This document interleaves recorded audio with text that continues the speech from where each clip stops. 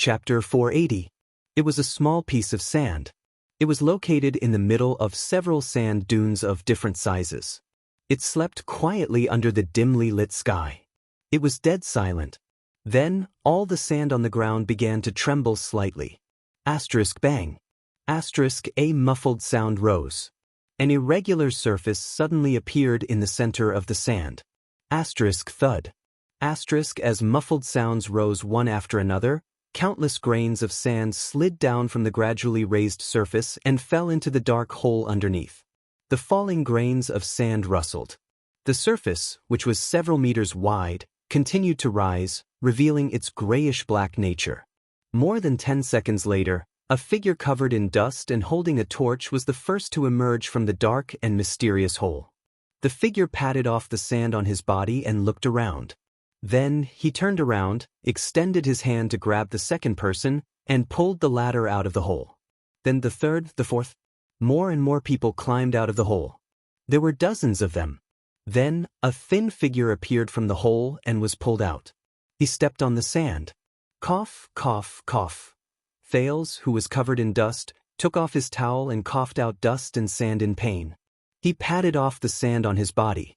The temperature of the cold wind before dawn and the smell of sand assaulted his senses at the same time. It made him shudder. It was familiar, yet unfamiliar. Thales subconsciously reached behind his waist, but he touched nothing. It was only then that he remembered that his dagger had been confiscated by Ricky. Behind the teenager, Tardin, Bruley, and Cannon's hands were tied tightly. They were escorted out one after another. Zacriel, Barney, and Belden were in an even worse state. They were even blindfolded and were personally watched over by Klein and Joseph. Quick Rope seemed to be treated as an unimportant errand boy. He bitterly moved the equipment the mercenaries retrieved from the battlefield. From time to time, he glanced at Thales as if he was asking for help. Stake was also blindfolded. He was roughly pushed out under the watch of 2 mercenaries. Everyone came to the surface one after another. Isn't this the prison of bones? Thales stepped on the familiar sand. He ignored Quick Rope's resentful gaze behind him. While he cleaned up the mess on his body, he tried his best to observe his surroundings under the dim light. It's not even Bladefang's camp? The vast yellow sand around him surprised and terrified him. Ricky turned his head around under the dim eastern sky. How, do you think we'll go back the way we came? Ricky threw away the torch in his hand and shook his head mockingly. The entrance to the prison of bones. I reckon that the people from the Secret Intelligence Department have already surrounded that place. Thales sighed internally. The prince hugged his arms and rubbed his body, which was suddenly exposed to the cold wind. He looked around in puzzlement. Where is this? It's not far from Bladefang's camp. Ricky raised his head under the gray sky and stared at the familiar small row of fortresses in the distance. But I can just see it. Thales narrowed his eyes and observed Bladefang's camp, which seemed to be right before his eyes. He felt dejected. In the desert, just in sight, was equivalent to walking for a whole day. So, what would happen to them next? What are you waiting for? Thales asked while rubbing his hands together. This time, Ricky only glanced at him coldly. Timing?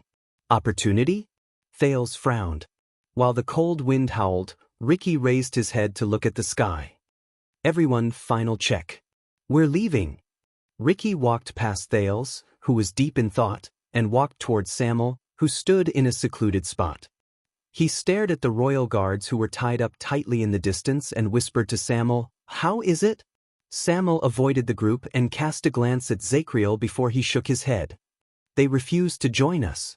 Ricky frowned and exhaled. Barney? Samuel snorted softly. He seemed to be very displeased. Especially Barney. That guy's temper is harder than a rock. Ricky stared at the blindfolded Barney and clicked his tongue softly. But he just had to be the one who mastered the secret of the Northland military sword style. Samuel's eyes brightened. Then is he? But Ricky shook his head in disappointment. The thawing of glaciers. Both of them were silent for a while. Ricky swept his gaze over his subordinates who were doing their final checks and preparations behind him. He gestured at Zacriel with his chin. I've been trying to convince their commanding officer. If he agrees first, but Samuel shook his head firmly. Not Zakriel. The determination in Samuel's tone made Ricky a little stunned. The key is not Zakriel. Samuel looked at the slightly shorter and frail figure behind him. His expression was complicated. They are only loyal to him. Ricky looked in the direction of Samuel's gaze. He saw the teenager, who was covered in wounds, looked exhausted, and had a bruise on his chin. He stared at the sand under his feet dejectedly while he mumbled something. Him. Ricky was momentarily stunned. His gaze lingered on Thales for a few seconds. You told me that you could make them fight amongst themselves. Ricky turned his head around, and his expression became stern. What happened after that? When that child appeared, all of you knelt together. What happened? Samuel was silent for a while. The sleeping Nalji and Nair appeared before his eyes. And the teenager's smile. I rest by the Emperor's side. It's nothing. Samuel looked up and shook off his memories. He tried his best not to look at Thales. He's just very convincing. Ricky raised an eyebrow when he sensed the alienation in Samuel's tone. Very convincing. Is that so? He cast Samuel a deep glance. I am very curious about one thing, Samuel. Ricky's words made Samuel nervous. Crassus narrowed his eyes. Before we arrived, did you manage to find out why the Knight of Judgment wanted to kill that child? Samuel's breathing froze for a moment. But he was silent for a few seconds. Ricky approached him slowly. What is it that you haven't told me yet? Maybe it's about the royal family? When he saw Samuel's expression, Ricky chuckled. All right, I know that you might not be able to let go of the oath you swore in the past. I completely understand, but Samuel took a deep breath and interrupted him. Zakriel did that. Samuel looked at Ricky seriously. Maybe it's because he's really mad. Really mad? Ricky frowned, and his face was filled with suspicion. Samuel lowered his head unnaturally. You saw it too. Zakriel was shouting about killing them just a moment ago, and in the next moment he came back to help them. I think he's really mad. This time, Ricky stared at Samuel for a long, long time under the dark but almost bright sky. Samuel did not raise his head. Oh, he's mad. Ricky's gaze never left Samuel, but his tone became strange. No wonder it's so hard to communicate with him? He continued to observe Samuel's expression. Samuel coughed and suddenly spoke. Listen, you want the secret of Barney's swordsmanship. Sure, if we can take that child away. At that moment, hey, Ricky. Uncle Ricky? Ricky, little dumbass? Ricky and Samuel turned their heads and were surprised to see Prince Thales raise his hand high in the crowd and shake it at them. Little dumbass? Can we talk in private? Thales' forceful shake of his hand and loud shouts attracted many people's attention. Behind him, Marina even put her hand on the hilt of the sword by her waist. You said, take him away? Ricky glanced at Samuel, sighed and walked back. I want to. Ricky went in front of Thales and resumed his calm and slightly humorous expression. Your Highness, don't tell me that you want to find a quiet place to pee. Because you can do it on the spot. We don't mind. To his surprise, Thales smiled, revealing a row of teeth. I suddenly thought of a question about the air calamity. He went to the Tower of Eradication with all of you, right? As soon as he said that, the mercenaries who were busy with their own things fell silent. Many people looked in their direction. Ricky's expression changed. He turned his head and said to Samuel with a gloomy expression, watch them. Once he finished speaking, Ricky grabbed Thales' shoulders in an extremely rough manner and dragged him to a quiet corner away from the crowd. Ouch, gentler. I'm still young, you can't? Alright, I won't resist. Don't use any more force. While Thales stumbled and protested along the way, Ricky shook him off. Give me a reason not to knock you out, Ricky said coldly. But Thales only patted the sand off his body, panted and shrugged. That dragon breaker or something else, that's what the air calamity wants, right? Thales smiled and said, your behavior in the prison made me feel that all of you don't have that much desire for this. There was a subtle change in Ricky's expression. And what all of you want is black sword with the sin of Hell's River. Thale's tone became formal. Yes, I know. Black sword was the one who brought that weapon back. Ricky's eyes widened a little. He stared at Thales for 3 seconds. My dear, I realize that. Ricky's tone could probably catch up to the temperature of the night in the desert. You're cuter when you listen to me seriously. Thales bared his teeth in resignation. The teenager turned his head to look at the crowd and scratched his head. Those names you mentioned, they took me some time to recall, but... Ricky narrowed his eyes. Thales turned his head around, took a deep breath, and said solemnly, the Iron Blood King was the king of the north who died in a heroic battle against the ancient orcs before the era of multiple kings. There was a drama from the age of the Empire that talked about how the Black Knight was put on trial for murdering his lord. Shalon Tannen was a name from the Tannen family in Northland. They were stripped of prestige Orchid region and removed from the 10 archduchy families of Extet because they attempted to murder the king. With every sentence Thales said, Ricky's expression became a little more gloomy. As for Hillcrassus, he was the person who betrayed the Tower of Eradication and established the disaster sword more than 100 years ago. Thales finished the last sentence. Ricky looked at him and snorted softly. This child, maybe Samuel is right. When he thought of this, Ricky said, Correction, we are not called calamities. Thales interrupted him again. Based on what you said, they were all people who awakened the sin of Hell's River, right? Ricky raised his eyebrows. You once said that the power of eradication is the person. Thales took a few deep breaths. But it seems that every owner of the sin of Hell's River did not end up well. Including Black Sword. This time, Ricky stared at him deeply, as if he had discovered something incredible about Thales. I have a few friends who trained in the Tower of Eradication. They told me, Thales said tentatively, the biggest difference between the disaster sword's power of eradication and theirs is that it surrenders to the worst aspects of power, madness, brutality, and pain. Even the opponent can feel it. Am I overthinking things? Thales paid attention to Ricky's expression. Or should I really give up on the sin of Hell's River? Madness, brutality, and pain. Thales did not know if it was the Tower of Eradication or the disaster swords that agitated him, but Ricky's expression became unpleasant. Your friend must have an extraordinary status. Ricky was silent for a while before he spoke. You must know that we are the secret scars that the Tower of Eradication is most unwilling to reveal. Also, correction, we are not called Disaster Sword. Thales could tell that Ricky was changing the topic. He could not help but sigh. I have seen how you fight. You cannot deny that you fight like beasts. Ricky snorted and shook his head. Then you should know that we are stronger than the average swordsman of eradication, and we are bound by fewer restrictions. But Thales did not buy it. What you taught me today, and what you said about looking forward to the day I reach the true world. Will I become a beast like that in the end? Ricky snorted in annoyance. He was about to answer, but he suddenly remembered something. Strange. Ricky raised his eyebrows. Why are you suddenly so talkative? Thales froze slightly. He looked behind him furtively, as if he was afraid of being seen. Then, he awkwardly raised the thing in his right hand. Because of this? Ricky saw the thing in Thales' right hand clearly. It was a dagger that shone with a cold light. It seemed to be the one he had seized earlier. Ricky's expression changed drastically. He subconsciously lowered his head and touched his bosom. When did you steal? Ricky did not manage to finish his sentence.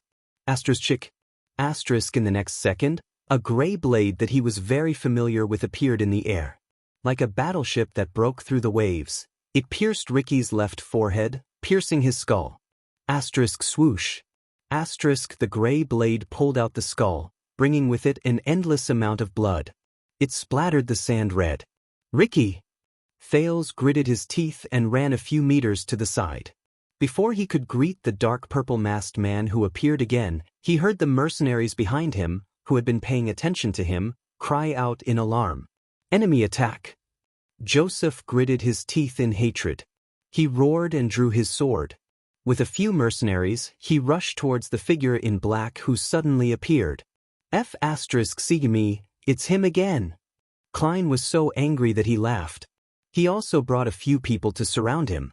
How many F asterisk king times has it been? But in the next moment, Klein noticed that something was wrong. Asterisk thud.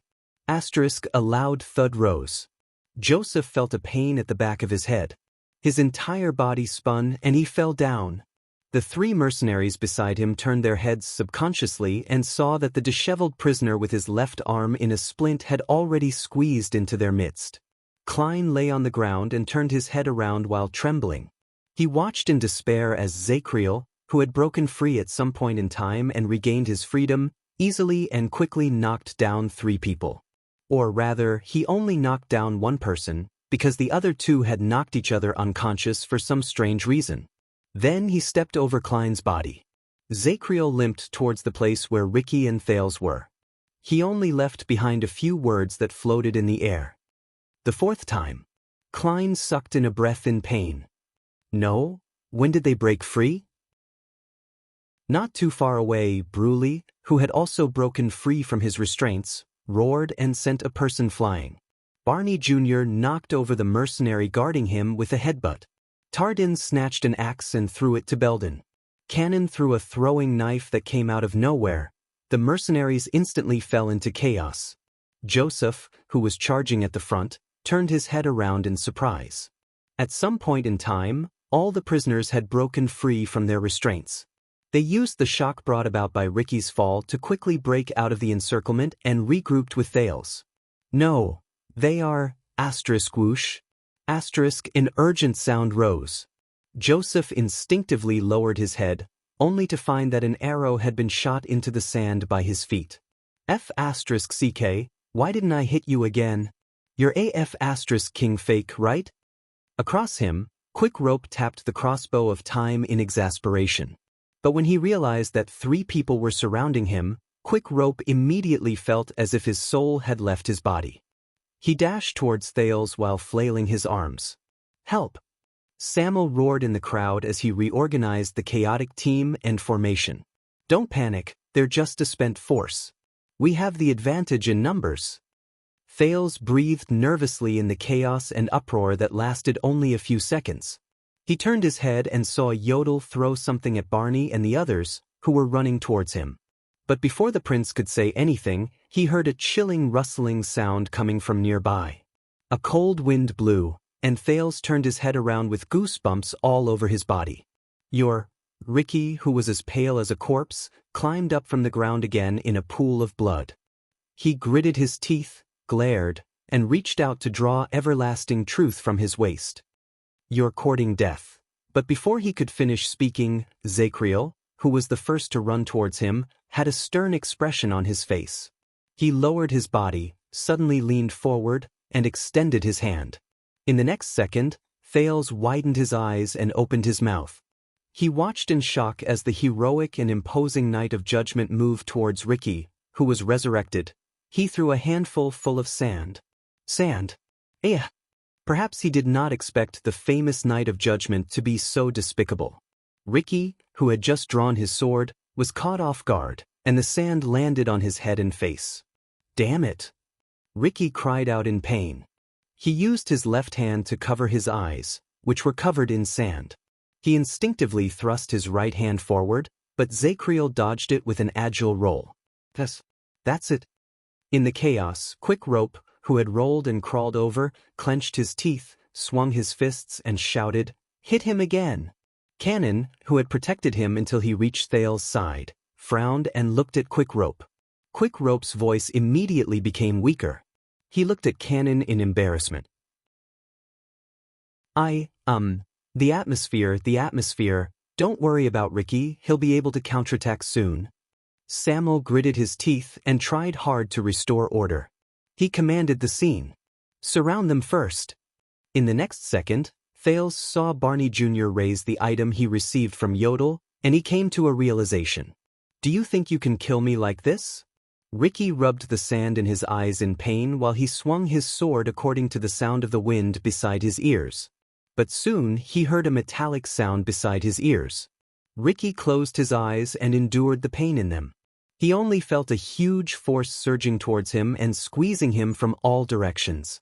It squeezed him so hard that he shuddered. Asterisk thud. Asterisk with a soft sound, everlasting truth fell on the sand. As the mercenaries cried out in surprise, Ricky tried his best to open his eyelids a little and saw the scene before him. Chains. At some unknown point of time, a vicious chain with countless barbs had already surrounded him from top to bottom, locking him down tightly. His left hand was chained to the left side of his face, and his right hand was chained to his body. He was kneeling on the ground. Barney and Belden held one end of the chain with cold expressions, while Bruley and Tardin held the other end. The four of them used their strength to pull the chain taut, one on the left and the other on the right, locking down Ricky's movements. "Come on, we know we can't kill you." Zacriel panted while his arm was suspended. He came in front of Ricky. "Then I'll just trap you." The Knight of Judgment ignored the strange gazes from his subordinates and Thales and Quickrope.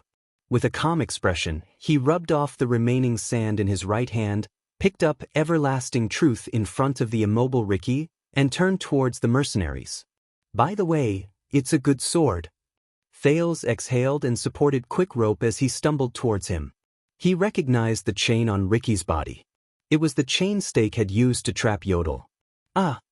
Ricky, who was chained down, could not suppress his anger and roared. "Zacriel!" But just like Yodel just now, the more he struggled, the deeper the barbs on the chain pierced into him. The harder it was for him to break free. Thales panted, smiled, and gave Yodel a thumbs up. "Well done." It had only been a dozen seconds since Yodel appeared and Ricky was trapped, but he felt as if he had experienced it for a lifetime. Yodel turned the supreme sword upside down, placed the hilt in front of his chest, and bowed slightly to Thales.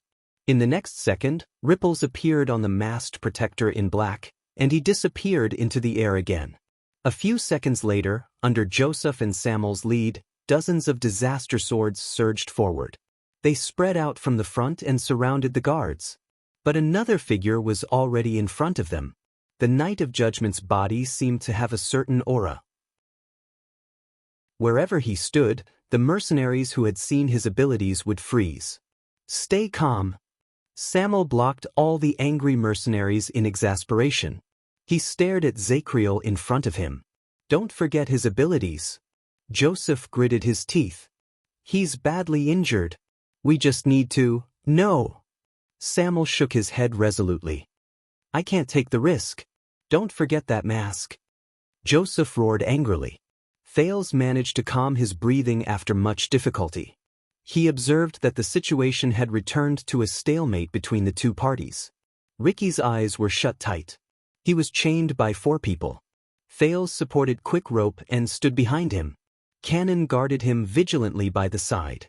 Zacriel raised everlasting truth and stood calmly in front of the remaining mercenaries.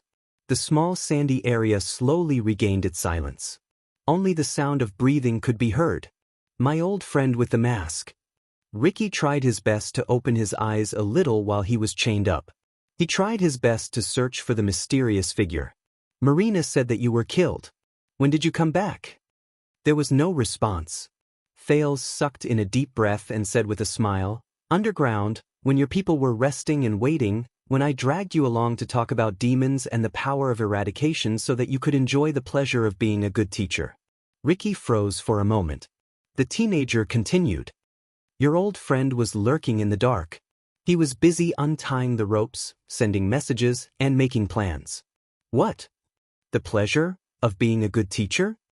Ricky's chest heaved violently as he was chained tightly. He struggled again, but the four guards' faces turned red. They locked him down tightly. "And you used this opportunity to lower my guard, and when the time was right, you would step aside and talk?"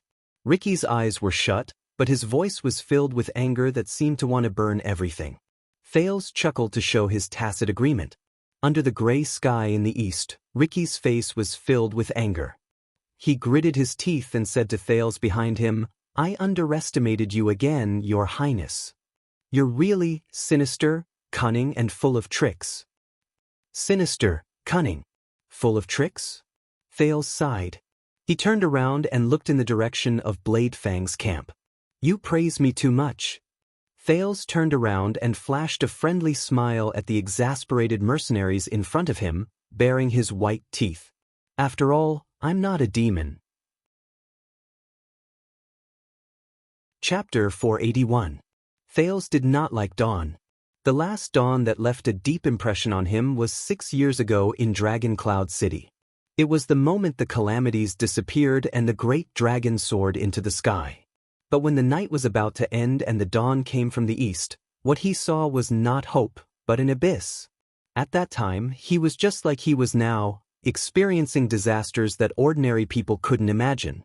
He forced himself to hold on with minimal supplies and rest, and faced almost unsolvable problems. In the tense atmosphere, Thales clenched his fists in the face of dozens of mercenaries who were glaring at him with hostility. Barney Jr., who could only use one arm, wrapped the chain tightly around his left shoulder. He leaned forward and tried his best to bind Ricky. A brilliant counter. So, Barney practically squeezed these words out between his teeth, which showed that he was in a difficult situation. The other 3 who were controlling Ricky weren't any better. They were prisoners who had just been released from prison, and after a series of battles, their supplies were far from being able to keep up with their consumption. All of them were panting and grimacing in pain. What to do? Thales took a deep breath and tried hard to get rid of the dizziness that seemed to be surging into his brain again. When they were captured by the disaster swords, Yodel, who was lurking in the dark, could only hastily inform Thales of his rescue plan. Ricky kept an especially tight watch on Thales. And that was the end of that hasty plan. But what happened next? Thales stared at Blade Fang's camp in the distance and tried his best to think of a way out. Zacriel still held his sword with one arm. He stood in front of the mercenaries who surrounded him in a semicircle. He faced his enemies' furious gazes and gritted teeth. His expression was calm and composed. "This is very unwise, Your Highness. Zacriel, you must know that we bear no ill will." Samuel, who stood at the forefront of the mercenaries, tried his best to control the disaster swords so that they would not lose control while he tried to convince Thales. "You better listen to him." This was Ricky, who was tightly bound by chains. His face was covered in sand and dust as he gritted his teeth and closed his eyes tightly. What to do? Thales shut his eyes. Camp, prison, disaster swords, shadow shield. Let me think. Quickly think of a way. However, at this moment, Quick Rope, who was standing beside him, screamed without warning. Holy shit! Thales opened his eyes and turned his head, just like all the other impatient people. They wanted to see what kind of trouble he was up to. Unexpectedly, Quick Rope did not seem to be the one who caused the trouble this time. Quick Rope stared at his empty hands in shock. He raised his head and lowered his head repeatedly. This place is haunted. But before he could finish, another figure appeared in the ink-colored ripples, holding the black crossbow of time in his hand. It was Yodel. For some unknown reason, the moment Thales saw him, he felt a sense of security from the bottom of his heart. Just like many years ago. Quick Rope's mouth formed the shape of an O, and it did not return to normal even after a long time had passed. Before everyone's eyes, Yodel bent over in a practiced manner, stepped on the pedal, and strung the bowstring in a few seconds. He took out a small arrow with a special design from behind his waist and put it on the crossbow. F***ck. What the F***ck do you want to do? Josh, who was among the mercenaries, cursed and then fell into deep thought. Quick Rope came to a realization. He stretched out his hand and shouted anxiously, "Wait, there's something wrong with this thing's crosshair." But Yodel did not have any intention of paying attention to them. The masked protector raised the black crossbow, faced the camp, and pulled the trigger at the sky. Asterisk whoosh. Asterisk, there was a rapid and piercing sound. Be it the mercenaries or the royal guards, everyone was stunned for a moment. Asterisk whoosh. Asterisk, the sound of the crossbow was sharp and resounding, and those who heard it were moved. It spread from the sky and did not fade away. It spread through the wilderness, and it could be heard clearly within a radius of several miles. Of course, that included Blade Fang's camp. Yodel tossed the crossbow back to Quick Rope. He ignored the latter's mutterings of, "Why can't I?" who was greatly shocked. Asterisk whoosh. Asterisk the sound of the crossbow began to weaken, but Thale's ears twitched. He had heard this sound before. This is the signal arrow of the White Blade Guards of Dragon Cloud City? Under the surprised gazes of the prisoners, the prince looked at Yodel in surprise and delight. The masked protector nodded silently. Thales widened his eyes. But how did you? Yodel bowed and nodded. His figure began to blur again. The Star Killer. You didn't finish rummaging through his luggage. The masked protector's figure completely disappeared from everyone's sight. Only one sentence was left in the air. So, I didn't waste it. Didn't waste it? Thales raised his eyebrows. He imagined the miserable scene of Nicholas the Star Killer waking up and realizing that he was lying naked on the wasteland. Everything from his horse to his luggage had been plundered, and he had no money at all. Thales put away his boring thoughts, and his mood lightened. Very good. What we need to do now is to stall for time and wait for reinforcements. Oh no, I recognize you. Tardin, who was tugging at the chains with all his might, widened his eyes. He stared at the spot where the masked figure disappeared and hissed. You're that little girl from Renaissance Palace. But Zacriel, who had been paying attention to the enemy, suddenly spoke and interrupted him.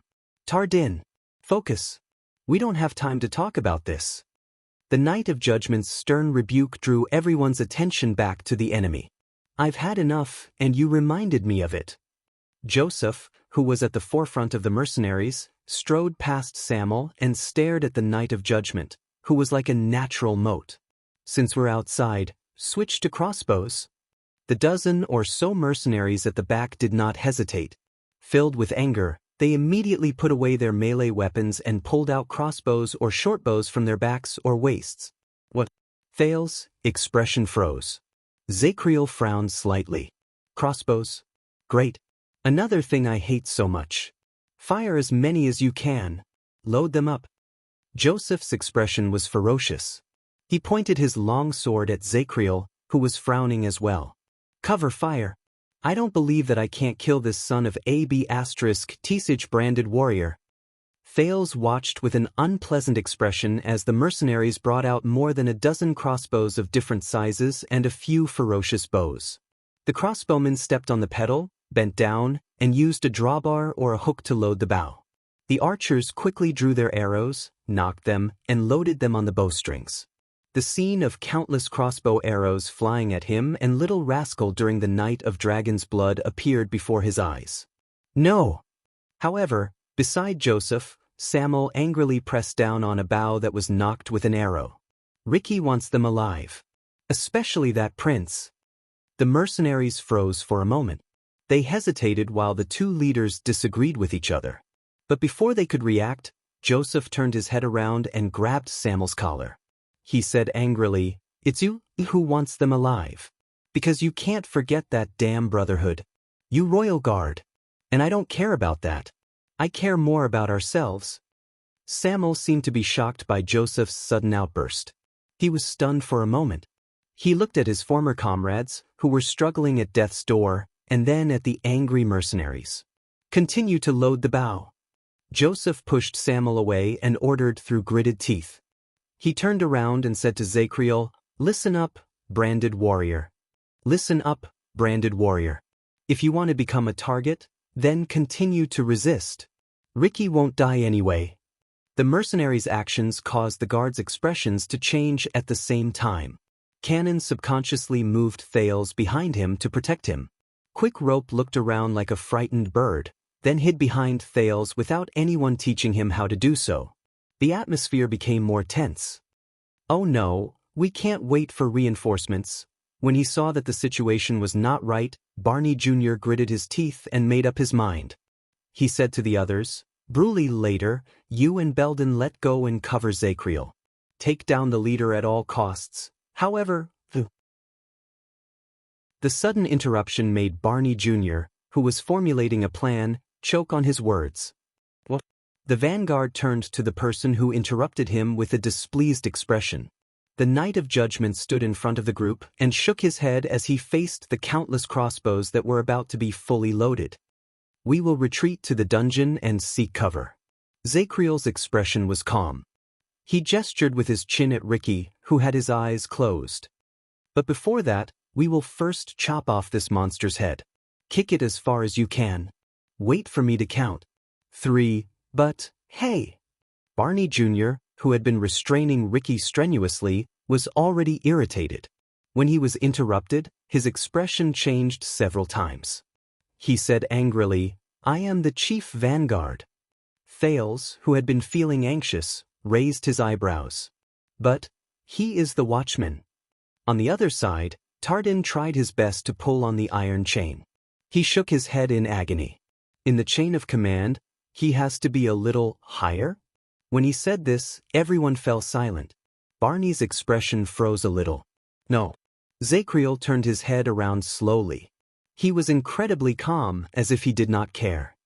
The legacy watchman is second only to the guard captain, and has the same rank as the vice captain when we are not at war. Higher by a lot. High. A lot. Barney sucked in a deep breath.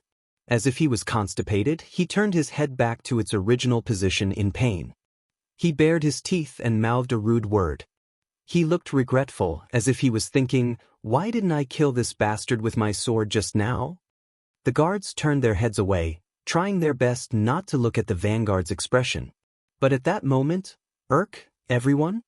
Belden, who had been silent all this while, suddenly spoke. He stared at Ricky, who was trapped in the middle of the chain. There was fear in his voice that he could not hide. This man's strength. Everyone was shocked. They turned their heads. "There's a problem." Right after he finished speaking, the chain in Belden's hands trembled. As if he could not control himself, he slid a few inches closer to Ricky on the sand. Belden was not the only one. Barney Jr., Bruley, and Tardin, the three people who controlled the chain, also began to slide at the same time. Thales glared at the chained Ricky. At some point of time, he had already freed his left and right hands from the chain. He held the barbed chain in a reverse grip and slowly pulled it back. The chain began to tremble violently. No. Barney Jr. stared in disbelief at the trail he left behind on the sand. "There are 4 of us. What is going on?" At that moment, a voice that caused fear to rise seemed to have appeared out of nowhere. It lingered in everyone's ears. "You think you've trapped me?" "Sure. Horse." It sounded like the roughest scraping sound in their hearts. It was sometimes strong, sometimes weak, sometimes high, and sometimes low. Everyone in the area, be it the royal guards or the disaster swords, shuddered. But the terrifying voice that seemed to have risen from the bottom of their hearts and surrounded them endlessly did not let them go. "But you didn't."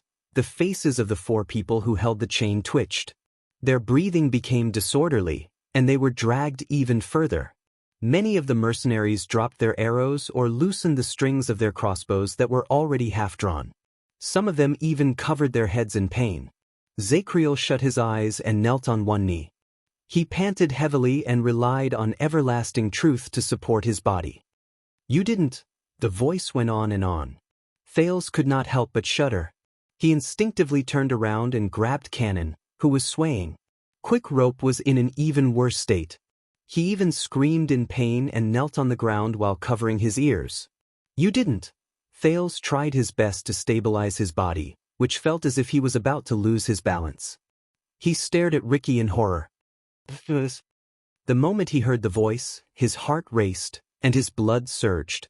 He felt a cold wind blow around him, and goosebumps rose all over his body. It was as if someone had brought out an endless nightmare. In the next second, Ricky, who was in the middle of the chain, shook his arms. The guards on both sides could no longer bear it, and the chains fell from their hands. Asterisk bang. Asterisk, an ear-piercing explosion rang out. While many people closed their eyes in pain, Thales, who tried his best to open his eyes, was shocked to see. The chain shattered inch by inch and fell to the ground at Ricky's feet. It revealed the bloodstains on his body caused by the barbs. Oh no! But this was not the most terrifying thing. Ricky gently wiped the sand off his face and gave Thales a disturbing smile. Thales tensed up. He felt as if there was some kind of power in that stare under the yellow light. After he was freed, the man seemed to be a little different? Imposing manner? Posture? Or something else? I told you before, don't think that you are smarter than demons, and don't think that you are stronger than demons. Ricky's voice was still terrifying.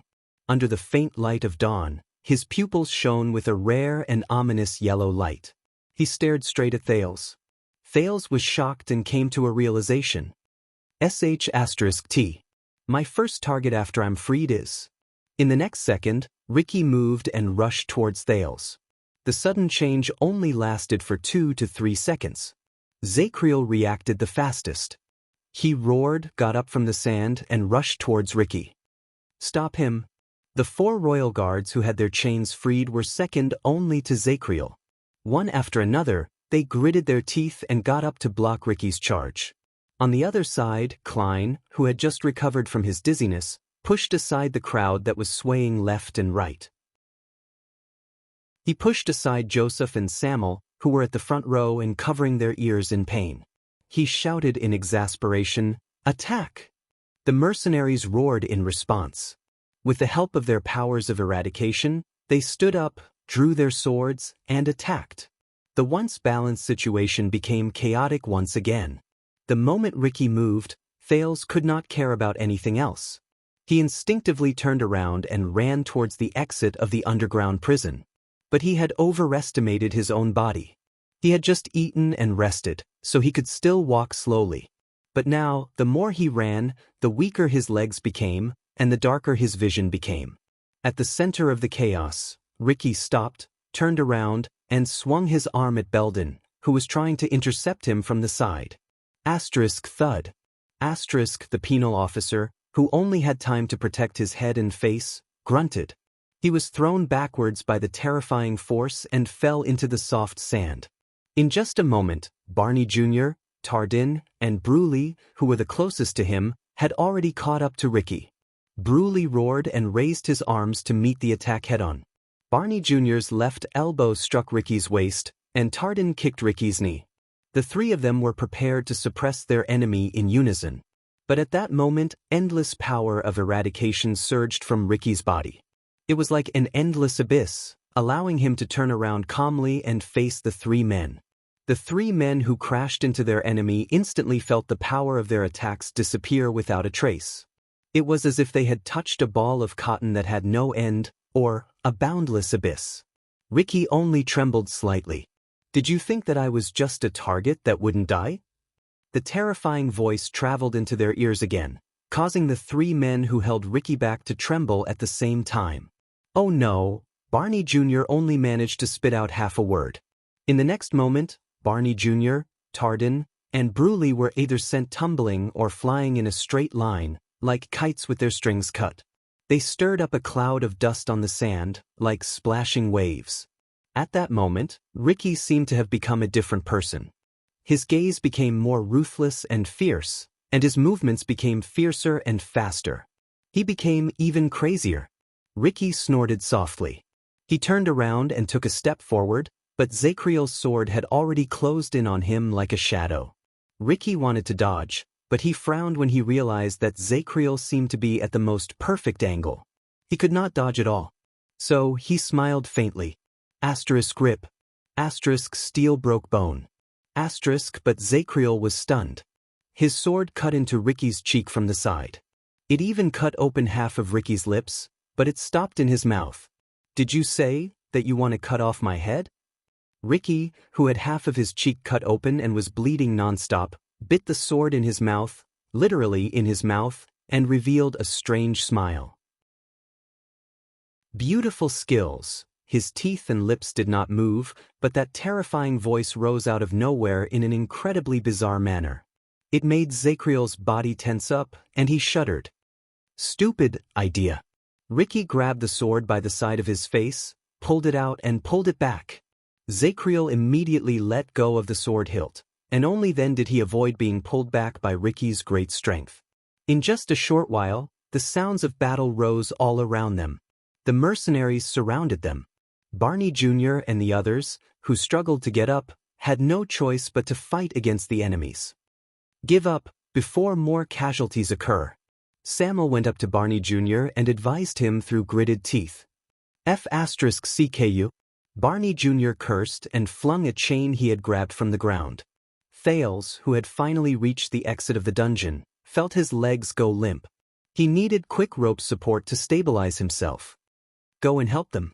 Thales tested the lifeless sin of Hell's river and the mystic energy, which was almost taboo, while he said firmly to the hesitant Canon, "Stall for time. Go." Canon's hesitation only lasted for a moment before he shook his head firmly. You're more important. Thales was so angry that he could only clench his teeth and gasp for breath. On the other side, Ricky retrieved his silver longsword.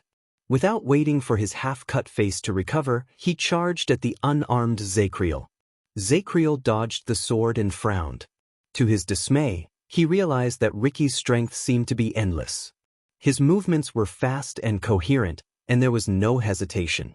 But his moves were ruthless, his momentum was astonishing, and he was very oppressive. The Knight of Judgment, who had lost the initiative and was in a terrible state, was in a difficult situation. He was in danger a few times, but he could always avoid danger at the most critical moment. After he forced Zacriel to roll away in a pathetic manner, Ricky suddenly stopped moving, turned around, and swung his sword. Clang. He left a trail of sparks in the air. As the metal clashed, Ricky extended his right arm and stabbed a figure in the ripples in the air. Thales was shocked. You forgot something, Mask. Ricky turned his head to look at Yodel, who was gradually becoming visible. His terrifying voice rose again. The night is over, and dawn has arrived in the desert. And when you attack, I can see your footprints. The masked protector trembled. He grabbed the sword stuck in his left shoulder and tried to stop Everlasting Truth from advancing any further. In the next second, Yodel seemed to have given up on struggling. Instead, he raised his head, shook his right hand, and the gray shortsword shot out like lightning. Ricky only tilted his head slightly and dodged the attack. You missed. Ricky sneered and looked at the masked assassin, who was trembling and kneeling on the ground because of his terrifying power of eradication. But the one who answered him was not Yodel. Instead, it was a gray shortsword that pierced through the back of his neck and came out of his mouth. He did not miss. Zacriel, who had appeared behind Ricky at some point of time, said coldly. Ricky trembled. He felt his cervical vertebrae being severed, and he could no longer feel anything below his neck. He could not help but let go of the longsword. No! Ricky widened his eyes in disbelief. His oral cavity was clearly destroyed, but his terrifying voice still rose out of nowhere, causing Zacriel to shudder involuntarily. How did you? Zacriel tightened his grip and stopped Ricky from continuing. Do you know what abilities this legendary anti-mystic equipment has? The Knight of Judgment shook his head in disgust and pushed Ricky's body away. As expected, legendary anti-mystic equipment? Ricky fell down powerlessly. He watched helplessly as Zacriel pulled Yodel up, patted the latter's shoulder, picked up Everlasting Truth, and turned to him again. Zacriel raised his long sword coldly. I'm not telling you. However, in the next moment, Ricky howled on the ground. His howl was shrill. It shook people's hearts. All the people who were fighting in the field shuddered. They could not control themselves and instinctively knelt down. Thales used all his strength to hold onto the metal plate at the exit of the dungeon. Beside him, Cannon and Quickrope had already knelt down. They were in great pain. What in the world is this? On the other side, Ricky struggled to get up at an even faster speed than before. He used his arms to block Zacriel's trembling longsword. It was as if he no longer needed time to regenerate and recover. Zacriel and Yodel looked at each other, then at Ricky in shock. The yellow light in Ricky's pupils became more obvious, and strange, charred muscles could be seen faintly from the wounds all over his body. Then don't ever speak of it again. Ricky stared at Zacriel and Yodel in front of him. For the first time, a resolute killing intent appeared in his eyes. At that moment, Zacriel instinctively trembled in the face of danger from his skin to his blood. In the distance, Thales saw with his eyes wide open. Ricky shook his arms, and Zacriel and Yodel were sent flying. Zacriel fell to the ground and coughed up blood in pain. Covered in blood, the horrifying Ricky walked towards Yodel. "Your great mask? The last person who killed me twice without me being able to fight back. My name is Jasmine Lorraine." Ricky lifted the masked protector from the ground and covered his right hand with the dark purple mask. "Then, let us see what's under your mask." "No, no." Zacriel, who fell to the side, extended his hand in pain and fear. "The mask? You can't." Ricky laughed savagely. He grabbed the edge of the dark purple mask, and infinite strength surged from his palm. For more than 10 years, Thales had never heard Yodel cry out in pain or in pain. The masked protector was a man of few words. Even when he was injured in battle, he would only let out a grunt. Until this moment. "Ayaha!" Yodel roared in pain and anguish. Under Ricky's incredibly delighted, savage laugh and endless strength, Yodel struggled even more. His limbs trembled uncontrollably, and the extent of his movements was so great that it was as if he was enduring the most terrifying torture. "No!" When Thales saw this, he gritted his teeth so hard that they almost shattered. He instinctively snatched the crossbow of time from Quickrope's hand. "Give me the crossbow." Quickrope was shocked. But that crosshair, at that moment, whoosh, a shrill, sharp sound rang. It was as if the morning light had broken through the darkness. What followed was an even more piercing explosion. Crack. The mercenaries, the royal guards, and everyone else froze and raised their heads. Under the faintly glowing sky, a dazzling spark flickered in the air. It flashed so much that the figures on the chaotic sand swayed wildly. The spark was not the only thing that broke the chaos. Woo. A melodious horn call came from afar. But penetrating the hearts of people. 8. Chapter 482. The expressions of all the mercenaries on the field changed. Cavalry. Beside Thales, Cannon, who had been lying on the ground and listening, was the first to shout. His voice was filled with uncontrollable joy. A large number of cavalry, very close. Soon, even without Cannon's reminder, Thales sensed something. The gravel beneath his feet began to tremble. The inexplicable vibration was getting closer and closer, coming from behind the sand dune above their heads. Just like the waves. The mercenaries and royal guards lowered their weapons when they realized what was about to happen. Looking at the cluster of sparks, listening to the horn, and feeling the tremors on the ground, Ricky stopped what he was doing. The madness and bloodlust in his mind stopped for a moment. That was, woo. Thales narrowed his eyes amidst the light and the horn. He felt something. True enough. Behind Ricky, a shadow suddenly appeared at the top of the dune below Sparks. A white shadow. A speeding white shadow. And it was rapidly approaching the chaos under the sand dune. Woo. Amidst the sound of the horn, the speed at which the white figure approached was comparable to that of a soaring eagle. In just 2 seconds, it was right in front of him. Hence, Thales quickly saw its appearance clearly. It was a white horse. A galloping white horse. Pure white. Flawless. Graceful. It moved its 4 hooves at an astonishing speed. It was like a streak of ink-colored lightning. However, its movements were unhurried and extremely elegant. It was so loud that people even ignored the sound of hooves. Woo, the horn continued. Everyone was stunned. That's... Barney Jr. stared at the white figure in a daze before Samuel pushed him away. Samuel panted as he wiped off the blood on his face caused by the chains. It's him. If you don't want to die, don't move. Thales also looked at the white figure in surprise, but when he saw the figure on the horse, he immediately realized that it was a knight. It was a knight with an equally elegant and calm posture, but his speed was so fast that he could not see his appearance clearly. Soon, the sound of galloping hooves became clearer and slower. Thales subconsciously raised his head. He suddenly discovered that, at some point in time, under the dim light that gradually appeared in the east, countless black shadows had already appeared on the surrounding sand dunes, looking down from above. Cavalry. That's right, they were cavalry. Countless cavalrymen. His footsteps rumbled as he crossed the hill.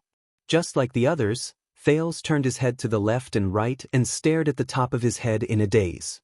He watched as the cavaliers who suddenly appeared reined in their horses, and under the long but clear sound of the horn, they slowly urged their horses to descend the slope. They closed in on the little patch of sand, like the waves of the sea over the reef. It was unstoppable. If Thales, who had been talking to the suzerains in Dragon Cloud City, still did not know what thousands of cavaliers meant, then he understood now. Several thousand cavalrymen. This meant that no matter how wide your field of vision was, the moment you opened your eyes and raised your head, all you could see was this group of black cavalry. There are no blanks. This meant that no matter how good one's hearing was, when they advanced in unison, the only thing that filled one's ears was the sound of their hooves galloping. No exceptions. This meant that no matter how mature and calm one's mind was, when thousands of warhorses weighing hundreds of pounds came over with a weight that made one's heart palpitate, the only thing that could remind oneself was that one's heart was beating faster and faster uncontrollably to the point where it was about to jump out of one's chest. There was no room to breathe. Everyone was stunned. Except for Zacriel. As the person who was the least affected and the most focused, the Knight of Judgment stared at Ricky, who held Yodel hostage. In the next second, he seized the opportunity when Yodel was absent-minded and suddenly moved. He appeared behind Ricky and strangled the latter's neck. Thud. Ricky was forced to let go of Yodel. The battle began again. The sound of the horn changed. The cavaliers on the sand dune, whose faces could not be seen clearly, froze. They seemed to be hesitating about this strange battle. Only the white silhouette that appeared first was still rushing down. But under the sand dune, Ricky, who was threatened, roared in anger. His anger rose, and he activated his great strength. With a roll, he threw Zacriel to the ground.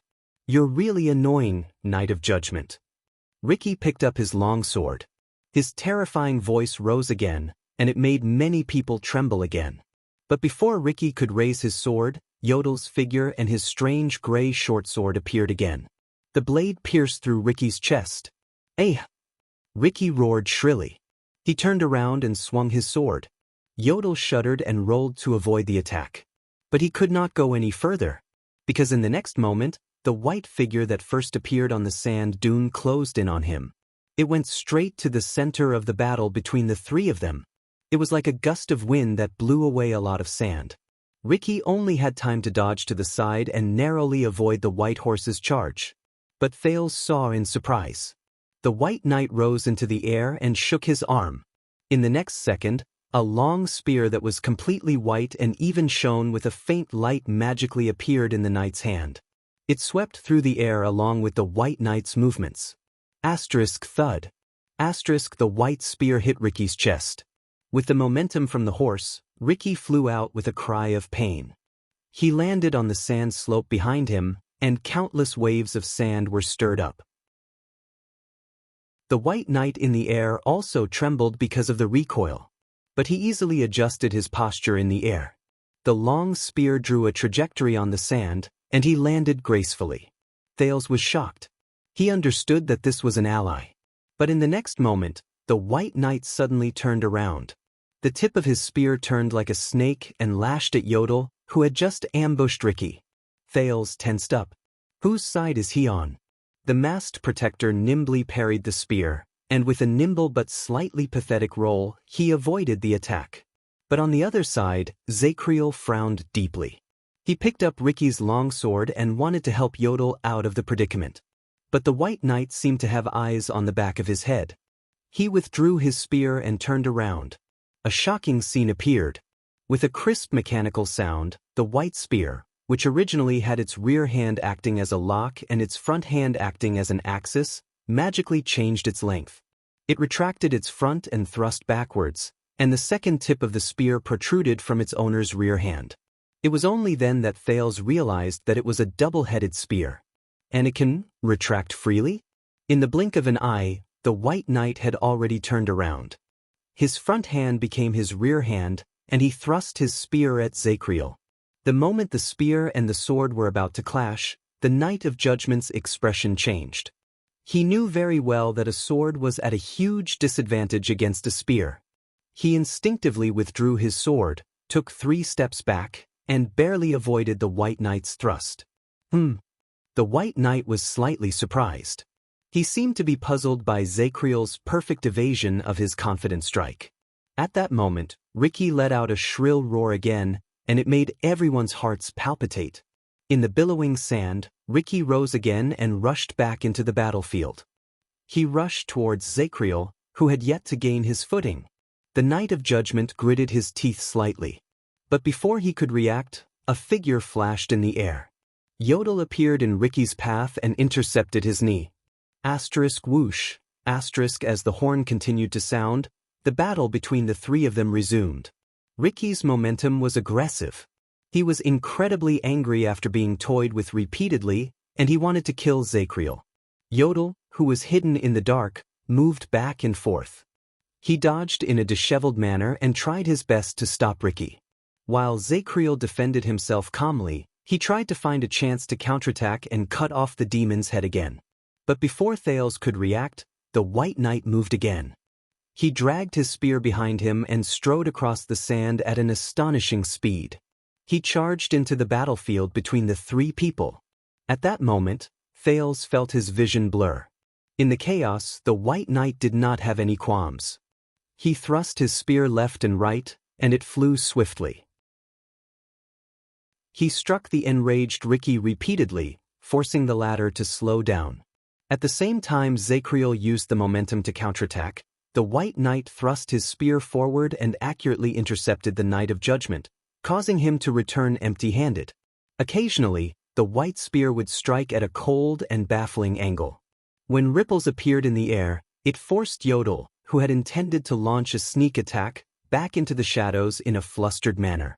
The 3 of them were like 3 wolves fighting against each other, but before they could touch each other, they were interrupted by the strange spear in the middle.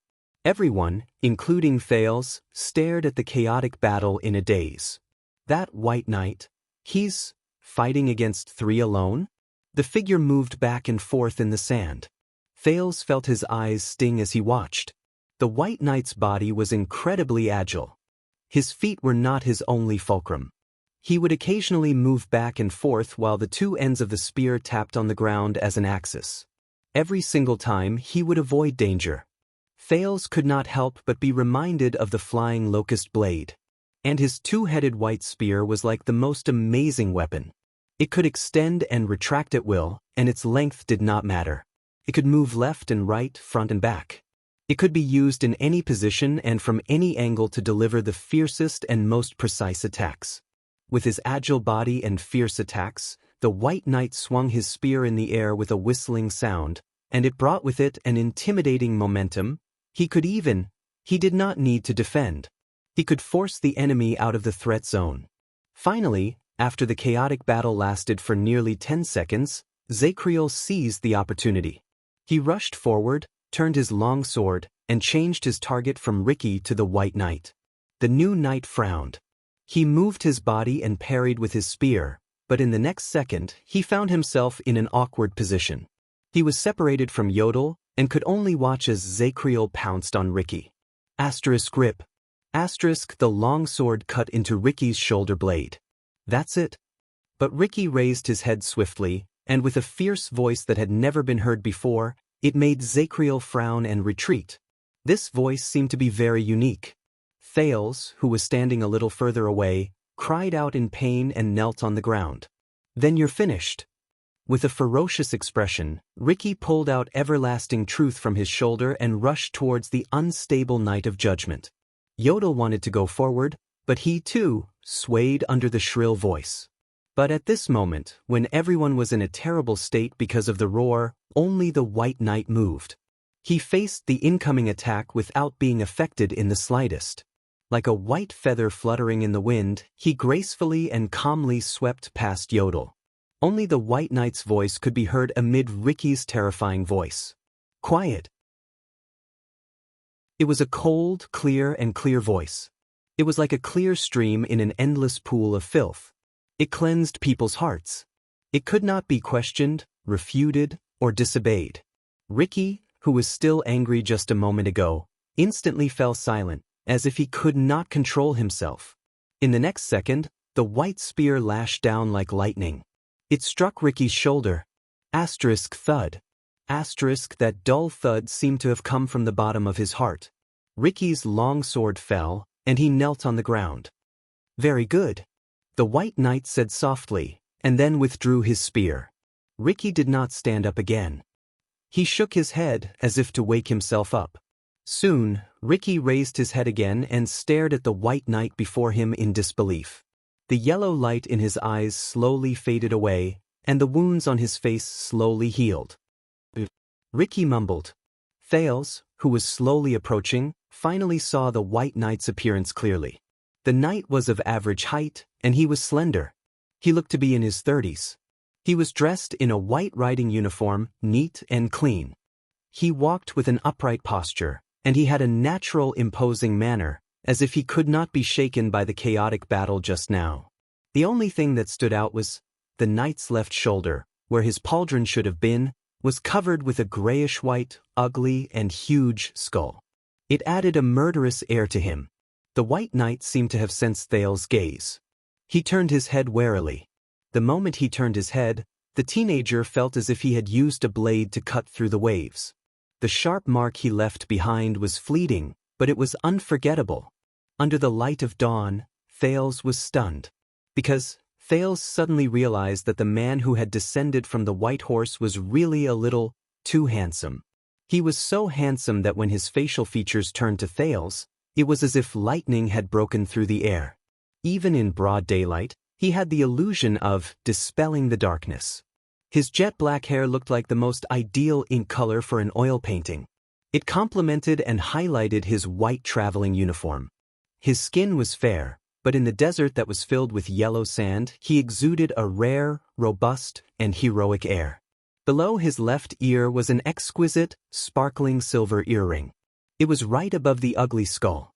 And his gaze, Thales stared blankly. He only felt that the pair of faint amber eyes hid the most beautiful, but also the most lethal blade. It attracted every connoisseur, and at the same time, stabbed every person who was overly engrossed in it.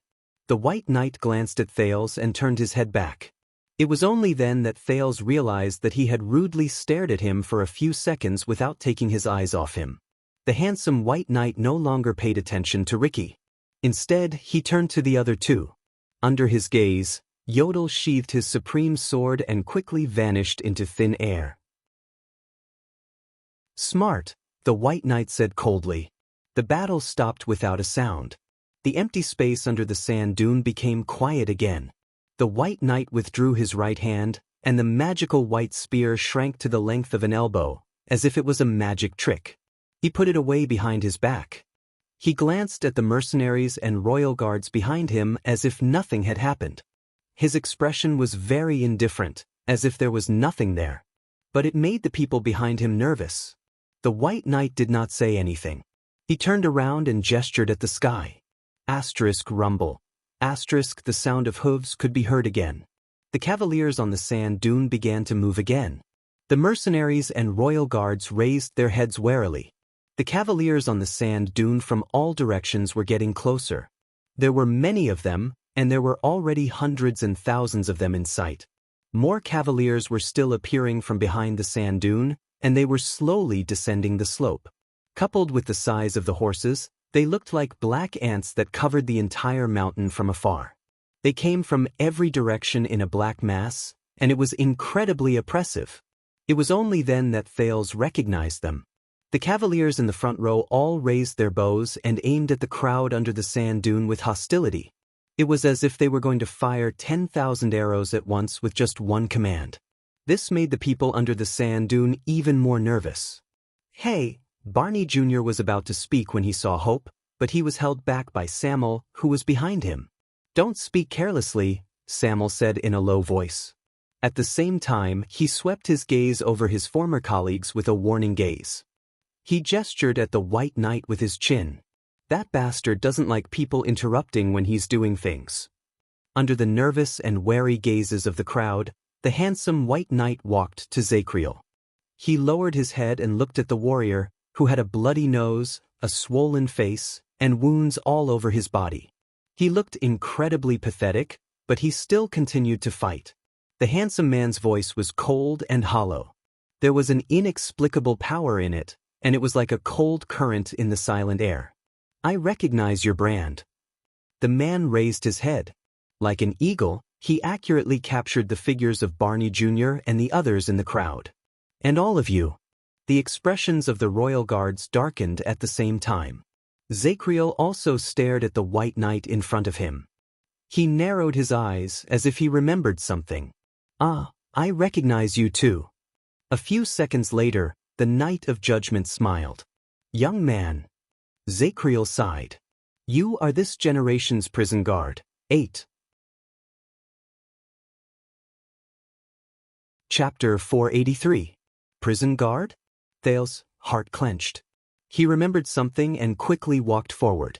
Behind him, Quick Rope caught the crossbow he threw in a flurry and caught up with Cannon in a disheveled manner. "It's not easy to forget that face when you escorted us to prison." Zacriel's voice was a little dejected. Before him, the White Knight's expression did not change, but there was a hint of weariness in his exquisite and handsome features. "And you should be in prison," the handsome man said coldly. "Not here." Zacriel shook his head and said nothing. The cavaliers around them drew closer, and they almost dyed the yellow sand dunes in front of them black. They were piercing and oppressive. The man in white turned around. The skull on his left shoulder swayed slightly. He looked at Ricky, who sat on the ground. "Blood whistle, sword peddler." This time, there was a shocking chill in the man's eyes. "All of you shouldn't be here. All of you should be where you should be." There was a disturbing meaning in the handsome man's words. Many of the mercenaries could not help but gulp when their identities were called out. Ricky's appearance had returned to normal. He stared at the knight in front of him and answered respectfully, "I'm sorry, Your Grace." "I'm sorry, sir. We're on a mission." Ricky shrugged. His expression was resigned and innocent. "But we ran into some accidents." The handsome man frowned slightly. "Your mission?" At that moment, Thales, who had already approached the knight and could no longer hold back, spoke loudly. "Don't believe him. I am the second prince." But in the next moment, the White Knight suddenly moved. He turned his right arm, and the tip of a spear appeared out of thin air to attack Thales. The teenager, who was thinking about how to explain, did not even have the time to react before he felt his body sway. Asterisk clang. Asterisk the air became blurry. The moment Thales could see the scene in front of him clearly, he was already leaning against Yodel's chest, protected by the latter's left arm. In front of the masked protector, the gray supreme sword blocked the white tip of the spear. Cannon and Zacriel had already drawn their weapons without a sound. Their expressions were solemn, and they were ready to attack at any moment. "Interrupt me again." The White Knight stared at Thales. His amber eyes shone with cold, murderous intent, causing others to forget about his handsome face. "I'll kill you." Thales stared blankly at the tip of the spear that was only a few inches away from him. He was momentarily speechless. "You can't." Yodel shook off the tip of the man's spear and pulled Thales up. "You don't know who he is." The White Knight retracted his spear. The spear turned back into a short spear and was sheathed on his back. "I don't care." The handsome man said coldly, "The same goes for you, Anonymous, no matter what your relationship with the Secret Intelligence Department is." The earring on his left ear swayed gently, still as exquisite as before, as if he had not seen the tense scene just now. Cannon and Zacriel, who were the closest to them, sighed in relief. It was only then that Thales regained his breathing. He touched his heartbeat, which had started beating again, and stared at Yodel in astonishment. But the masked protector just shook his head without saying a word, as usual. The White Knight turned to Ricky again. "Your mission?" Ricky smiled. "Ongoing." Crassus of the Disaster Swords looked at the increasingly dazzling red light in the east in resignation. "I believe that you will see the progress very soon." The White Knight was silent for a while before he spoke again. "Your accident?" Ricky sighed. "Please allow me to introduce you." Ricky extended his hand and gestured at Thales. "This is Prince Thales Jadestar, one of our accidents tonight." Ricky's expression was resigned when he said this. Whispers immediately rose from the cavaliers who were closer to him. The White Knight frowned, but it made his face, which looked like it came out of an oil painting, even more vivid and eye-catching. He turned his head and sized up Thales carefully. It was probably the first time in his life that he was stared at by such a handsome man. Thales felt that his clothes and appearance did not quite fit the standard of a prince. For some reason, he felt his face burn. The White Knight turned his head and spoke to Ricky again. "I need an explanation." Thales was shocked.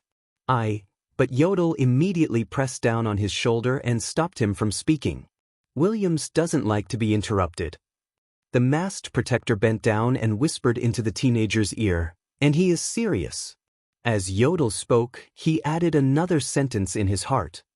"It doesn't matter if you are a prince or not." "Williams?" Thales was surprised. "Oh, it's my fault for not introducing you. That caused the misunderstanding between you, respected Prince Thales." Just as Thales searched for the memory of this name, Ricky seemed to have just come to his senses. He gave Thales an apologetic smile. "The one standing before you now is the legend of the battlefield at the eastern border of the desert." The mercenary leader extended his hand to gesture at the ridiculously handsome knight before him. Adjectives flew out of his mouth as if they cost nothing. The Thunder Wings on horseback. The ruthless killer who can travel 10,000 miles. The terrifying nightmare of the mixed breeds and barren breeds. Thales looked at the handsome knight before him and listened to the adjectives. He only felt his heart become a mess. Legend, thunder, nightmare. Compared to the black mass of cavaliers around him, the White Knight's figure was particularly eye-catching. And the only master of Blade Fang's Dune. Ricky sighed slightly. The gaze he gave the man became more complicated. Baron Roman Williams. Roman Williams. Baron? Thales frowned. Roman, on the other hand, only listened to Ricky's words coldly, not saying a word. "Of course, you can also call him." Ricky heaved a sigh of relief. He used the tone he was most wary of to call out that name. "The legendary wing. The legendary wing." Thales furrowed his eyebrows tightly. His thoughts raced. Among the 3 commanders of Constellation, the one with the most terrifying reputation, the most contradictory, and the most complicated. He rose to power during the Bloody Year and the Desert War. He slaughtered countless people, and he even trapped and killed 6,000 orc captives alive. He once returned to Eternal Star City with a triumphant reputation. He brought his army along with the king and paraded around Eternal Star City. From then on, he was rumored to be the one who could conquer Western Desert with his face. The legendary wing? The legendary wing himself, the handsome and terrifying Roman Williams, who was rumored to be fierce and terrifying, stared at Thales indifferently. His expression did not change. At that moment, Thales' gaze was fixed on the hideous skull on the knight's left shoulder. He recognized it. It was an orc skull. However, at that moment, bang. A loud sound came faintly from afar. It was like thunder behind the clouds. The crowd burst into an uproar. The cavaliers stationed on the sand dune were also shocked. They comforted their anxious horses. Thales instinctively looked in the direction of the loud sound, and he was immediately shocked. It was Blade Fang's camp. A puff of black smoke rose slowly from the direction of the camp. Everyone stared blankly at the unique situation in Blade Fang's camp. Only Ricky, who sat on the ground, exhaled and smiled. Roman turned his head around. Anger could be seen in his eyes. He roared angrily at the cavaliers on the slope. Frank? However, even his roar was clear and penetrating, as if it had the power to cleanse people's hearts. Soon, a gray-haired middle-aged knight in full armor walked out of the crowd and looked at the camp in the distance, where black smoke rose. "The eternal oil has exploded, sir." The old knight named Frank frowned and said, "Those damn old soldiers. Those damn old soldiers. After we left, they didn't even know how to manage military supplies and logistics." But at that moment, a second puff of black smoke rose slowly from the other side of the camp. The legendary wing's expression became even worse. "Wait, that is..." Frank's gaze focused. and his tone began to change.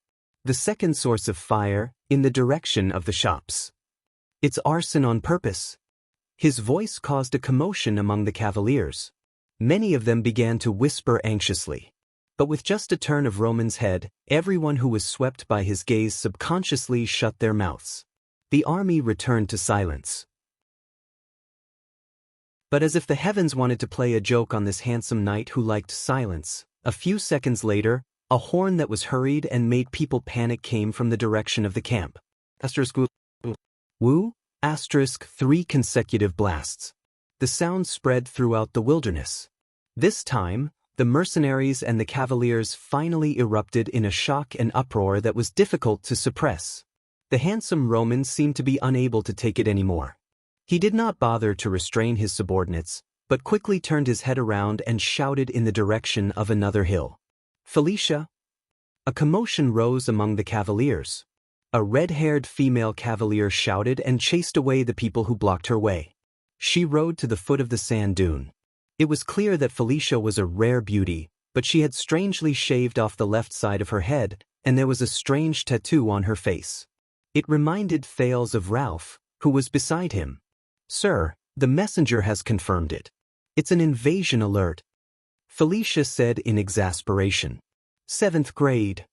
As they watched the smoking camp in the distance and listened to the increasingly urgent horn blasts, the commotion in the army grew louder. In the midst of the commotion, the legendary Wing lowered his head and said nothing. Perhaps it was because of his attitude, or perhaps it was because of the strict military discipline, but soon, the restless cavaliers calmed down. What left a deep impression on Thales was that when an astonishing number of cavaliers calmed down from the commotion, the soundless silence that instantly disappeared was also astonishing. In the terrifying silence, Roman slowly turned his head around and looked at Ricky, who was on the ground. "You." Ricky exhaled softly and raised his head with a smile. He stared at the legendary Wing, who had an overwhelming advantage in terms of strength and numbers, without flinching. "Yes, Lord Baron. What you are seeing now is our mission." Whispers rose among the cavaliers. Thales frowned and looked at the crowd. Stake had been knocked unconscious during the chaotic battle just now, and he was still unconscious. Roman's expression was calm. There was not a hint of emotion on his handsome face. "How did you do it?" Ricky shrugged and spread his hands in resignation. "Oh, this is all thanks to my comrades from Shadow Shield." This time, Roman interrupted him without hesitation. His tone was cold. "What happened?" Ricky was silent after he was interrupted. He lowered his gaze and pondered for a while before he raised his gaze. "The prisoners in White Prison." Ricky's tone was natural, and he was not panicked at all. "They have been released, and they are looting and causing chaos in the camp." Ricky smiled and continued to speak.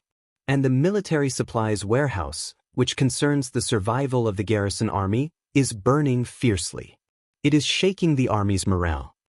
The cavaliers began to stir again. Ricky looked in the direction of the camp and clicked his tongue. But now, the suzerains of Western Desert, the only ones who have the garrison army in the camp and have the strength to deal with them, are on the verge of internal strife and mutiny because of an assassination attempt by a feuding noble. As for the highest level of alert, level 7, Ricky listened to the indistinct sound of the horn beside his ears and chuckled. The gray mixed breeds and barren breeds led by Shattered Stone Tribe and Shararan Tribe have sneaked back from outside the camp. They are preparing to use this opportunity to launch a surprise attack and invade Bladefang's camp while it is busy with its own affairs. They will plunder to their heart's content and wash away the humiliation they suffered during the Desert War 11 years ago. Shattered Stone Tribe? Thales was shocked. The army on the sand dunes around them finally burst into an uproar. The middle-aged knight, Frank, was first stunned before he roared in anger. F***CKU, but Roman suddenly raised his hand. Frankie's curse was stuck in his mouth. In the next moment, the army became quiet again. No one dared to whisper anymore. Roman raised his head and glanced at the camp where black smoke billowed out. "Indeed, they are selling swords," Roman said coldly. "You have exceeded my expectations." Ricky nodded. He looked rather sentimental. Tonight is not an ordinary night. There are some small surprises. Both of them were silent for a few seconds. In the next moment, Roman suddenly spoke. So, what do you want? When he said this, the royal guards, Frank, and Felicia looked at the legendary Wing in surprise. Ricky smiled. You do have sharp reflexes, Your Grace. He stood up and gestured to his subordinates before he bowed respectfully. We, the friendly and kind Blood Whistle, are your mercenary companions, Baron. Ricky hooked his finger. Klein immediately patted an unconscious captive awake and brought him forward. We will offer you the highest person in charge of Shadow Shield in Northland, Stake. Ricky looked at the frightened expression on Stake's face when he woke up in front of the Cavaliers. He smiled faintly. His appearance will make the assassins who have been causing trouble in the dark give up on their target and flee in all directions. The legendary Wing frowned and did not speak. We will also return the only heir of Constellation, Prince Thales Jadestar. Ricky extended his arm to the nearby Thales, who could not help but grit his teeth. His status is enough to suppress those wild and unruly suzerains of Western Desert in your camp. Ricky observed the other man's expression and seized the opportunity to smile humbly. Of course, we will also offer you an opportunity. Ricky pointed at the camp in the distance, where black smoke billowed out. You do not have to waste those opportunities on us bumpkins who have hostages in our hands. You can use them to quell the chaos and turn the tide. This time, even Zacriel began to frown. He re-evaluated the man who had been a crazy, ruthless, and belligerent demon just a moment ago, but had now become the level-headed and wise Crassus. The legendary Wing still did not speak. We, Blood Whistle, will use all of the above to buy from you, Your Grace. Ricky nodded respectfully. Our lives, safety, and freedom. Chapter 484. The crimson hue in the east began to fade, and the sky became brighter. But the atmosphere on the sand became stranger. Under countless gazes, Roman, who was as handsome as a painting, stared coldly at Ricky, whose armor was damaged and covered in blood, but who was not injured at all. Thales sucked in a deep breath and turned to look at his surroundings. The cavaliers who were ready for battle, the nervous mercenaries, the royal guards who had complicated emotions, and the mini and exquisite blade fangs camp in the distance. He was deep in thought. Finally, the legendary Wing turned to Stake, who was guarded by Klein. Shadow Shield? Roman looked into Stake's eyes, which were filled with indignation and pain. Stake stared at the handsome man in front of him and realized something. He no longer struggled pointlessly, but frowned and fell into deep thought. More. Ricky raised his arms with a smile on his face. He has a close relationship with all of you here. Aside from the fact that he is the mastermind behind most of the chaos tonight, the leader of the Disaster Swords pointed at Blade Fang's camp in the distance. His tone was mysterious. He is also the main culprit who colluded with the enemy to sneak into Blade Fang's dune and assassinate Herman Jadestar during the bloody year 18 years ago. Thales sighed. Stake closed his eyes in indignation. At that moment, the sand became quiet. For a moment, only the howling of the wind could be heard. Even the intimidating gaze of the legendary Wing froze. In the next second, the cavalier officers in the first row on the sand dune burst into an uproar. What? Frank frowned in disbelief. Are you talking about Ghost Prince Tower? And the fall of the camp? This person? For a moment, countless pairs of eyes were trained on Stake. Ricky nodded and looked at the scene he caused with satisfaction.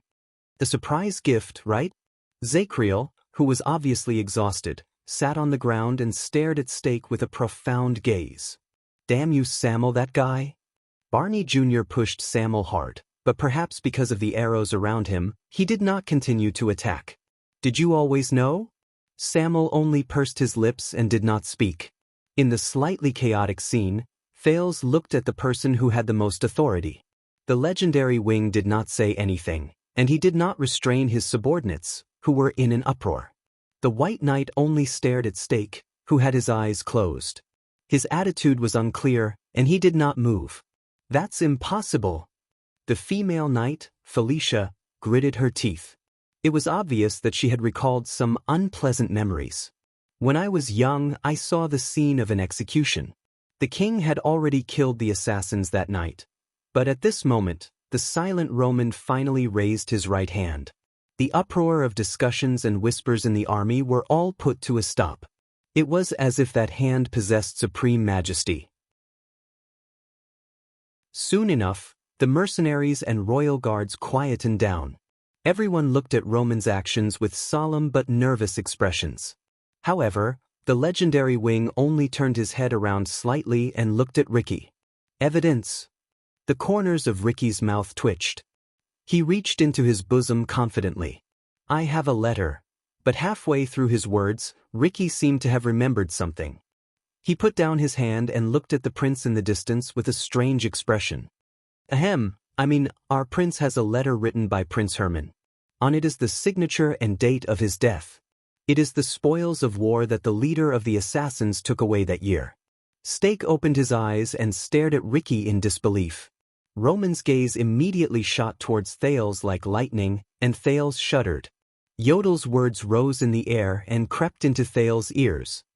Give it to him. Thales frowned and cast a glance at the legendary Wing's perfect face, but he still obediently took out the letter and handed it over with trembling hands. Roman stared at the expensive letter. He was silent for 2 seconds before he slowly took it and opened it to read. Stake's expression became even more gloomy. Ricky only said nothing and waited quietly. Finally, under the gazes of hundreds and thousands of pairs of eyes, Roman put down the letter. Ricky exhaled. See, I didn't lie to you. So, the legendary Wing did not speak. Only his amber eyes shone faintly, reflecting the boundless desert. Press. Do you think that he will let you go just because you used the prince and me as a bargaining chip? At that moment, Stake, whose face was ashen and defeated, let out a broken laugh that was close to despair. He is the legendary Wing. He is resolute, ruthless, and merciless.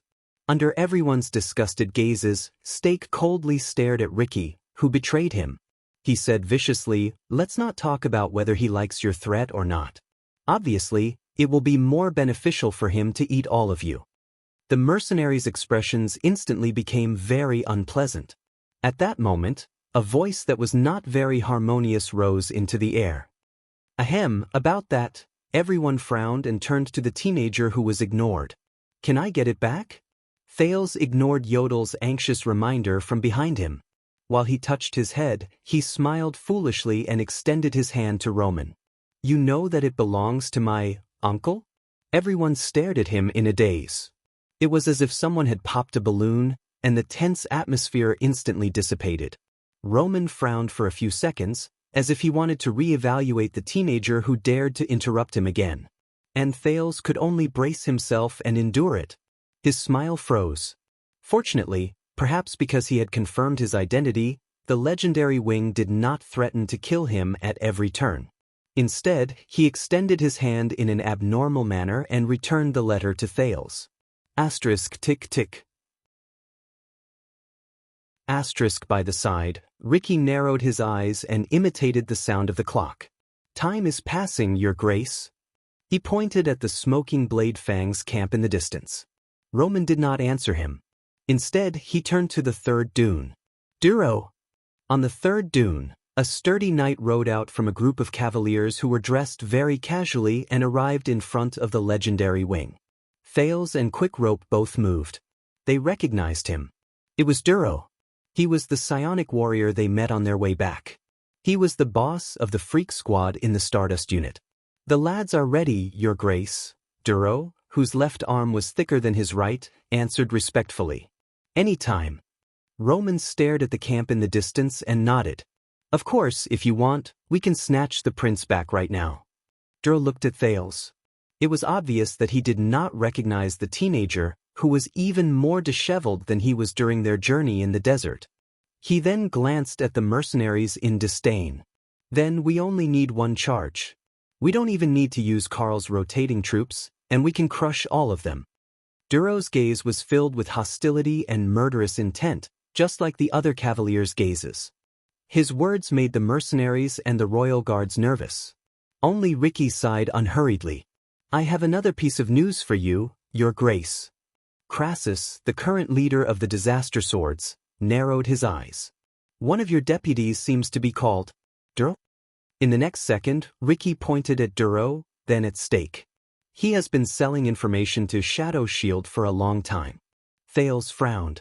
He first remembered Duro's act of accumulating wealth, then he remembered the conversation between the three parties in the tavern.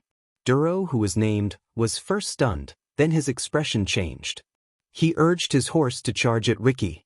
He was furious.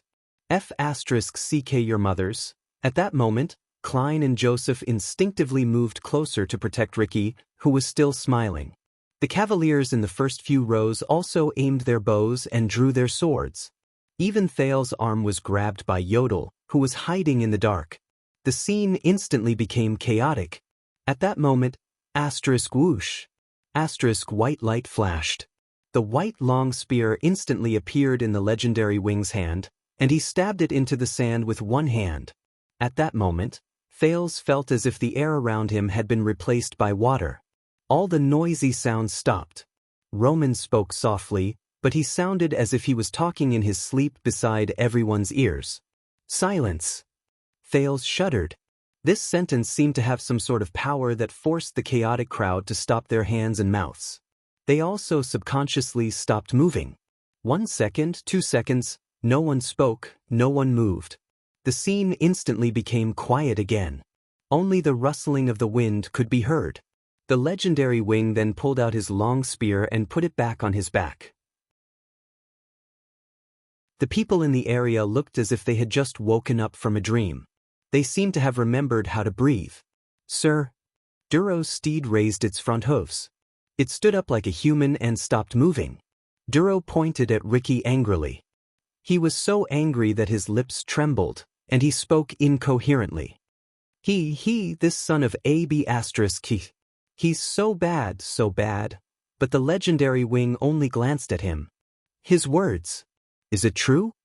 When he saw his superior's face, Duro's words instantly froze. But he immediately reacted. How is that possible? I don't know this so-called assassin at all. However, Ricky gently pushed Joseph away, who was shielding him behind him. He chuckled and said, but he told me that your wife and daughter are seriously ill, right? Duro was stunned. Maybe you'll do something unusual for them? Duro gritted his teeth.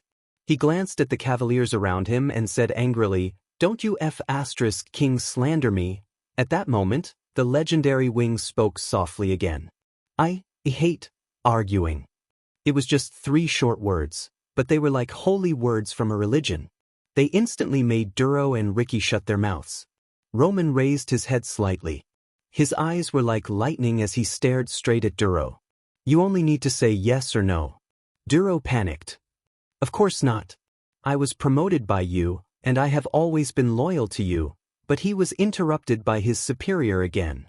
But you don't sound so sure. The legendary Wing's voice was still steady and hollow. It sounded as if it came from the horizon. Duro instantly froze. He stared into his superior's eyes and instinctively lowered his head. He seemed to be hesitating.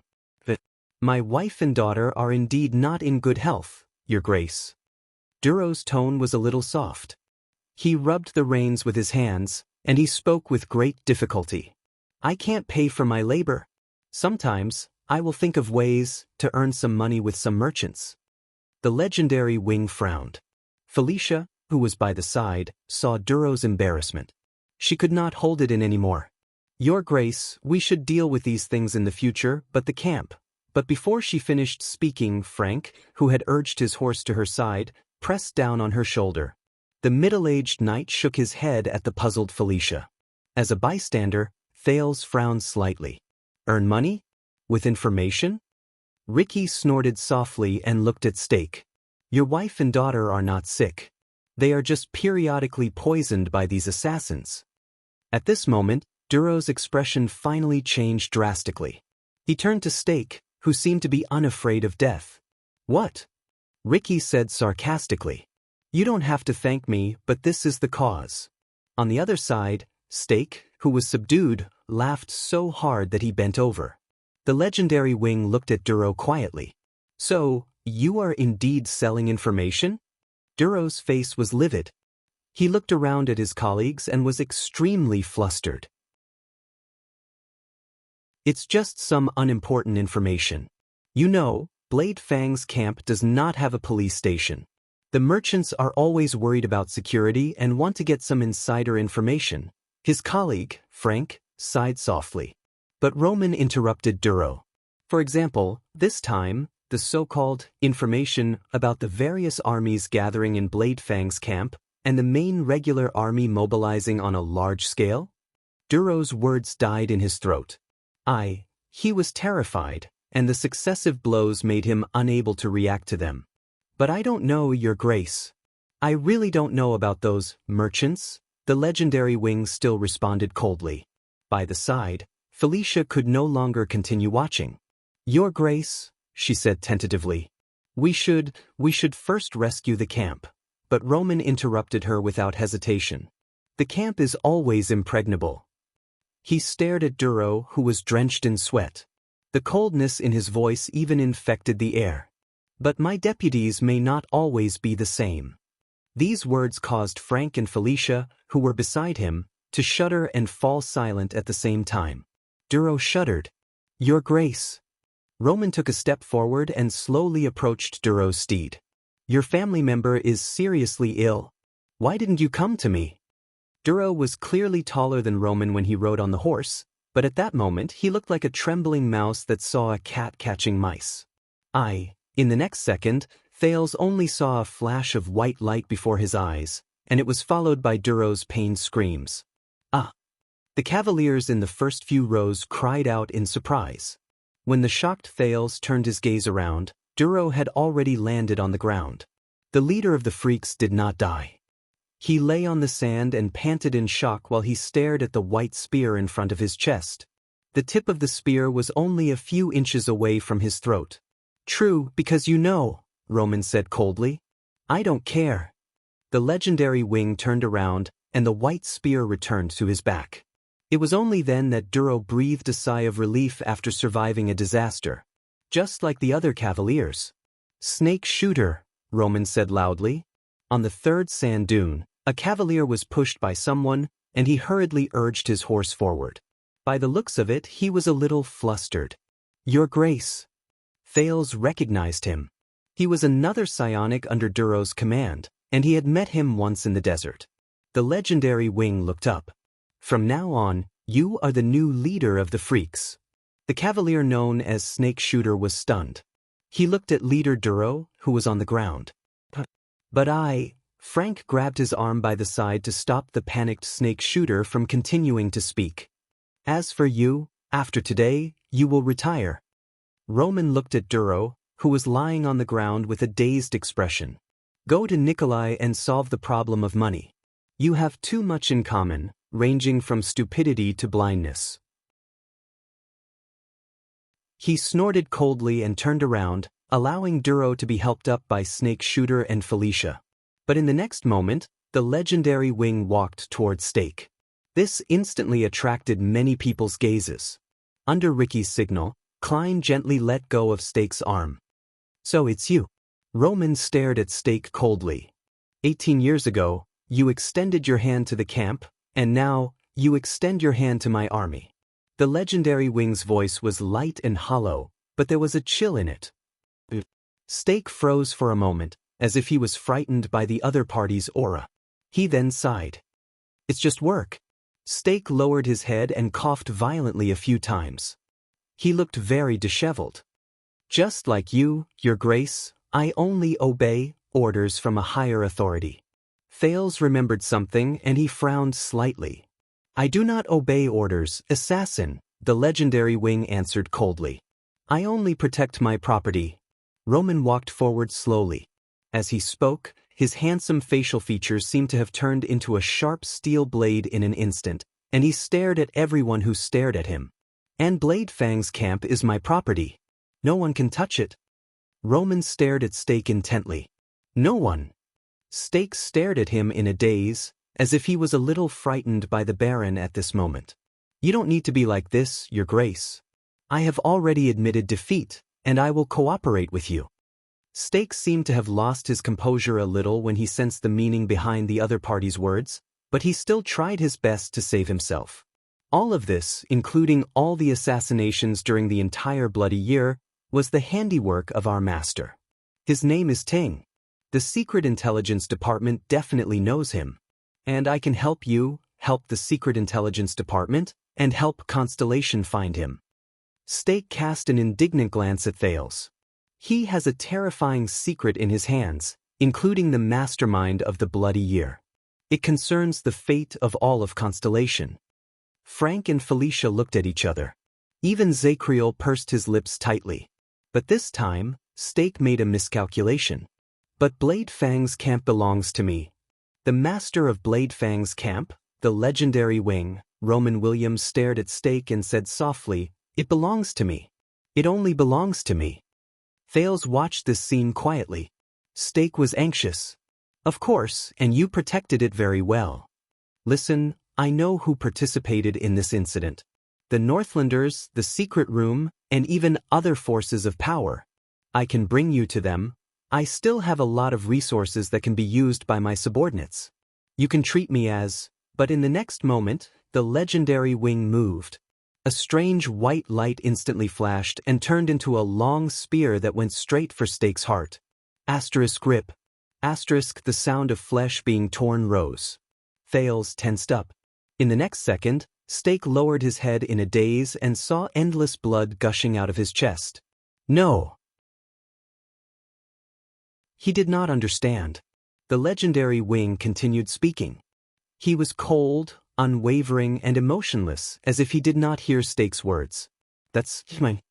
He stared at Steak from above, as if he was looking at a powerless, struggling worm. Steak seemed to finally understand his fate.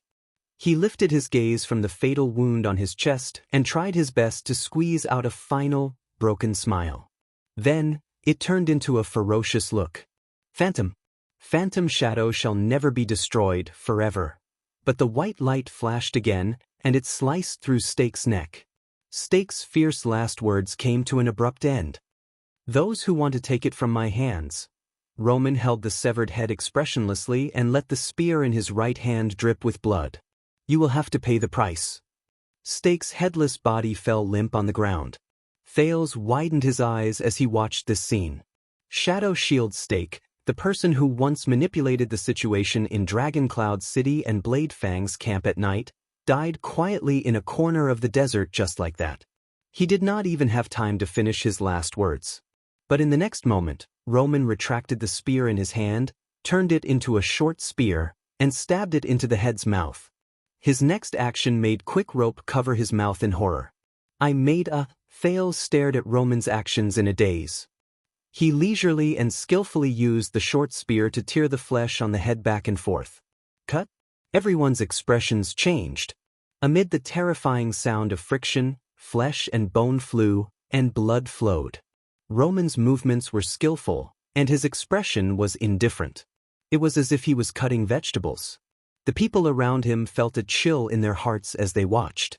Fortunately, Roman did not like to talk much, or else Thales guessed that he would definitely hum a tune at that moment. Soon, after a few seconds, only 2 bloody holes were left in Steak's eyes, which had died with everlasting regret. His lower jaw had also been separated from his head. The head became even more hideous, and the blood continued to drip down. It made Thales' skin crawl. Roman put away the spear and turned the head in his hand left and right with great interest. That expression, it was as if he was watching it craft. This thought made Thales feel disgusted. Everyone's expressions were unpleasant. Only Frank coughed. "Sir?" The legendary Wing then turned around and tossed half of Steak's head to Frank. The latter endured great disgust and caught it. He turned the bloody eye holes to the other side. Roman's expression was indifferent. He did not show any emotion, but Thales felt that he was in a good mood at that moment. He grabbed a handful of sand and rubbed the blood stains on his hands. "Deal with it on the spot first, then burn it after the war." "Burn it?" Thales frowned. Kairusa shattered stone chief's quality is not bad. In the face of his subordinate's strange gazes, Roman shook his shoulders and tapped the ugly half of an orc's skull on his left shoulder. It's just that it's been more than 10 years, and I'm a little tired of wearing it. I want to change it. The legendary Wing pointed at the ferocious head that Frank had tied onto the horse and said softly, "Be gentle." End of chapter.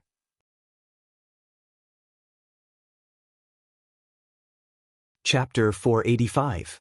Be gentle. Thales felt suffocated when he heard that.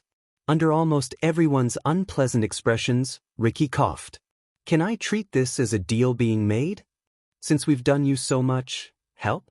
This sentence brought Roman, who had just completed his artistic creation, back to reality. The legendary Wing slowly turned around and walked towards Ricky. His footsteps were slow, but there was a rhythm to them that made one's heart tremble. Klein and Joseph stared at the Baron, who made them shudder uncontrollably. They wanted to brace themselves and go forward, but Ricky stopped them. The leader of the mercenaries went up to him without fear. "Sir?" Roman and Ricky stared at each other. One of them was indifferent, and the other was calm. The people around them became nervous. Many of the mercenaries and cavaliers tightened their grip on their weapons. The royal guards instinctively stood together and drew closer to Thales. But Thales lowered his gaze and sank into deep thought. Finally, after a few suffocating seconds, the legendary Wing snorted softly. "Take your men and get lost. Blade Fang's Dew no longer welcomes you." Once he said that, many people breathed a sigh of relief. "And if you dare come back," Roman did not continue. Ricky smiled and nodded. "Very good. Very fair. Then good luck. And happy working with you?" Ricky extended his palm. But the legendary Wing, with an indifferent expression, did not even look at him. He walked past him and walked towards his subordinates. Ricky raised his eyebrows and retracted his palm in resignation. The cavaliers in the first few rows put away their weapons when Frank and the others signaled them to. "That's great," Quick Rope whispered gratefully behind Thales. "No need to fight anymore." On the other side, Roman led his white horse back and loudly gave orders to the people around him. "Felicia!" At that moment, Roman's previous bloodthirst and abnormality were gone. He became agile and straightforward, and he had his own awe-inspiring presence. "Send out the flying wing cavaliers. Occupy the lookout points around us and observe the enemy. Don't be in a hurry to engage in battle. If the Baron and mixed breeds really come, I want to know each and every one of their positions." The female cavalier shouted in response to the Baron's orders. Under her lead, hundreds of cavaliers on one of the sand dunes turned around in an orderly manner and disappeared into the rolling sand. The legendary Wing turned his head around. "Frank, Poe, equip the Edgebreaker cavalry and feed them the last of their rations, including those who have only been here for a month. Especially Poe, your new recruits who came from the inland. I will come later. Remember, we all have 4 legs. Try to fight outside on flat ground." Poe, another knight beside Frank, seemed to be a little puzzled. "Shouldn't we first light the beacon and ask for help?" Roman answered without hesitation, "Who are you pointing at? Ruins or Brave Soul's castle? You must know that the men of the Western Desert are shivering in their camps, waiting for us to save them." Frank and Poe nodded in response, then led their respective subordinates to ride away. Thales quietly watched Roman deploy his troops. His frown deepened. Just like that, half of the cavalrymen left in a grandiose manner. The scene was no less imposing than when they had first arrived. Snake Hand, the new leader of the freak squad, was stunned for a few seconds before he hurriedly replied, "Meh, Lord?" Roman glanced at him. "Prepare the guards, especially the freaks. Once we deal with the outside, there will only be thugs and rebels left in the camp. It won't be very difficult, but it will be very troublesome." Snake Hand hurriedly responded to him and led his new subordinates away in a rather unpracticed manner. There were immediately only 200 to 300 cavaliers left on the sand dunes around them. By the looks of it, they were Roman's most trusted personal guards. Before Thales' eyes, the mercenaries began to count their luggage and number of people under Klein and the others' orders. Roman finally turned around and ordered the remaining cavaliers, "Carl, You and my personal guards will bring the prince to the first supply outpost in the east. Thales instinctively raised his head. The legendary Wing lowered his head and stared at Zacriel, who sat on the ground. Also, keep an eye on the prisoners in the prison of bones. Send them back after the war. Roman said coldly, they do not belong to the sunlight. The expressions of the royal guards darkened at the same time. Roman walked to his white horse. The cavaliers surged forward and stared at the prisoners with hostile gazes. Thales sucked in a deep breath and refused a cavalier officer's attempt to help him up the horse. They helped me a lot in the prison of bones. They even saved my life. The prince walked forward and attracted many people's gazes. Can you let them go? Barney Jr. and Belden's eyes sparkled. But the legendary Wing only shook his head coldly. They are prisoners. Roman did not even look at Thales. He just packed his luggage and minded his own business. And I am the prison warden. Move faster. We still have a mess to clean up. Thales clenched his fists tightly. On the other side, 3 cavaliers roughly pushed Bruley, who seemed to be the biggest among them, to the ground. The latter struggled continuously. Barney Jr. protested, but he was immediately pushed down by countless cavaliers and tied up. Thales took a deep breath. It's nothing. Don't resist. Zacriel calmly waited for the cavaliers to drag him up from the ground and tie his hands. At the same time, he tried to persuade the others. We are just returning to the place where we belong. His tone was very normal, as if this was just a stroll. Very soon, Tardin, Cannon, and Belden were all escorted away. Barney Jr. gave him a sarcastic and resigned smile. Zacriel gave him the most profound expression. Thales stood where he was and watched everything quietly. Cheer up, everyone. At least we saw real sunlight, and not those damned flames. Tardin was forced to walk, but he still straightened his neck and looked in the direction of the sunrise. He smiled with tears in his eyes. It was as if he could not bear to part with the last ray of sunlight. Thales watched expressionlessly as the cavaliers took away the prisoners from the royal guards and tied the ropes from their hands to their mounts. Belden, who was the last to be escorted past him, sighed at Thales. Take care, Your Highness. We can only escort you up to here. At least you are safe. Thales nodded bitterly. He had a lot on his mind, but he did not speak. Hey, I'm not committing a crime. The prince turned his head and found that Quick Rope was also escorted away. The pitiful man struggled, and he was so excited that he shouted with a Camian and Northland accent. Why, Thales? I'm the prince's favorite attendant. My father is new, that's something Casso. But the cavaliers ignored his protests and continued to escort him to the row of prisoners. Thales shut his eyes tightly while he struggled and shouted. Then he opened them abruptly. Baron Williams. For the 3rd time, the prince rejected a cavalier's invitation to get on his horse. He walked resolutely towards the legendary Wing and said loudly, Let them go. Under Roman's surprised gaze, Thales gritted his teeth. Anyway, the prison of bones has already been broken. If you are worried about your responsibility as a prison guard to guard the prison of bones, then... He raised his head. I will bear the responsibility. In the name of the heir to the kingdom, Thales Jadestar. His voice attracted a lot of attention. Roman glanced at the cavaliers around him, who were somewhat curious about the prince. They lowered their heads and went about their own tasks. The legendary Wing turned his head around and strode forward until he was a few inches away from Thales. He lowered his head and looked down at him. Before you tell me what to do, tell me, Prince. Roman said coldly. His handsome face had a different kind of sharpness at this moment. Do I look like your father? Thales pursed his lips and gritted his teeth. Roman did not intend to wait for his answer. He snorted coldly. Then don't cry to me. The legendary Wing lowered his body and whispered into Thales' ear, That's right. Because I don't care whose son you are or which kingdom you are going to inherit. Thales' face immediately turned livid with rage. But you are a baron of the kingdom. You are stationed in Constellation's territory, and you control the regular army of the royal family. The prince suppressed the anger in his chest with great difficulty. His face was red. The baron snorted. Very well, then let me guess, what you're thinking now is when I become king, I'll make you pay? Am I right? Thales clenched his fists tighter and tighter. Don't wonder how I know what you think. Roman sneered and whispered, because that's what the trash would think.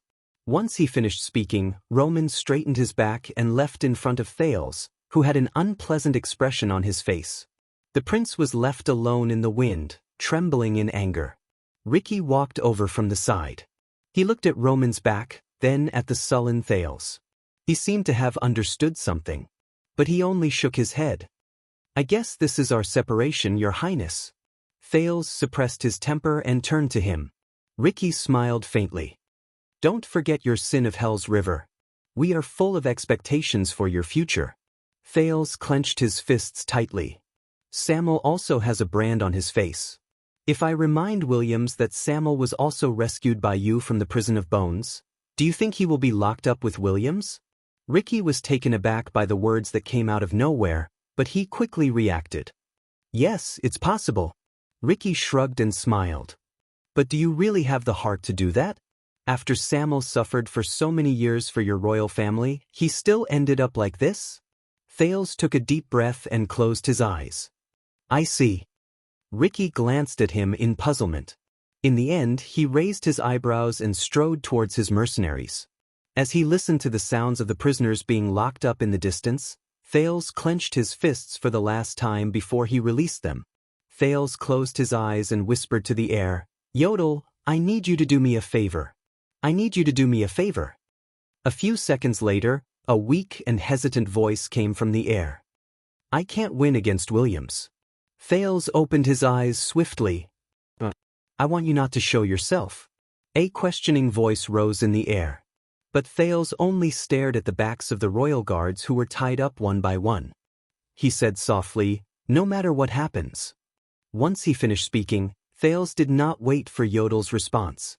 He strode forward and caught up to Roman and Ricky. Hey, pretty boy.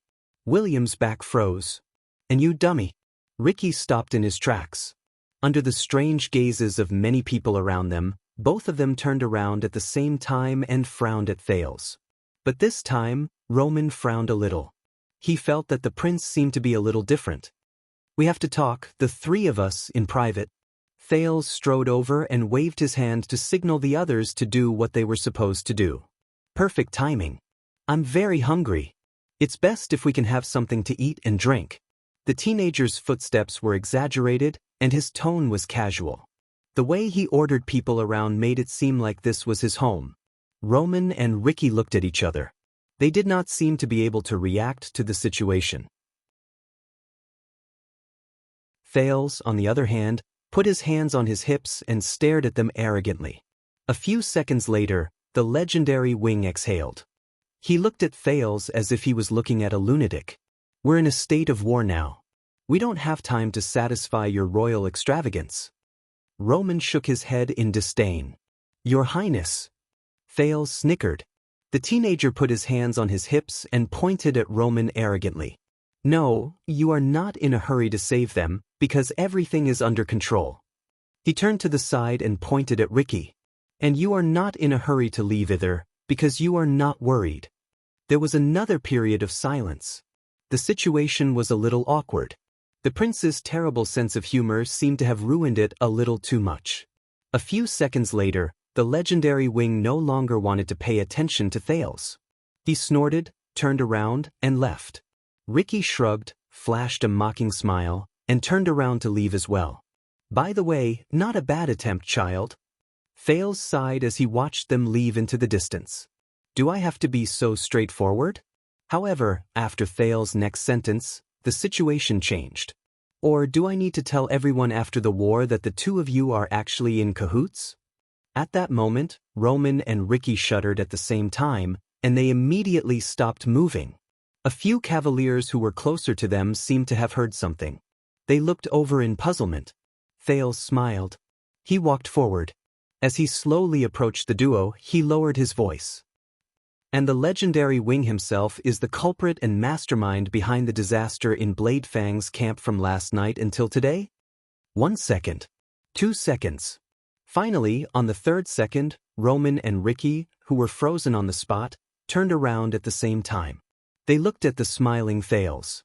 At that moment, there were no words that could describe their expressions. The teenager walked until he was face to face with them and stopped. The wind blew gently, and the sun rose from the east. The gazes of Roman, Ricky, and Thales interacted with each other in this atmosphere. They looked at each other, and they stared at him together. "Baron, we need to depart," a cavalier officer approached from afar and reminded Roman. But the legendary Wing turned around in an unusual manner. He said angrily with a fierce tone that was rarely seen on him, "Do what you need to do." The officer was so frightened that he took a step back and quickly walked away. Many of the cavaliers and mercenaries who were staring at them instinctively lowered their heads. Roman took a deep breath and turned his head around to stare at Ricky. His tone was impatient and displeased. "What did you tell him?" Ricky's face turned green and red as he gritted his teeth. He gritted his teeth and said, "Nothing." But at the same time, Thales quickly blurted out, "I told him everything. I told him everything." Ricky turned his head around and stared at Thales in disbelief and resentment. Thales still had a smile on his face. He gave the mercenary leader a thumbs up. "By the way, not a bad attempt, Ricky." Roman's expression was unpleasant. He looked at Ricky, then at Thales. The legendary Wing took a deep breath. He felt that he had nowhere to vent the power in his arms. Then, in front of the two adults, who were almost petrified, the dirty teenagers sat down cross-legged. "Now, can we talk?" Thales puffed out his chest.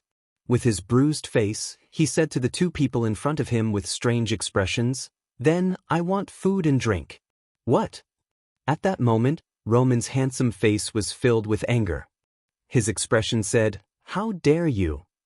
And Ricky's eyes practically popped out of their sockets. Thales suddenly remembered something. He patted his thigh in a pompous manner, turned around, and pointed at the prisoners who were being escorted. He added, "Same for them." End of this chapter.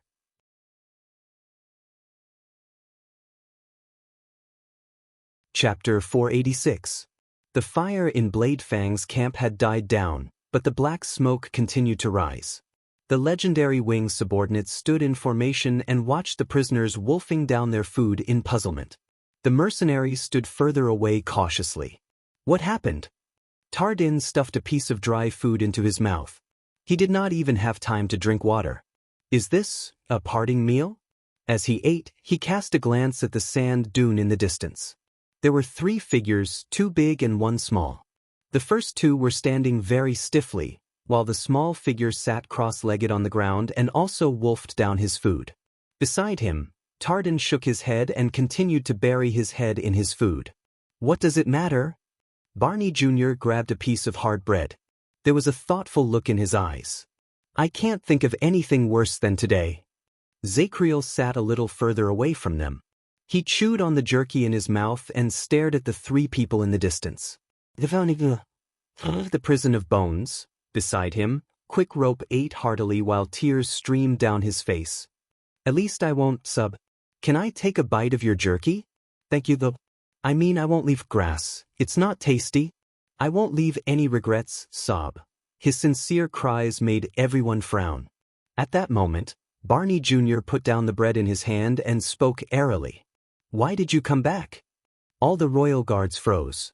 Only Quick Rope was left to stuff himself with food. Barney Jr. raised his head and looked at the Night of Judgment. "You can't possibly think that we can go back to the past just because we killed a few people together, right?" The Vanguard's eyes burned. "Do you think that everything can be the same as before? Brotherhood? Brotherly love?" Belden patted Barney Jr.'s shoulder with a troubled look on his face. The latter snorted coldly. Zacriel did not speak. He just stared into the distance without moving. The wounds on his face and shoulder were clearly visible. "So what are you going to do?" Barney said sarcastically. "Still want to kill the prince?" The Night of Judgment shuddered slightly. And you are still not going to tell us anything, even if we already know his secret? By the side, Belden sighed and tried to persuade him. Barney. Zacriel was silent. All the guards were silent as well. Quick Rope was the only one who carelessly swallowed his food. When he sneakily extended his hand towards the food of the person beside him, Tardin slapped him away. Barney. Finally, the Knight of Judgment raised his head. His gaze was unfocused. Don't ask. Barney Jr. was stunned, then he gritted his teeth. You bastard. But he was interrupted. Do you know, there was once a disaster in this world. It was invisible and limitless, but it was endless, because it lived in everyone's mind. At that moment, everyone, including Quick Rope, was stunned. Even someone as wise as Prince Tormund and as brave as the hero Rykru are helpless against it. The Knight of Judgment looked into the air. There was an unquestionable coldness in his voice. There are some things, the less people know about them. Constellation will be safer. His voice fell. What was left was a lingering silence. And the endless sandstorm. However, in the distance, the three people under the sand dune did not have such an atmosphere. When Thales painstakingly tore open the fifth piece of jerky, he could even feel the two pairs of eyes above his head exuding a cold aura that was as sharp as a blade. He was forced to swallow it in 2 mouthfuls with water. The prince wiped his mouth with his sleeve without a care for his image. When he touched the swollen part of his mouth that was hit by Quick Rope, he could not help but grit his teeth. The legendary Wing and the leader of the mercenaries stood in front of him and watched him eat. One of them had his hands behind his back, and the other stood with his arms crossed. The two of them looked at each other, and their gazes became more and more impatient. Thales burped. Before he was torn to shreds by their gazes, he finally spoke. Roman and Ricky were stunned by the word. What? Ricky asked, puzzled. Thales' next words caused Ricky's expression to change. The key that can open Black Prison and even the exit. If I remember correctly, you told Stake that you coincidentally found another key outside the camp. The prince noticed the gradual change in their expressions. But when you told me that fate is a bigger prison, and you have the key, perhaps the only key to open it. Thales narrowed his eyes and pointed at the legendary Wing, whose expression became more and more unpleasant. I can't help but think, what if there is really only one key ? At that moment, it was as if someone had struck the air with a heavy hammer. Ricky furrowed his eyebrows. The legendary Wing stood dumbfounded and did not move. Thales burped again. I ate too much. Sorry.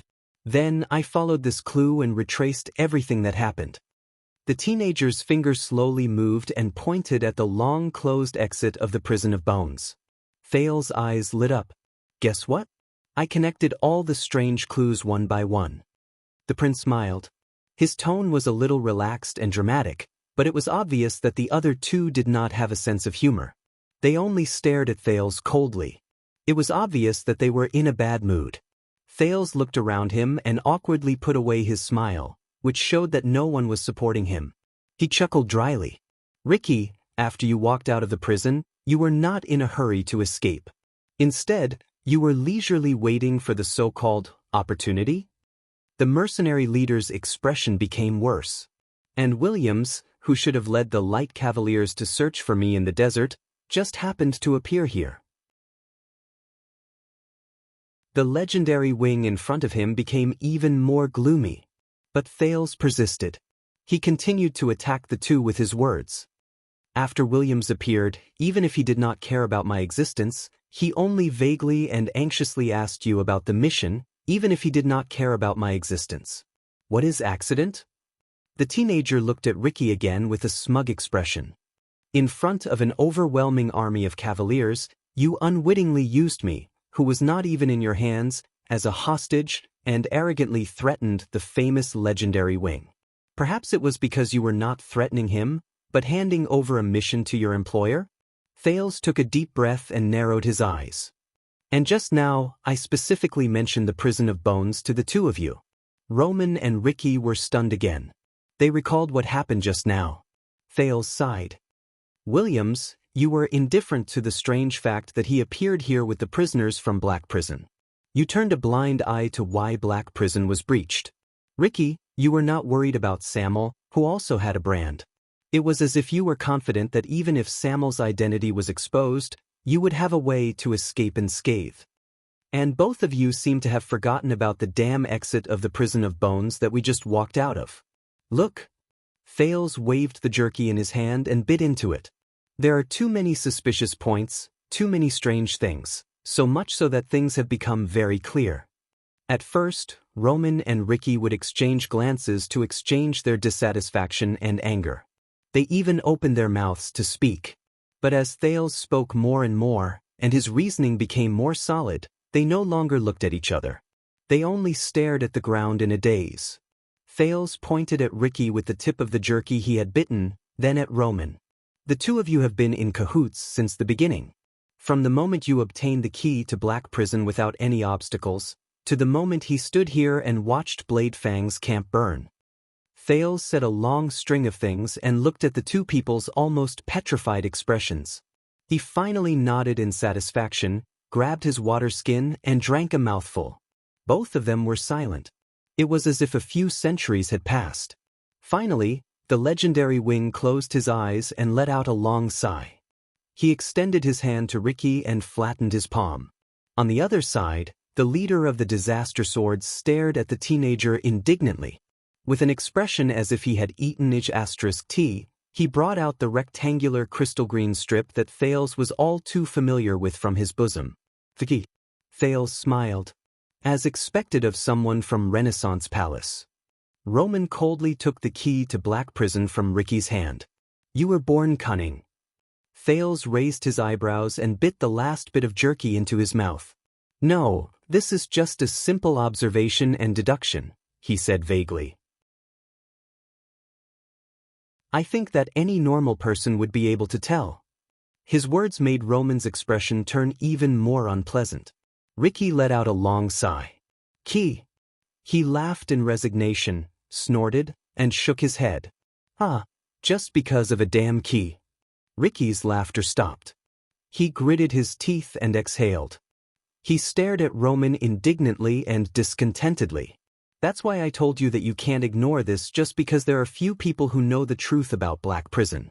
At the very least, you should put on a show of a theft, but that damn pride of yours," Roman snorted coldly in response.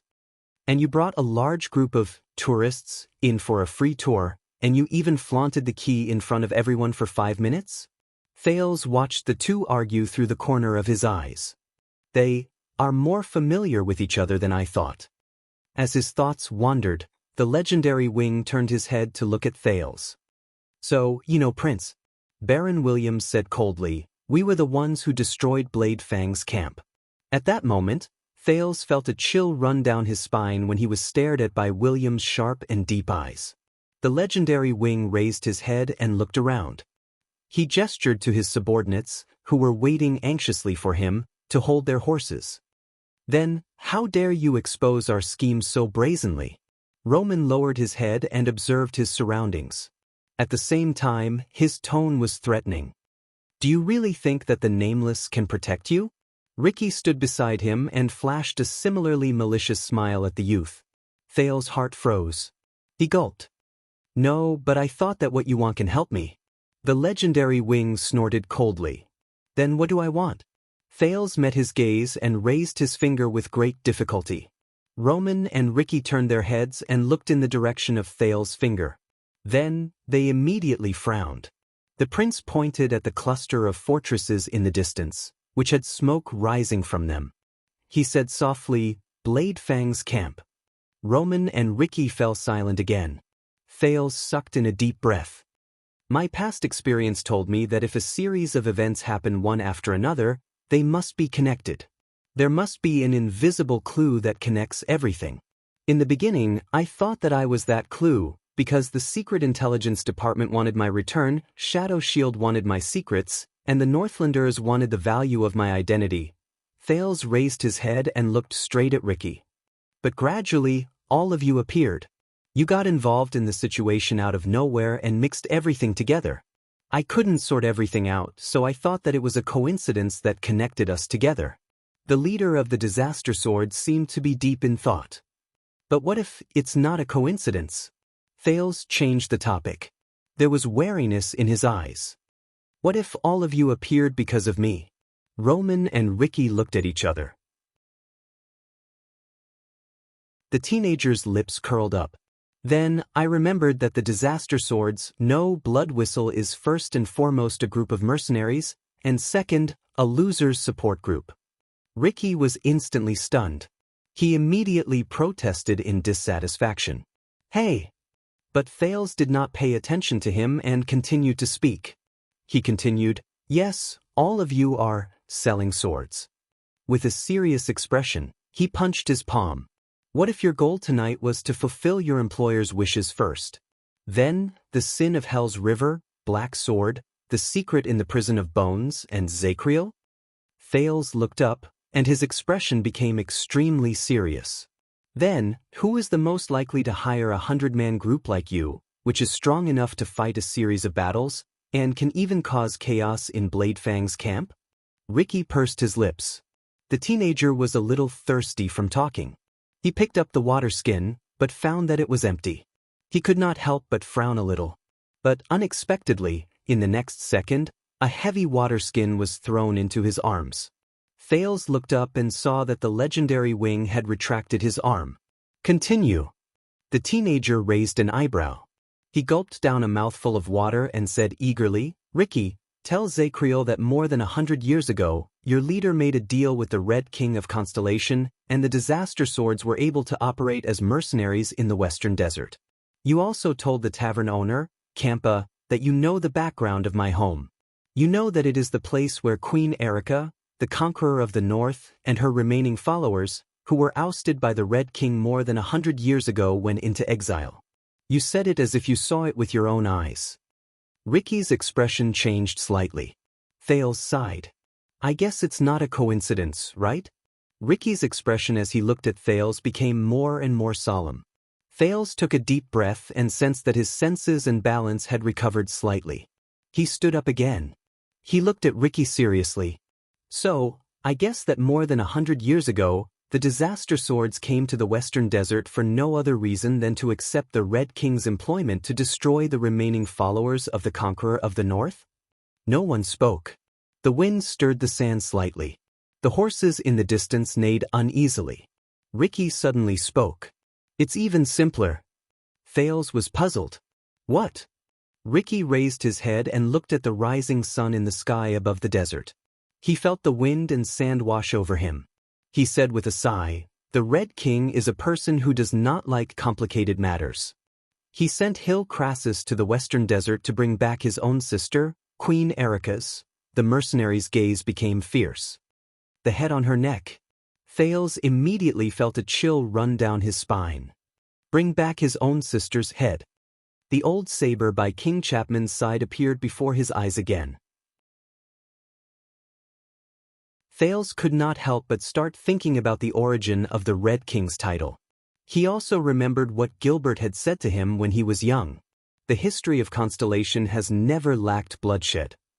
Roman's gaze was cold. He did not say a word. Thales resisted the urge to look at the skull on his shoulder and asked tentatively, yes? He asked tentatively, then Crassus, did he succeed? Ricky only gave him a mysterious smile. This made Thales feel uncomfortable. Thales coughed and tried hard to get rid of other thoughts. He returned to the topic at hand. In short, from the day Blood Whistle was established, it was closely related to Constellation, or more accurately, to the interests of the kingdom's central government in the borders of the Western Desert. Under the duo's increasingly solemn gazes, the teenager turned to Roman. And another veteran who sold swords told me that ever since the Desert War and the Bloody Year, Bladefang's camp has been under the direct command of the Baron of Bladefang's camp, which is under the jurisdiction of the royal family. Thales stared at the legendary Wing with a burning gaze.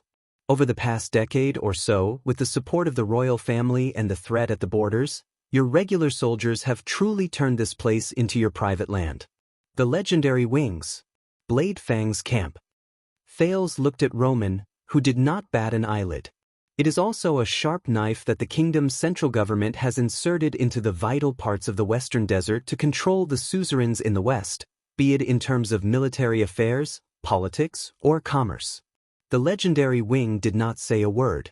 He only stared at Thales with a piercing gaze. His almost sharp facial features looked like the most perfect sculpture of nature. Thales sucked in a breath before he exhaled. But during this month, I saw many interesting details on my way from the desert to Blade Fang's camp. Thales stared into Roman's amber eyes, which were like vortexes. For example, Constellation's Prince Rescue team that ventured deep into the desert was formed by the regular soldiers of the royal family and the suzerains of Western Desert, who did not fight against each other. For example, the soldiers who stood guard at the entrance of Blade Fang's camp and collected tolls were actually soldiers from the Fakenhaz family. They had been here for so long that they had already surpassed their term of service. For example, the amount of supplies sent by the armies from all over the Western Desert was so much so that it was ridiculous. It was so much that some black-hearted merchants could smuggle them out of the camp to earn the difference in price. For example, the soldiers who started patrolling the camp and were in charge of capturing people and sending them to White Prison were recruited soldiers who had not set foot in Blade Fang's dune for many years. They did not even know the severity of the law enforcement. Every word the prince said caused Ricky and Roman's expressions to become even more profound. Roman sucked in a deep breath. "You are very observant, and you are very detailed." "So?" Thales smiled. He lowered his head and recalled the bad old man who smoked a pipe. "When I was still a hostage in Dragon Cloud City, one of my subordinates once told me that my father had already negotiated with the suzerains of Western Desert, led by the 3 great clans, so that I could safely return from Extet through the desert. They were absolutely trustworthy." Roman furrowed his eyebrows tightly. Ricky, on the other hand, breathed softly. He seemed to be slightly surprised. Thales exhaled. He said that Renaissance Palace paid a huge price to make the nobles of Western Desert completely stand on our side and welcome my return. Thales turned his head, and his eyes shone with a sharp glare. Blade Fang's camp, right? At that moment, Roman did not speak. But the legendary Wing's eyes shone with a complicated light that had never been seen before. This made Thales even more certain. He observed the other party's expression and slowly said, "King Kessel completely or partially handed over the royal family's control over Blade Fang's camp. He gave up the initiative in the western front lines in exchange for the support of the suzerains of Western Desert." Thales thought absent-mindedly about everything he had experienced since the day of the state affairs hearing in Dragon Cloud City. In exchange, he obtained the largest mobilization of military forces and logistics from the great clans of Western Desert after the war. In exchange, he obtained the Western Desert and the royal family to join forces, enter deep into the desert, press against the Alliance of Freedom, and intimidate Extet. In exchange, he obtained the chaotic eastern part of the desert. For 2 to 3 months, it was uninhabited, and not a single blade of grass grew there. Thales' heart sank. In exchange for my return. The teenager no longer thought about other things. He raised his head. "But you..." Thales' gaze was fixed on the legendary Wing. "Roman Williams. You were not happy. Especially when the deal behind the scenes had been completed, and the suzerains of Western Desert entered Blade Fang's camp in a mighty wave." His tone was very certain. Roman looked back at him slowly. His gaze was cold. "Because you have long regarded Blade Fang's dune as your exclusive property." Thales shifted his gaze to the orc skull on Roman's left shoulder. He repeated what the latter had once said to Stake. "And anyone who wants to take it from your hands will have to pay the price. They all have to pay the price."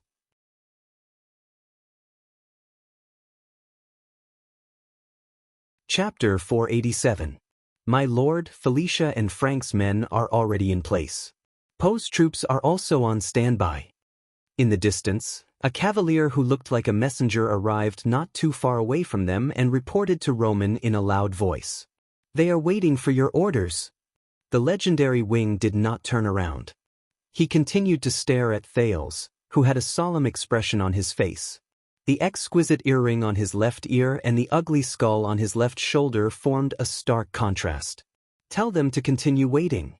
The messenger did not hesitate in the slightest at the strange order and quickly left. The three of them still stood facing each other. In this case, everything is clear.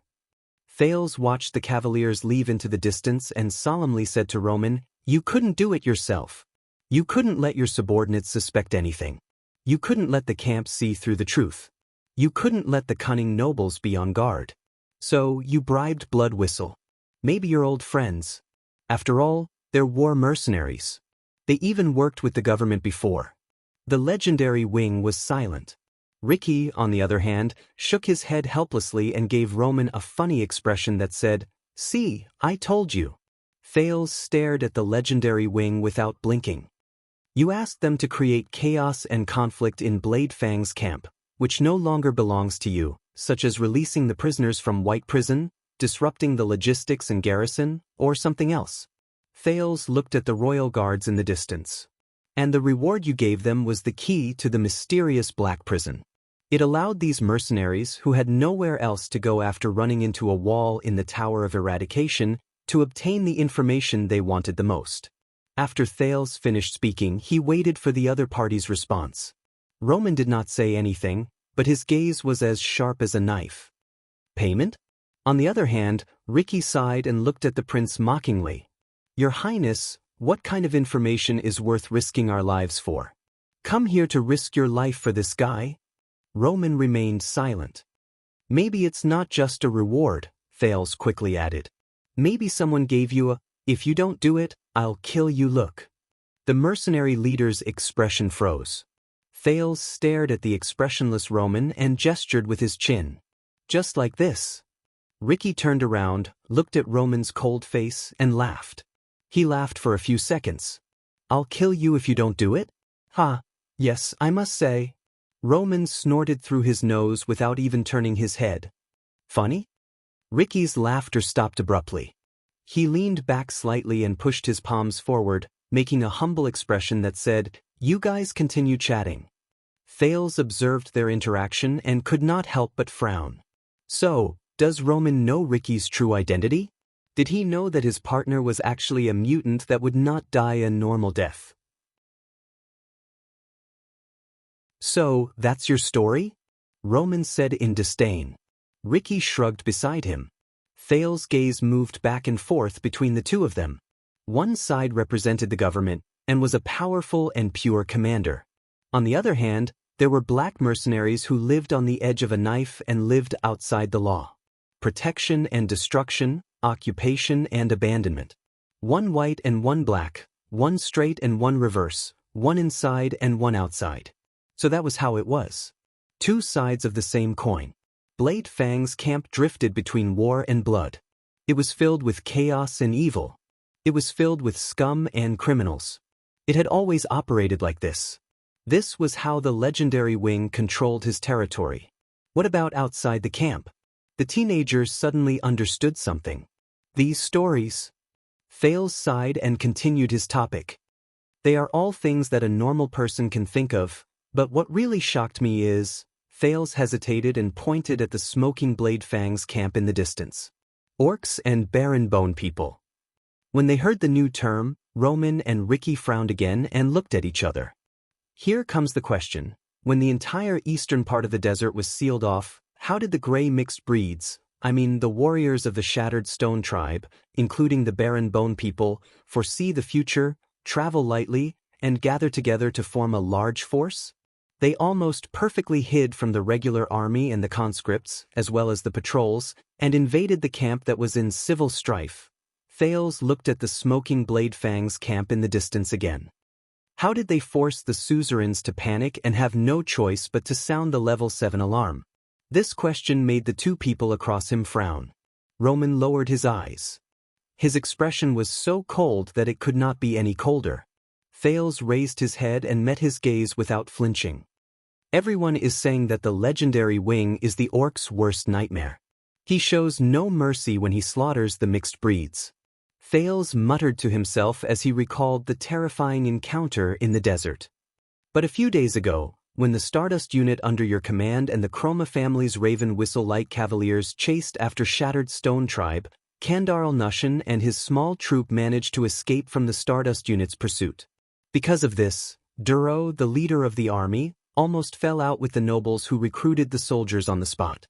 When he heard that name, Roman's gaze on Thales became even more unfriendly. Thales frowned. "Tell me, Roman, did you purposely expel Duro and make him leave the camp because you were dissatisfied with him selling the information?" This made Ricky frown as well.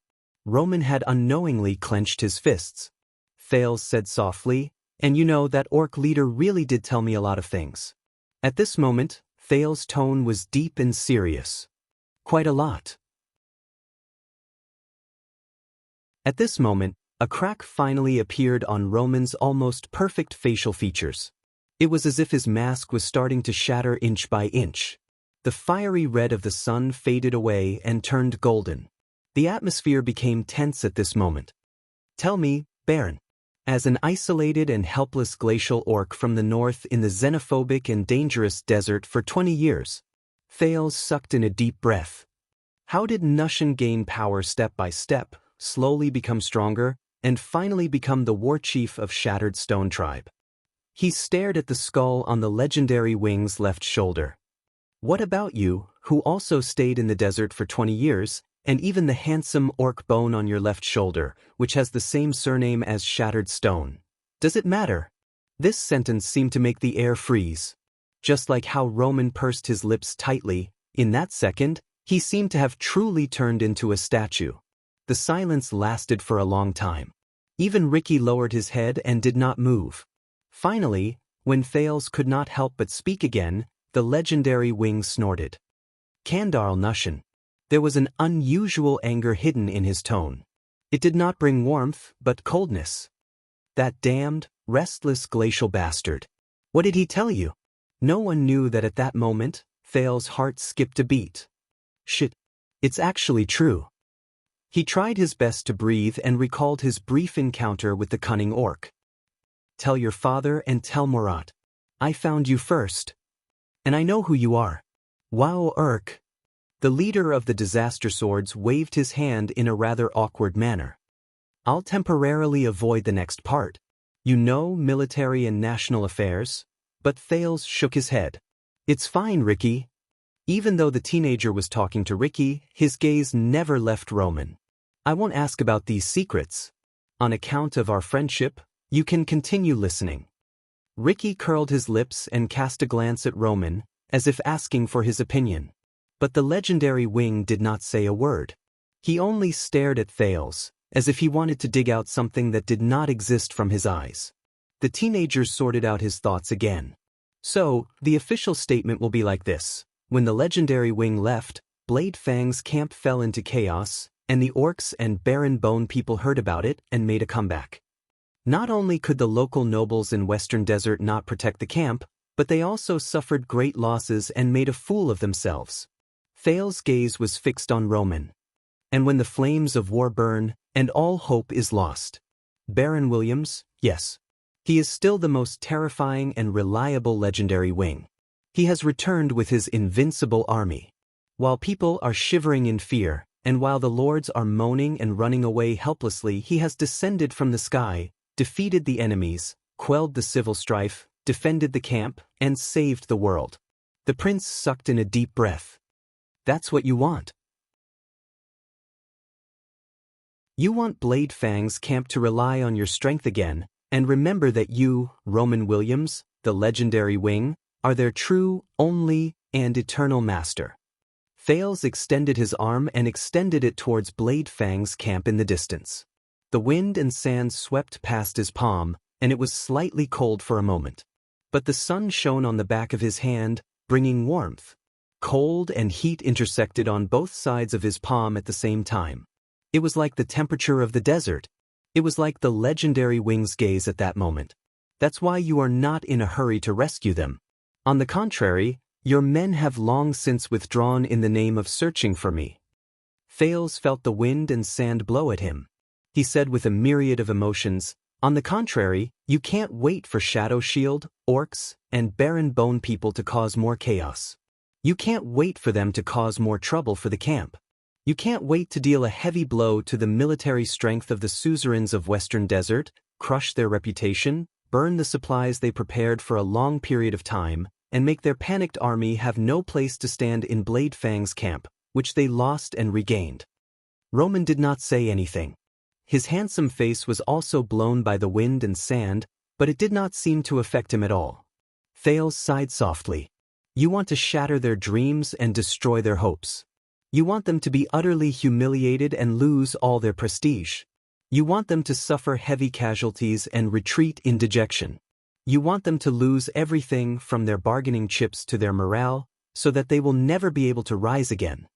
Then, you can rightfully reclaim Blade Fang's camp, which belongs to you, from the ruins. Roman and Ricky did not say anything. This time, the silence was exceptionally long. In the next second, Thales' gaze focused, and his pupils gradually focused. Of course, what you did not expect was, he stared coldly at Roman and Ricky. I appeared.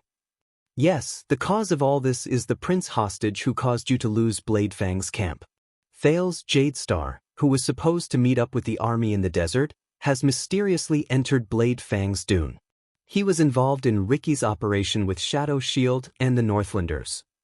Roman hugged his arms tightly and exhaled slowly. I told you. Ricky extended 2 fingers and hooked them in the air. He said to Roman in resignation and awkwardness, I told you. Accident. Roman did not answer. Thales snorted coldly. I understand that you do not like me. Because of me, you lost Blade Fang's camp, and perhaps you also lost your army and power. And you want to take all of this back. Thales stared straight at the legendary wing. I can help you as long as you promise me a few things. At that moment, Roman slowly raised his head. The handsome knight stared at the horizon in the distance. His gaze was profound. What makes you think that you can come up with a few pleasant stories? His voice was as calm and clear as ever. Do you have the right to negotiate with me? Thales sucked in a deep breath. Because if you don't agree, Thales mustered his courage and tried his best to make his voice sound confident and calm. Then, the entire camp, the entire Western front lines, and even your subordinates who respect you greatly will know that the beautiful and alluring legendary wing is actually a hypocrite who colluded with the orcs and framed the camp. He is their true enemy. Roman's gaze shifted. And the suzerains of Western Desert, such as the famous Duke Fakenhaz, will also know that you put in so much effort to chase them away dejectedly and occupy Blade Fang's camp for yourself. Thales gritted his teeth and said, and I promise you, when that happens, Blade Fang's camp will never be yours. The legendary wing lowered his head swiftly. It gave Thales quite a shock. When you threatened me, did you know that you had no bargaining chips in your hands? At that moment, Roman's murderous aura surged. Even if you knew this, what could you do? Thales' heart tensed. He stared at the legendary wing with a dark expression. Roman snorted coldly. He turned his body to reveal the royal guards in the distance. The latter were anxiously waiting for the results of the battle under the watch of the cavaliers. On the contrary, look at my bargaining chips. Your prisoners have had their fill. The legendary wing took a step forward, and there was a faint, oppressive air about him. Listen, Prince. Threaten me one more time. Roman's handsome face, which was originally eye-catching, seemed to have become aggressive at that moment. I'll kill one of them. Until I kill them all. Thales clenched his fists in secret. Ricky noticed that the atmosphere was becoming more and more off. He frowned and instinctively took a step back. I can even knock you out right now and send you back to the capital. The legendary wing's words were as sharp as a knife. For the sake of your and their lives, you had better not resort to foolish actions. Roman slowly lowered his body until his amber eyes were at the same level as Thales. A warning look flashed in his eyes. Because you are so weak. Aside from a useless title, you have no bargaining chips or power. Thales instinctively gulped. He felt a heavy weight on his chest, and there was a bitter taste in his mouth. Damn it. Damn it. Roman stared at the trembling teenager who was so angry that he could not speak. He snorted softly and straightened his back. Follow the cavaliers back to the capital. Blade Fang's camp is not prepared to entertain you. He turned around and was ready to leave. Ricky spread his arms by the side and put on an expression that said, "Do you understand now?" Thales breathed deeply. Damn it, he only has a good appearance, bastard military ruffian. It had enough. Thales sucked in a deep breath for the last time before he opened his eyes swiftly. Ricky! The prince's sudden words caused the two to stop in their tracks. This time, Thales' tone was calm and indifferent. If one of my subordinates who are prisoners loses even a single strand of hair, Ricky turned his head around in puzzlement. Or I will be knocked out and sent away by this pretty boy. Roman narrowed his eyes in displeasure. Then, after you leave this place, spread the fact that you were hired by the legendary Wing, including the truth you just heard. Spread it to Blade Fang's camp, the entire kingdom, and especially to the ears of the nobles in the western desert. Tell them everything. Ricky was instantly stunned. The legendary Wing frowned. You sure are humorous, Your Highness. The mercenary then laughed involuntarily. Why should I? Thales suddenly raised his voice and interrupted him. Because I promise you in the name of Jadestar, just like what the Red King promised the first Crassus. Thales' eyes were burning. He glared at Crassus of the Disaster Swords. As long as you complete my request, you will forever have Thales Jadestar's friendship, and you will also have a place in Constellation.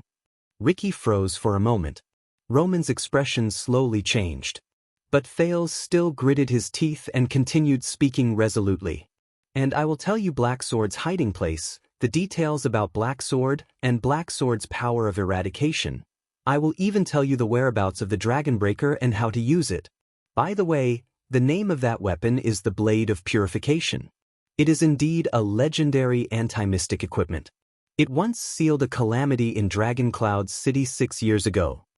The information contained in this sentence was too much and too heavy, so much so that the two could not react for a moment. They were stunned on the spot. Then Ricky shuddered slightly. What? Purify? Thales raised his head swiftly. This promise is valid forever. You can fulfill it at any time. Ricky was stunned. But Thales' next sentence made the expressions of the two people in front of him change at the same time. Now, Your Grace, if you want to touch my people, then you better kill Ricky as well. Thales said fiercely. Unless you believe that in the future, in the face of benefits, this sword seller will uphold his conscience and loyalty, reject my temptation, and keep your secret. At that moment, Ricky's expression could not tell right from wrong, and it was incredibly interesting. He stared at Thales in a daze. The legendary Wing's expression changed as well. It changed from indifference to shock and anger. But Thales continued speaking anxiously. But you cannot be certain how much Ricky has told his subordinates. So, the safest thing is to kill all of them. At that moment, Thales' gaze was incredibly cold. Leave no one alive. Ricky's expression instantly fell. Your Highness, this... His gaze moved back and forth between Thales and Roman, as if he could not understand how the situation had changed so suddenly. Thales snorted coldly at Ricky. His gaze never left the legendary Wing, who was extremely shocked and furious. What? Did you really think that I called you over to listen in because we are good friends? Ricky's gaze changed. He glanced at Roman and said fiercely to Thales, F***CKU. F***CKU. Thales snorted softly. You're welcome. Ricky sighed and turned to the legendary Wing. Baron, you know me very well. It's impossible for me to... This Jadestar brat. Roman did not even look at him. He only nodded slowly. I know. Ricky seemed to want to say something, but in the end he turned his head around in embarrassment. They stared at the prince with dark and displeased expressions. But Thales could feel that their gazes were meeting less and less. You. Roman took a step forward coldly. He slowly raised his arm at Thales and extended it to the white spear behind his back. You don't understand him. And you don't understand your own situation either. Roman gently pulled out the shortened spear. As he watched Ricky's actions, Thales began to feel nervous. He sucked in a deep breath and shouted, Where is he? Roman's arm froze for a moment. Before you attack, my bodyguard, where is the nameless person you mentioned? Thales suppressed the fear in his heart and turned to Ricky. Don't you find it strange? Obviously, Ricky had recalled some unpleasant memories. He turned his head around warily and looked at his surroundings. Thales cocked an eyebrow in all apparent seriousness. That's bad. Roman frowned. His expression was terrible. Thales sneered and said, because once I am knocked unconscious by you, he will immediately run to Duke Fakenhaz's bedside and tell him everything, especially Prince Thales' suggestion. No matter how badly the legendary wing forces them, no matter how disastrous their losses are, no matter how humiliating they are, the nobles and suzerains of Western Desert must never withdraw their troops. They must not leave and they must not let go. Thales gritted his teeth. They must be rooted in Blade Fang's camp like they have taken root. They must not let anyone interfere with the matters of power there, even if the other party is the famous 3 commanders of Constellation. The legendary wing's grip on the spear tightened. The prince pointed in the direction of Blade Fang's camp. Because that is what His Majesty promised them. It is the reward they deserve after they saved the prince. It is their most legitimate property. No matter what kind of crisis they face, they cannot give up on it. I will let them know that Blade Fang's camp belongs to them alone. Thales panted and stared at the person in front of him. The legendary wing's breathing quickened, and he glared at the person in front of him. He turned his head and stared at the empty sand around him. But the only thing that answered him was the rustling of the wind. Thales enunciated each word slowly. Now, either you take action and wait for my nameless or Ricky to tell on me. His words made Ricky, who was beside him, unhappy. Let them bury all the hard work you've done over the past few months. Let them forever lose your army, your status, your power, your reputation, and Blade Fang's camp, which you've fought for more than 10 years. Or put away your weapon and listen to my conditions. The moment he finished speaking, Roman's spear trembled slightly as he gripped it angrily. Ricky stared at the prince in disbelief. The legendary wing's voice changed. It was no longer pleasant and clear, but terrifyingly sharp. Do you believe that if I throw caution to the wind? But Thales interrupted him fiercely. Do you believe that you will kill me now? Thales sucked in a deep breath and looked at the incredibly handsome but terrifying legendary wing. Of course. He gritted his teeth and said, because in this world, all the good-for-nothings who only know how to respect power will think so. Roman's gaze changed. It changed from disgust and disdain to anger and hatred. There was also an ominous glint in his eyes. Because they are so poor that they only worship power. Thales frowned. And this way of thinking determines that even if they have power, they will only be good-for-nothings. He suddenly remembered Black Sword. He remembered Black Sword's figure when he charged into the sea of flesh and blood without hesitation. He remembered what Black Sword told him about the truly powerful. For some reason, when that scene appeared in his mind, Thales felt much more at ease. It was as if his fear and anxiety had been flattened. Good-for-nothings? How dare you say that? Roman's words came out through gritted teeth, and they were filled with hatred. Thales sucked in a deep breath and said airily, you know, Roman, many of my enemies are just like you right now. They either only care about my identity and status, or they only care about the talents of my subordinates. They think that the young prince has no bargaining chips or power aside from that. He is just a weakling who cannot lift a sword and is worthless. But all of you have made the same mistake. Roman narrowed his eyes slightly, but the anger in them did not subside. In the next moment, with a whoosh, the short spear in his hand instantly elongated, revealing a ferocious and sharp tip. Thales instinctively shrank back. Steady, Thales. Steady. He only wants to knock me unconscious, and before that, Thales clenched his fists and forced himself to speak. The bargaining chips and power you speak of are only important. They are only important in the hands of those who know how to use them. The fear in his heart slowly dissipated, and the trembling of his body disappeared from his senses. Because what is important is not the bargaining chips and power, the prince said softly. but the people who use them. At that moment, Ricky's gaze when he looked at him was different. Thales raised his head, and his gaze was bright. It went straight for the legendary Wing, who was extremely enraged and mighty. Please allow me to reintroduce myself, Your Grace.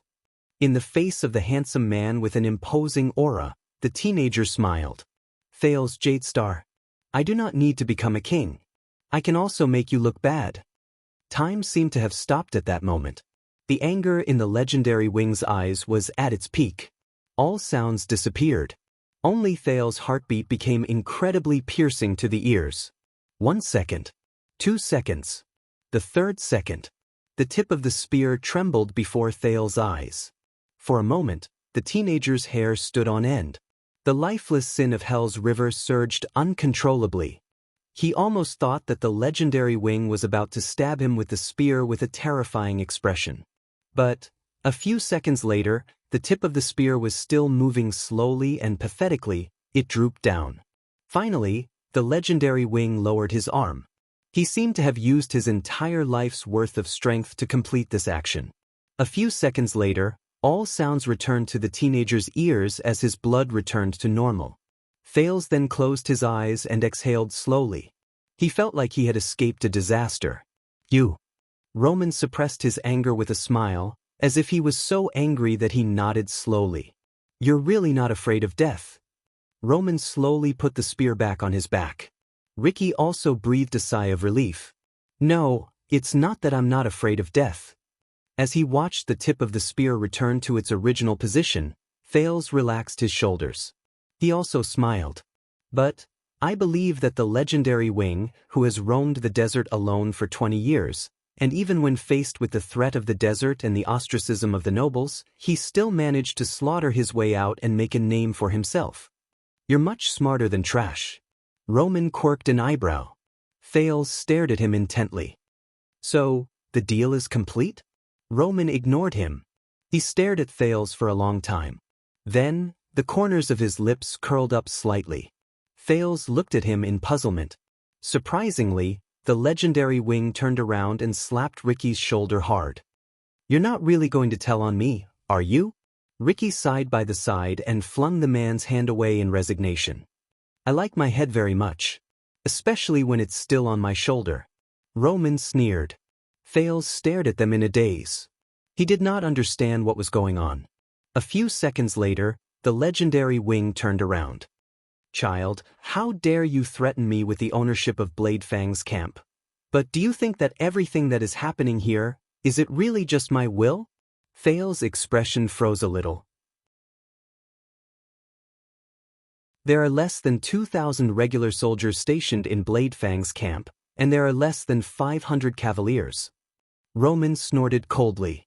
But this time, all the regular soldiers stationed in other places from Western Desert to Central Territory have been called over as reinforcements. There are even quite a number of rotational soldiers from Broken Dragon Fortress who are on standby duty. There are more than 2,000 cavaliers among them.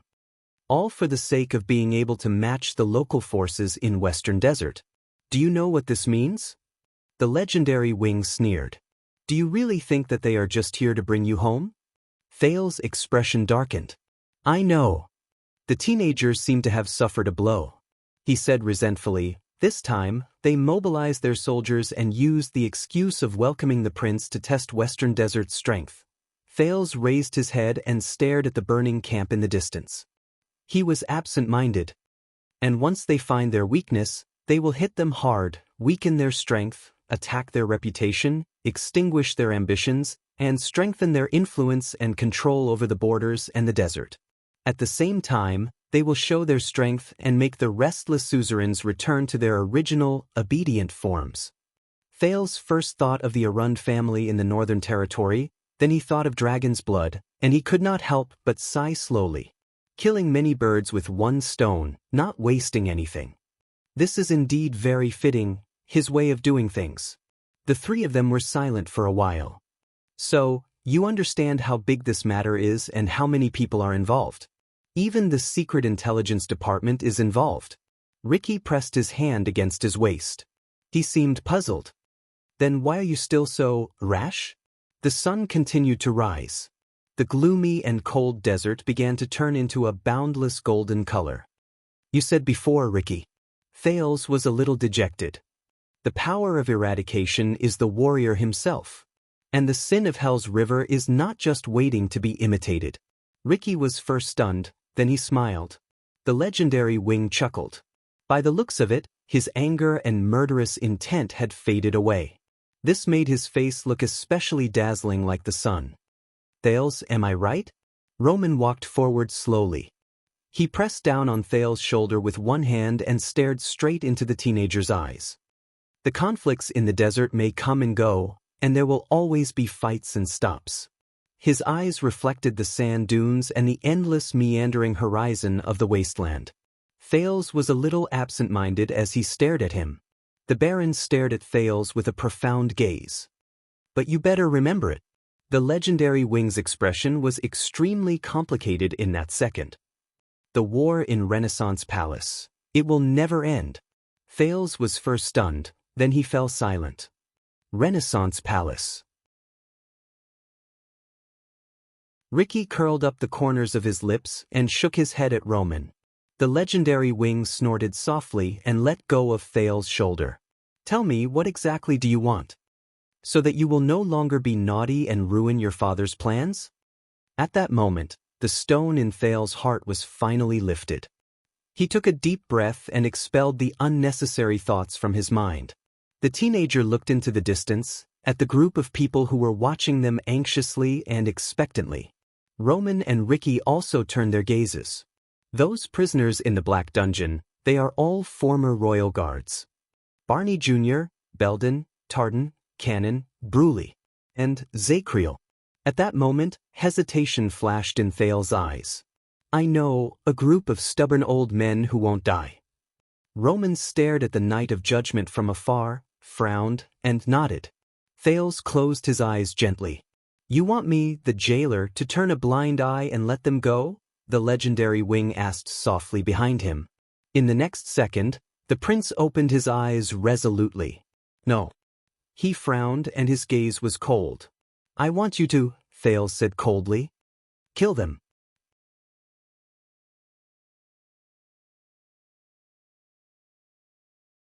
Chapter 488. When Thales stepped on the sand under his feet in exhaustion, most of the royal guards stood up and waited with solemn expressions. They were filled with reverence. Only Zacriel, who sat the furthest away, turned his head towards him at a moderate pace. Thales plowed through the sand step by step in the desert. Every step he took sank into the sand, but every time he would use all his strength to break free from the grit and take the next step. Just like always. Finally, Thales stopped in front of everyone. He quietly stared at the disheveled and gloomy royal guards. This is the group of people, Quick Rope, who was fighting against the army biscuit, rolled his eyes and quickly scrambled to his feet. He pointed at himself and flashed a flattering smile that said, Hey, it's me. Belden looked at Barney Jr., then at Zacriel. When he realized that neither of them looked like they wanted to speak, he could only sigh. Your Highness. But Thales interrupted him. It's over. The prince smiled before the astonished crowd. Even though thousands of people witnessed the scene of you escaping from prison, Thales' voice became downcast. But it's over. Over.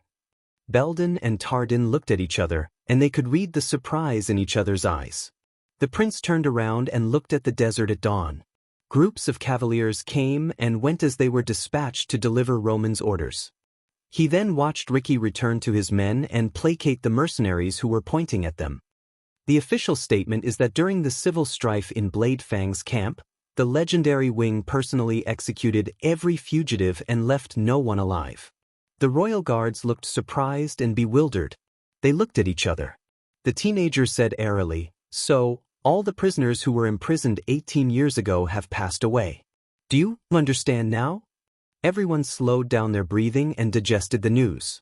Thales' eyes dimmed. I wanted to do more. I wanted to reopen your old cases, clear your name, and restore your reputation, but he did not continue speaking. The royal guards were silent. They looked at each other from time to time, and their faces were filled with hesitation and confusion. Your Highness, Belden sucked in a deep breath, as if he had gathered a lot of courage. But Thales continued to speak to himself. Baron Williams will take care of the rest. Be it the Secret Intelligence Department or the Army, you will not be stopped again. Barney Jr. frowned. As for how to leave this place, conceal my identity, conceal my name. Thales swept his gaze over the tired and injured royal guards in front of him. His voice was hoarse. You are all experts with great skills. I believe you will have a way. Concealing his identity, concealing his name, Belden and the others looked at each other. They could not understand each other. Without waiting for the others to react, Thales looked at the grinning man. Do me another favor. Take Quick Rope, this guy with you. Take him away from this place. Make sure he stays out of the sight of those with ulterior motives. Everyone turned their heads in unison. Quick Rope, who was still smiling foolishly, froze. Don't ask who he is or where he came from. Thales looked at Quick Rope with a tired expression and forced a smile. This is what I owe him. Quick Rope was stunned. After saying this, Thales sighed and stepped on the soft, cold, and lifeless gravel under his feet. Now. He raised his head and looked at the rising sun in the east. All of you are free. Free. The moment he said this word, all the royal guards were stunned, including Zacriel. Free? At that moment, confusion and perplexity filled the air. Bruley and Cannon followed his gaze and looked to the east in puzzlement. They seemed to be slightly shaken. Barney Jr. stared at the sand under his feet and sank into deep thought. Belden and Tardan stared at everyone in a daze. They did not know what to say. Quick Rope's eyes darted around, as if he knew that this was not a good time to speak. Only Zacriel stared at Thales without moving. Enjoy it. Thales cast them a few deep glances, flashed a gratified smile, and turned around. He staggered towards Roman, who stood with his white horse at the foot of the sand dune. He looked as handsome as a man from a painting. Your Highness. At that moment, Belden finally could not help but speak. What about you? His words dragged the people who were immersed in their thoughts out of the indescribable atmosphere. Thales stopped moving, but he did not turn his head around. I am a prince, remember? Thales exhaled and looked at Roman, who was in the distance. I will go back with them to Blade Fang's camp first. Then, I will return to Eternal Star City. Return to my starting point. To face my fate, Thales clenched his fists. My future. Your Highness. Belden took a deep breath, looked to his left and right, and nodded at his colleagues. Let us follow you.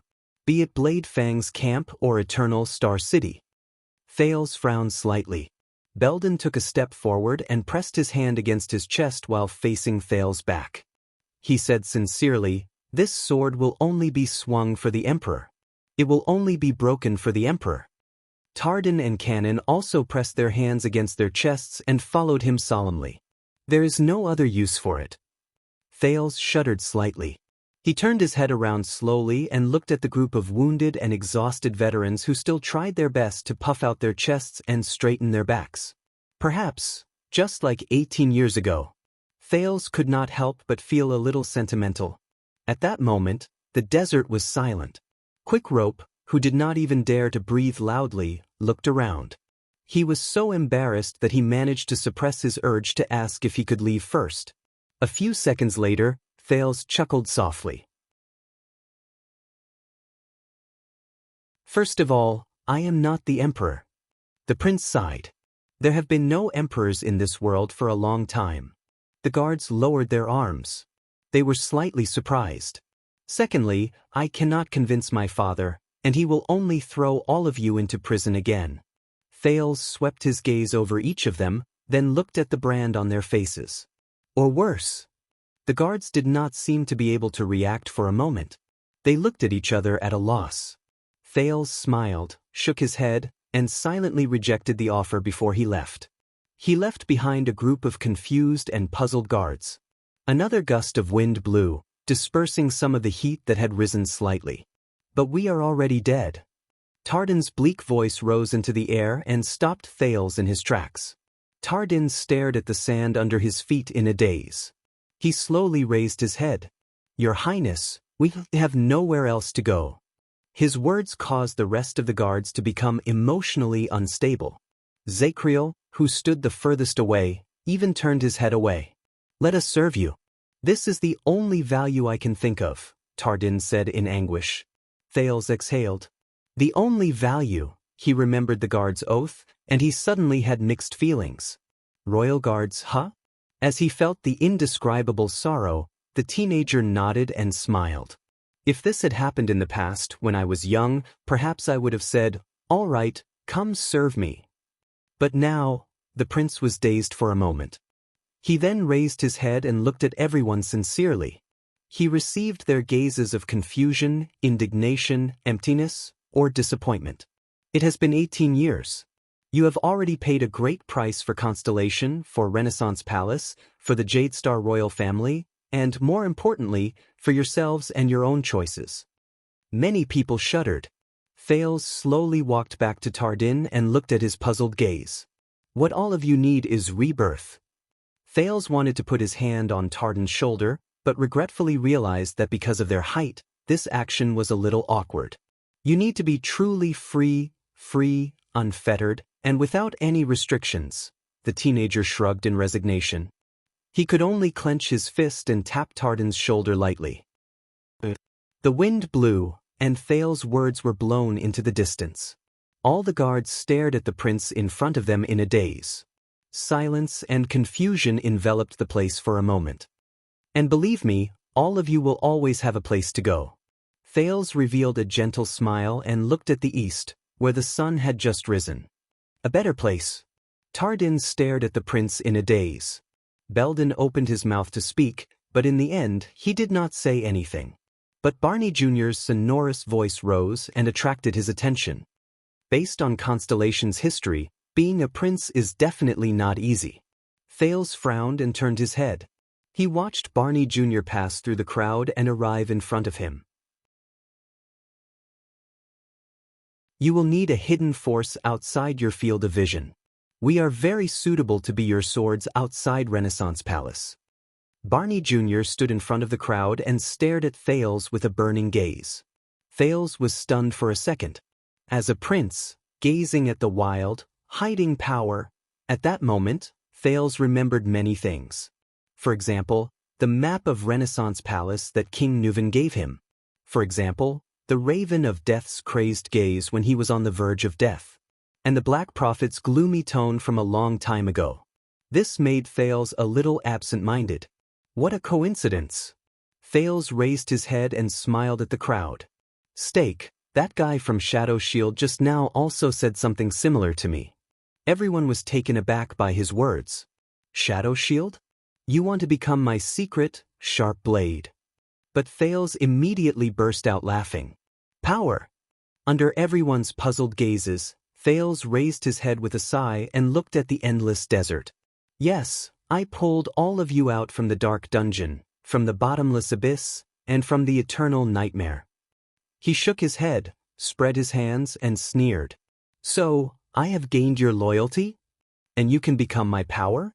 The prince's words, which seemed to be muttering to himself, confused everyone. "And then we get along well with each other, build up our achievements, conquer the world, and leave our names in history?" Thales stared at the sunrise in the distance. There was a teasing look in his eyes that others could not understand. "Good story. Enough to write a book." The guards looked at each other, surprised and bewildered. Belden asked tentatively, "Your Highness," but Thales quickly snapped out of his daze and spoke with a complicated expression. "A long time ago I knew a man. He always smiled and watched the children fall into the endless abyss. He watched them struggle helplessly. Then, with a smile, he appeared as a savior and extended a helping hand to them. In this way, he could occupy a flawless high ground, and with impeccable ethics, he would be rewarded for his kindness. He would feel no guilt, shoulder no burden, and rightfully become the master of those who were saved. He would gain subordinates who were loyal and grateful to him." Thales sighed softly. His words made Belden and Tardin look at each other. They had puzzled expressions on their faces. The prince looked around at the people in front of him. He stared at their scattered and tired figures and said desolately, "If I change my perspective and writing style, and hide the evil behind the false beauty, a person like him would be enough to become the main character of a legendary story.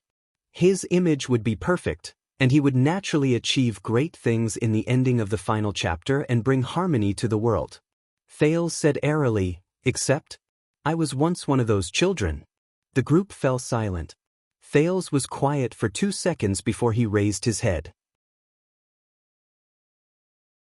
"You know, Zacriel's words are somewhat reasonable. I am thinking, did I do everything to help all of you or to help myself?" The veteran guards were stunned again. Only the Knight of Judgment looked straight at him. His gaze was obscure. Thales looked straight into everyone's eyes with a profound gaze and called out their names. Barney, Belden, Tardan, Cannon, Bruley, Zacriel. The people who were called could not help but instinctively straighten their backs. "Listen up," Thales said solemnly and seriously. "I am not the one who saved you, but yourselves. Your freedom is something that you have earned with your own hands. You don't owe me anything." His words stunned many of them. "You were tortured, and you escaped with great difficulty." Thales looked in the direction of the camp. His tone was firm. "Not to pledge loyalty to me, not to change a pair of shackles, not to change a master. Not to stay where you are, not to return to the abyss of power." The prince looked at everyone with an unquestionable gaze. Even Quick Rope subconsciously stood at attention. "If you become my subordinates after you escape from the prison of bones, and become the second prince's bargaining chips, then everything I did today, and everything you endured in the past, will be meaningless." Thales tightened his throat and sighed. "I will just use the selfishness of another Jade Star to tie you back to the game of the past, push you back into the vortex 18 years ago, and let the nightmare repeat itself. All of you do not deserve such a fate." At that moment, everyone was speechless for a moment. Zacriel's gaze on him changed. "Do you know what you are doing?" Barney Jr.'s voice rose slowly. The vanguard frowned, as if he was determined to refute Thales' words. "Let's not talk about anything else. At least, we all know your little secret." He bit down on the last word very hard. It also made everyone's expressions change. Even Thales' expression darkened. "My secret." Quick Rope subconsciously grabbed the crossbow of time in his hand. Barney Jr. ignored Belden and Tardan's gazes and gritted his teeth. He gritted his teeth and said, "For your safety and interests, if you don't use this chance to bind us to your side and strengthen yourself, that would be very unwise." Barney Jr. said coldly, "If there is even the slightest leak, the fate that awaits you will be very bad." Thales was silent. Belden patted Barney's shoulder, but the latter just ignored him. But a few seconds later, Thales raised his head and smiled in a relieved manner. "Not long ago, I met a prince, another one." Everyone was puzzled. Only Quick Rope's expression changed drastically. "The way we choose to live determines our end. It has nothing to do with power or status. If I always seek personal gain, live in fear, and even try to curry favor with others, and care about power and interests," Thales looked at Quick Rope in the crowd, seemingly unintentionally, and sighed. "Then I will never be able to break free from the shackles of fate." His words made everyone fall silent. Thales looked at each of them. "Just like all of you right now. Your choice will determine whether you will obtain another set of chains with a different name, or—" Thales took a deep breath and slowly exhaled. "True freedom." Everyone's expressions changed slightly. Even Barney Jr. lowered his head slightly. While many people began to contemplate, a voice that had not been heard for a long time pierced through the sandstorm. "You are not like your father." Everyone turned their heads, and to their surprise, they found that the person who spoke was Zacriel, who stood at the periphery. "Father." Thales recalled the scene of his first father-son meeting in Mindy's Hall. He thought of the Northern Territory, Dragon's Blood, and Blade Fang's camp. He thought of the crown and scepter on the throne. "Father." But Thales was only slightly absent-minded before he smiled. "Because I am not him," he said with certainty, "and I will never be." Zacriel stared at him, then suddenly snorted softly. Not necessarily. This made Thales's smile fade a little. However, Zacriel said his next words. Your mother is already dead. Thales was instantly shocked. The Knight of Judgment said faintly, Don't look for her anymore. In an instant, everyone's gazes turned to Zacriel. Already? Passed away? What do you mean? Thales asked in surprise after he registered what he meant. You know my mother? There in Jirana? But Zacriel only shook his head. His expression became indifferent again. Remember what I said. This time, Thales stared at him for a long time. What he said, passed away, then, in the end, the prince could only sigh helplessly in the face of Zacriel, who was as silent as an ice cube. Forget it, I guess you won't tell me anyway. Zacriel did not answer. He only stared at him coldly. But Thales immediately snorted softly. She is already dead, don't look for her anymore. Do you know what's the most interesting part about languages, Zacriel? Zacriel frowned. The prince narrowed his eyes. People always like to put the important points at the end. These words made Zacriel stunned.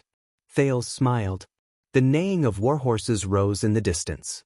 The prince sucked in a breath and gave up on asking more questions. He turned his head to look at the rising sun. Royal guards, this is the last time I, as Thales' Jade Star, order. I'll tell you. The royal guards were instantly filled with respect. The prince said faintly, The nightmare is gone. The darkness is no more. He swept his gaze over everyone seriously. Barney had a stubborn expression, Belden had a worried expression, Tardin had a gloomy expression, Cannon had a cowering expression, and Bruley had an indignant heart, the silent Zacriel, and the dumbfounded Quickrope. From now on, you are truly free, he flashed a smile. Live. Once he finished speaking, Thales did not care about the others' reactions. He turned around resolutely and walked towards the sand dune in the distance. Roman was waiting for him there. Thales dragged his tired body and walked through the sand, just like how he came. He walked towards his destination.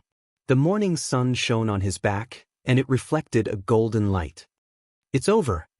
Compared to these, everything in the dungeon flashed before his eyes. He was filled with emotion. What a pity, Your Highness. Belden's faint, choked voice came from behind him. But Thales only shook his head and continued walking. Stop. Royal guards. A faint, muffled sound came from behind him. Thales did not turn around while he was in a daze. But in the next second, more muffled sounds came one after another. The cavaliers and mercenaries in the distance seemed to have seen something. There was a slight commotion, and they cast their gazes in his direction. Thales stopped walking because his thoughts were interrupted. Roman frowned in the distance. Ricky also stopped talking to his subordinates. They all looked in his direction. Thales turned around in puzzlement when he was reminded by these abnormalities. He was immediately stunned. The morning sun shone on the endless yellow sand. 6 stubborn figures stood on the horizon of the desert like they were cast from iron. They leaned forward slightly. The light and shadows were blurry, but they formed neat and uniform figures. They were washed by the morning sun and the wind. Thales stared at the scene before him in a daze. Zacriel, Barney Jr., Belden, they were the royal guards. The wind blew gently. At some point in time, all the royal guards had knelt down on one knee on the sand. They did not say a word and did not move. Their faces could not be seen clearly, and their expressions could not be discerned. They only placed their right palms on their chests and swung their left arms back in the prince's direction. They bowed their heads deeply. It was as if they were paying their final respects. At that moment, Thales looked at the 6 kneeling figures, and he suddenly felt his chest sink. He pursed his lips. But Thales did not say anything in the end. He raised his right fist with the ghost of a smile on his face and tapped his chest gently. Then he turned around resolutely. Behind him, the 6 figures lowered their heads even more. The legendary Wing frowned as he watched the scene before him from afar. In the distance, among the golden sand dunes, 6 men covered in wounds knelt firmly on the ground. They lowered their heads and saluted in the same direction. Near them, under the slightly white sky, the thin and weak teenager walked over slowly. His footsteps were arduous but firm. His expression was anguished and gratified. He looked like an oil painting. "Jade Star," Roman mumbled and snorted coldly. Joseph stared at the six figures in annoyance from the Disaster Swords team. He said in disdain to Samuel, who was staring at them with a slightly dazed expression, "If you want to, you can join them. You won't be able to forget them anyway." Samuel's expression darkened. He then turned to Joseph. "I thought you would know better than me." Joseph was stunned. "Know what?" Samuel snorted softly and looked at the horizon. "Will you forget your wife and children, Joseph?" "Wife and children," Joseph froze. He subconsciously tightened his grip on his sword hilt and gritted his teeth. When he saw Joseph's expression, Samuel sighed. "But once some things are lost," Samuel said in a melancholic tone as he watched the six figures slowly stand up from the ground on one knee. "Then there is no turning back." In the next moment, determination returned to Samuel's dazed gaze. "Aside from the future, we have nowhere else to go. We have nothing." Samuel turned around and left on his own. He left Joseph behind with a complicated expression. Joseph looked at the six figures, then at Samuel's back. Klein walked over and asked curiously, "What's wrong?" Joseph shook his head. "It's nothing. TSK, you self-righteous bastard from the Empire." He grumbled indignantly and turned around to pack his luggage. In the distance, Thales suppressed his desire to turn around and walked forward step by step. Then Quickrope's voice rose from behind him. Thales turned around in shock and subconsciously caught the package in his arms. "Your luggage." Quickrope stood behind him. His tone was a little dejected. "And your crossbow." Quickrope tossed the crossbow of time to him again, forcing Thales to be flustered. Quickrope sighed and looked at the royal guards who slowly got up and gradually walked into the distance. "Are you sure you don't want them? They'll be great help, and it's rare for them to have such a deep bond with you. They'll be loyal to you, and they'll be willing to die for you." Thales struggled to hang up the package. He exhaled and smiled. "Maybe." Quickrope frowned. "You know, your status is not good to begin with. If you have them as your subordinates, at least when you run into an accident in the future." He did not continue. Thales curled up the corners of his lips. "Yes, that's right. So, Disaster Swords," Thales suddenly said. "Did you know? They specialize in searching for those who fall into the endless abyss and make use of the despair and emptiness in their hearts. They make empty promises, capture their spirits, and take advantage of their perilous state to use them when they have nowhere else to go. Even if the person who pushes them into the abyss is not Ricky." Thales looked at the puzzled Quickrope and said seriously, "And I hate that feeling." Quickrope narrowed his eyes to show his puzzlement. Thales sighed and averted his gaze from the back of the royal guards to look at the sky. "It's as if there's an invisible hand in fate, torturing these pitiful people until they're riddled with scars, crazy and desperate, just for today, when I stand here, to make them willingly become my chess pieces and be used by me until I complete the predestined ending." Quickrope was stunned. Thales said airily, "But I can't do it. But I can't do it. I can't be that hypocritical, shameless, and selfish. They're not my chess pieces. Just like how I'm not a chess piece of fate." Both of them were silent for a few seconds. Quickrope sighed. "If my father were here, he would definitely scold you for being stupid." "King Nuven?" "Yes." "Maybe." Thales smiled. "Did you know that Ricky said that my power of eradication has been drifting with the flow, swaying left and right, and has no direction?" "I think he's right," Yizichin said. "So I made my choice." Thales stared at Quickrope. "Just like how you also made your choice. That's all." This sentence made Quickrope's expression fade, and he looked like he was deep in thought.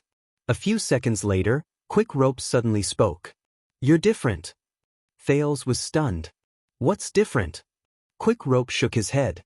"I can't say, but..." Quickrope frowned and sized up Thales. "I can feel it. Compared to the Thales in the desert, Quick Rope put on a serious expression. His expression was solemn and serious. You seem to have gained something but also lost something. Both of them faced each other and were silent for a few seconds. Thales raised his eyebrows and smiled helplessly. Maybe I've grown up. Quick Rope raised his eyebrows. You know, I've learned a lot during this trip. Thales sighed slightly and looked to the northwest, in the direction where he came from. He was a little dazed. It's even more than the total of the previous 6 years. Quick Rope looked at him and sighed. So, this is your farewell. You're going back to be a prince, right? Thales snapped out of his daze. I guess so. With a barely discernible sadness, he teased him in resignation. Back to the chains of power. The chains of power. Quick Rope was silent for a few seconds. As a prince, Thales, what do you think of my father? Quick Rope asked abruptly. As a king? Thales was stunned. King Nuven? When he thought of this name, Thales recalled many things from the past, and he could not help but frown. Extet's Wrath the Seventh. As a king? As he looked at Quick Rope's sad and indignant expression, Thales sighed softly. He was a well-deserved hegemon of his generation. He had great foresight, outstanding skills, wise and cold. But he's not very lucky. Thales lowered his head dejectedly. Yes. Quick Rope seemed to have recalled something. He nodded absent-mindedly. How do you think you are compared to him? Compared to King Nuven? Thales was stunned again.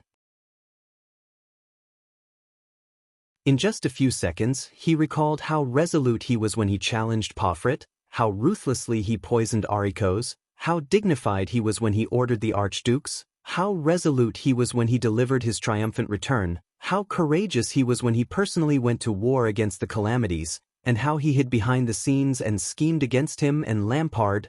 Thales could not help but laugh. No, even if I spend the rest of my life, I'm not as good as him. Quick Rope was silent.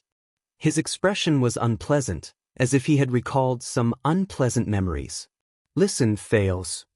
A few seconds later, Quick Rope sighed. I don't know how wise extension kings like the Dragon Knight King, the Frost King, Steelbreaker, and the Whisperer can lead thousands of troops and rule the land. I also don't know how constellation kings like the King of Renaissance, the Oathkeeper, and the Virtuous King can prosper the country and bring about great rule. When he mentioned so many people's names, his tone was not as relaxed and humorous as usual. It was rather serious. Thales was not used to it. In that second, Quick Rope's face was full of seriousness, and it made Thales subconsciously straighten his back.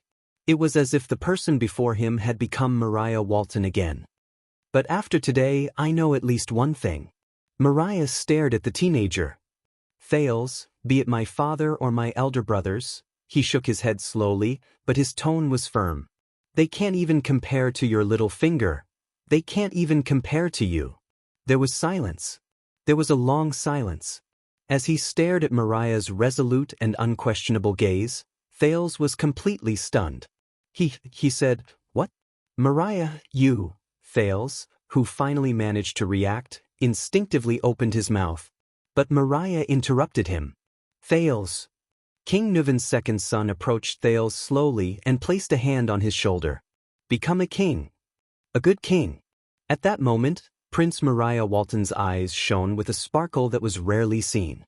Because after today, I believe that you will be better than them and the other kings. You can prove that even when you are shackled by the shackles of power, you can also live in a different way. Bookmark for easier reading.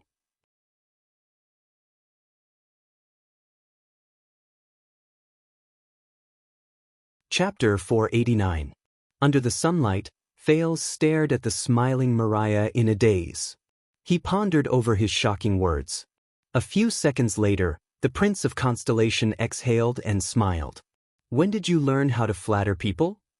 Flatter people? Mariah snorted softly. Faint nostalgia appeared in his eyes. 6 years ago. Mariah looked at the sky and sighed with emotion. When I was beaten up by a few street thugs in Valir gang and was on the verge of death, I trembled and crawled to the roadside to beg for food from passers-by. I learned it. Thales' smile faded away. Is that so? He stared at Mariah, who was disheveled and covered in wounds, but still smiled. He imagined the man's past. So, in the past 6 years, when I faced the watchful gazes of Li Span and the Star Killer in Heroic Spirit Palace, this man, Thales, suddenly remembered what Mariah said. You have to smile, Thales, because life is heavy enough. You have to smile to make it lighter. When he thought of this, the way Thales looked at Mariah was no longer the same. He took a deep breath and tried to make his farewell sound more relaxed. Then why can't you sell your business of getting people to save money? Mariah's expression immediately froze. Thales looked at him with the ghost of a smile. Mariah lowered his head and scratched his hair, which was covered in dust and sand, and seemed to have lost some of its color. A few seconds later, his cheeks relaxed. All right, as a sincere farewell before I leave, Mariah raised his head again and showed a rare look of relief. 29. Thales did not understand. What? Mariah chuckled, and there was something else in his gaze when he looked at Thales. Over the past 2 months, I helped Tampa get 29 clients who saved money for insurance. What? Thales was stunned for a second. 29? The prince immediately registered what he meant and said in shock. But I remember Kant, he's your? Mariah chuckled and finished his sentence. The pitiful, painstakingly begging for your first business deal? Thales nodded skeptically. When he saw the puzzled Thales, Mariah shrugged. Yes, but the man nicknamed Quick Rope showed a hint of shrewdness.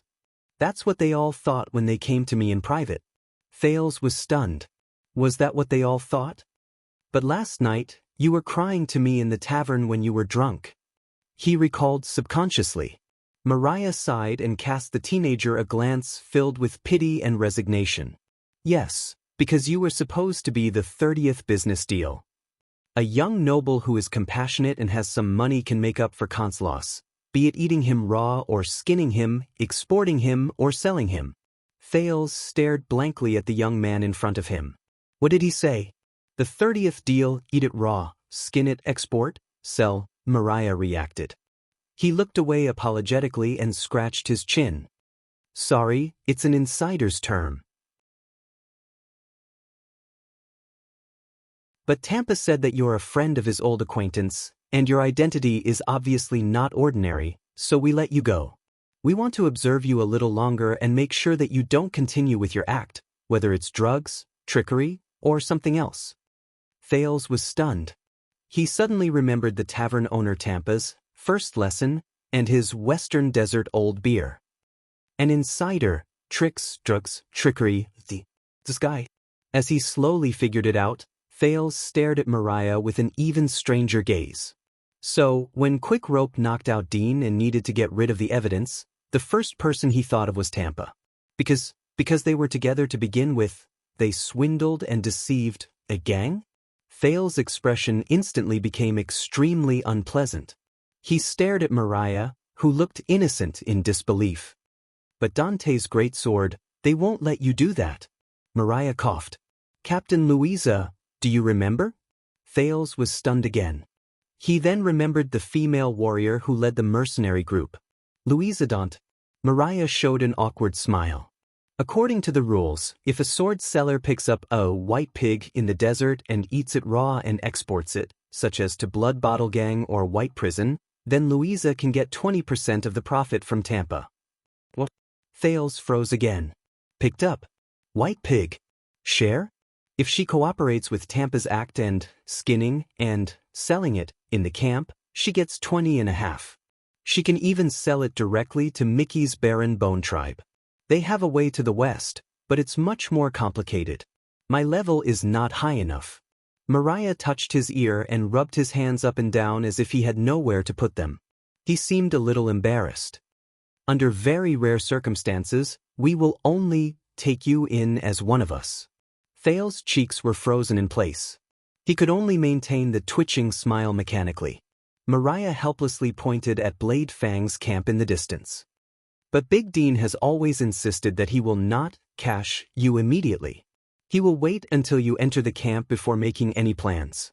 Of course, now we know why. Thales stared at Mariah in a daze. 1 second. 2 seconds. The young man in front of him bared his teeth and still had that simple-minded, silly smile on his face. But from this moment on, Thales could no longer see simplicity and clumsiness in his eyes. Instead, it was cunning and treacherous. "I told you, whether it's the Great Desert or Bladefang's camp." Mariah glanced at Thales' expression and tried his best to put on a helpless expression. He smiled awkwardly. "They're all very dangerous." Thales realized that he could no longer speak. He could only stand there in a daze. His thoughts were a mess. So, Louisa Dante, the female mercenary leader who had a hearty smile and did not flinch even when facing the orcs. She looked bright and responsible.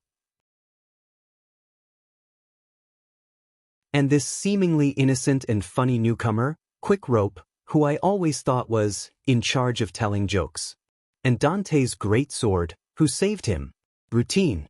It's all King routine. At that moment, Thales only felt lost. From the Baron leading the group, to the mercenaries at the bottom. So, Bladefang's camp is really, the people are simple and honest. Thales' lips twitched as he thought with a complicated expression.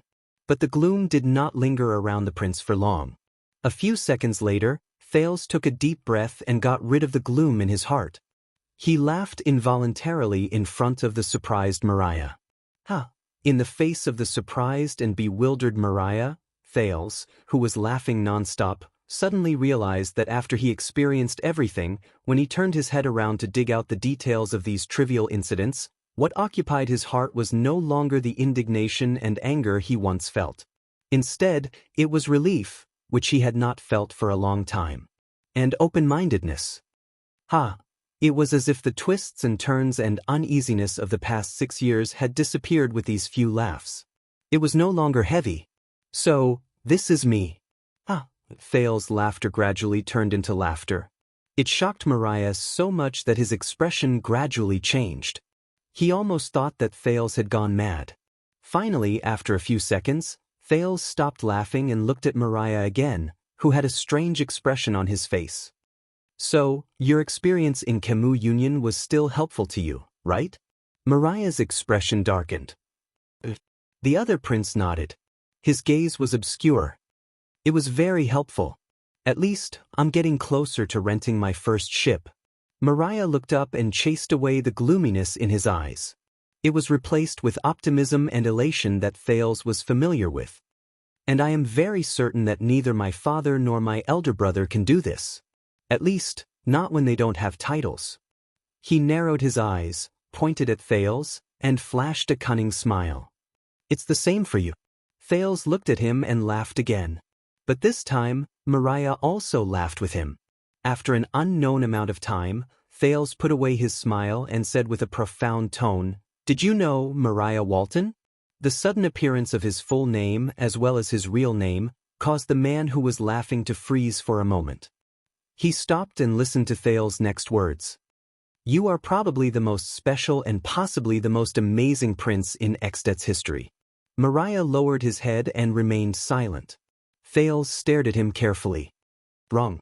A few seconds later, Mariah raised his head again and revealed his white teeth, which were unique to Northlanders. "My name is Quickrope. I'm a sailor and a sword peddler." Quickrope. Thales fell silent.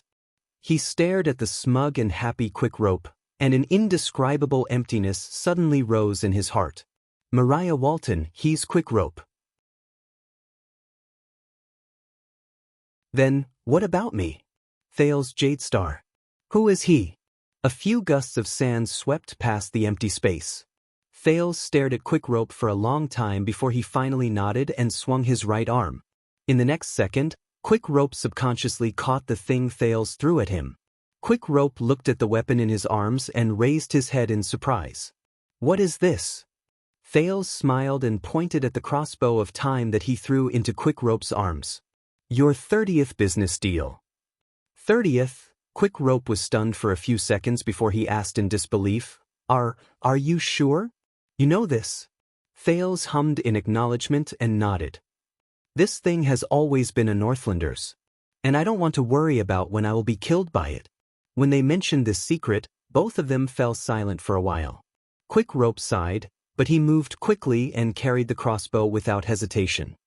As a calamity, you're really generous. Generous. Thales snickered. Yeah. Anyway, I'm not the generous one. Quick Rope snorted softly, as if he knew what Thales was thinking. Don't be smug. The Prince of Constellation looked at Quick Rope as if he wanted to size up this unqualified colleague he met in the desert from head to toe. He sighed and said, "If I die, according to the rules, you will have to pay a lot of compensation." Quick Rope put away his smile and looked back at him quietly. Pay a lot of compensation? Is that so? Then, Quick Rope said faintly, "Don't die. Don't die." The two of them stood quietly and remained silent for a while. A few seconds later, Thales said softly, "All right." For some reason, Thales suddenly felt that, "This is my final farewell." The Prince of Constellation exhaled. "And you, don't forget, the secret room wants you, and Lampard wants your life." Thales looked at Quick Rope seriously. "Don't get caught." This time, Quick Rope was also silent for a while. He looked at the bruises on Thales' face and answered slowly, "All right." There was a breeze. "So, we have no more problems?" Thales asked faintly. Quick Rope looked at him with a profound gaze and nodded. But just when Thales and Quick Rope were speechless and the sentimental atmosphere of parting was about to overflow, thud. An arm suddenly wrapped itself around Quick Rope from behind. "Don't bother His Highness, we still have a long way to go." Tardin of the Royal Guards appeared out of nowhere, and under Thales' astonishment and Quick Rope's struggle, he forcefully dragged Quick Rope away without giving him any chance to say anything. "Don't worry, Your Highness, we will take good care of him." Tardin gritted his teeth as he dragged Quick Rope. He seemed to have a deep grudge against Quick Rope. Thales watched in surprise as Quick Rope struggled for help while he waved goodbye to him. Thales, the confused Prince of Constellation could only nod subconsciously. "Oh, that's good." But Tardin's tone suddenly changed and he was filled with worry. "And, Your Highness," with a hint of hesitation, Tardin wanted to say something but stopped. Thales raised his eyebrows in doubt. However, Tardin looked at Quick Rope suspiciously, then at Thales nervously. In the end, he hardened his heart and said earnestly, "You're getting old, you should find I have a girlfriend." Thales was stunned. Tardin squeezed his eyes in a troubled manner. "You know, women." The confused Thales blinked. But before he could answer, Tardin forcefully grabbed Quick Rope and placed him on his shoulder. He then carried Quick Rope and jogged towards the Royal Guards. "My good nephew Waya, right? We haven't seen each other for so long. Come, let me see." You are my uncle? Am I right?" No. Tardin's enraged roars and Quick Rope's wails rose and fell as they watched Thales in a daze from afar. The prince laughed involuntarily when he understood something. He suddenly noticed that the royal guards who had left were divided into two sides. On one side, Barney Jr., Belden, and the others watched in annoyance as Tardin and Quick Rope dashed towards them. On the other side, Zakriel's figure drifted alone on the sand. He gradually walked further away under the morning light, and he did not turn his head back. They were like two lines that started from the same point, and they gradually moved further and further away in different directions. They no longer met. This made Thales fall into deep thought. In the other direction, the mercenaries from Blood Whistle also retreated. Before Ricky left, he gave Thales a profound look, and Thales could not help but be stunned. That guy, whoosh. At this moment, a sharp sound that was different from before came from the sky. Alert! The cavaliers in the distance immediately moved. They got on their horses and got into a mobile formation. Thales could not help but feel nervous. The legendary Wing frowned. Then, a messenger knight ran over from afar and shouted, "Withdraw the alert! Friendly forces!" The nervous cavaliers then withdrew their alert and returned to normal. But soon, in the direction of the sharp sound, two fast horses were approaching from afar, quickly galloping over. Thales looked at the two fast horses in puzzlement. The two men on the horses were dressed lightly, and they did not look like soldiers. But in the next second, the voice that immediately traveled into his ears caused his expression to change drastically. This is the kingdom's secret intelligence department. The man on the horse galloped over with a scroll held high. He stared at the people who scattered under the sand dune in the distance. His voice was filled with anger and indignation. In the name of King Kessel and Lord Murat Hansen, all suspects and targets present here, no one is allowed to leave.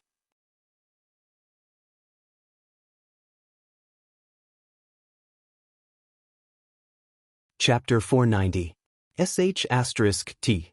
King Kessel and Lord Hansen, the Secret Intelligence Department? Thales subconsciously clenched his fists and glanced at the royal guards, who were getting smaller and smaller. Perhaps it was because the king's name was shocking, or the Secret Intelligence Department's reputation was terrifying, but as the knight's voice spread, the hundreds of cavaliers under Roman's command, from the sentinels at the periphery to the awaitings inside, instantly burst into an uproar. The two members of the Secret Intelligence Department were getting closer. No, it was not just two people. Behind them, there were more than a dozen cavaliers charging over.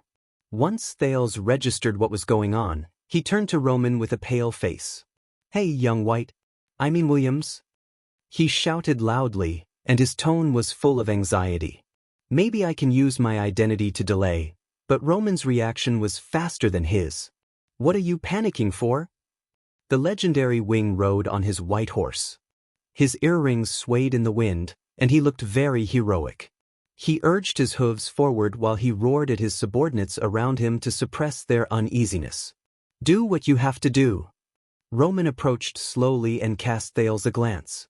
Thales was shocked. At that moment, the legendary Wing exuded an ominous emotion. His expression was dark, as if lightning was about to strike.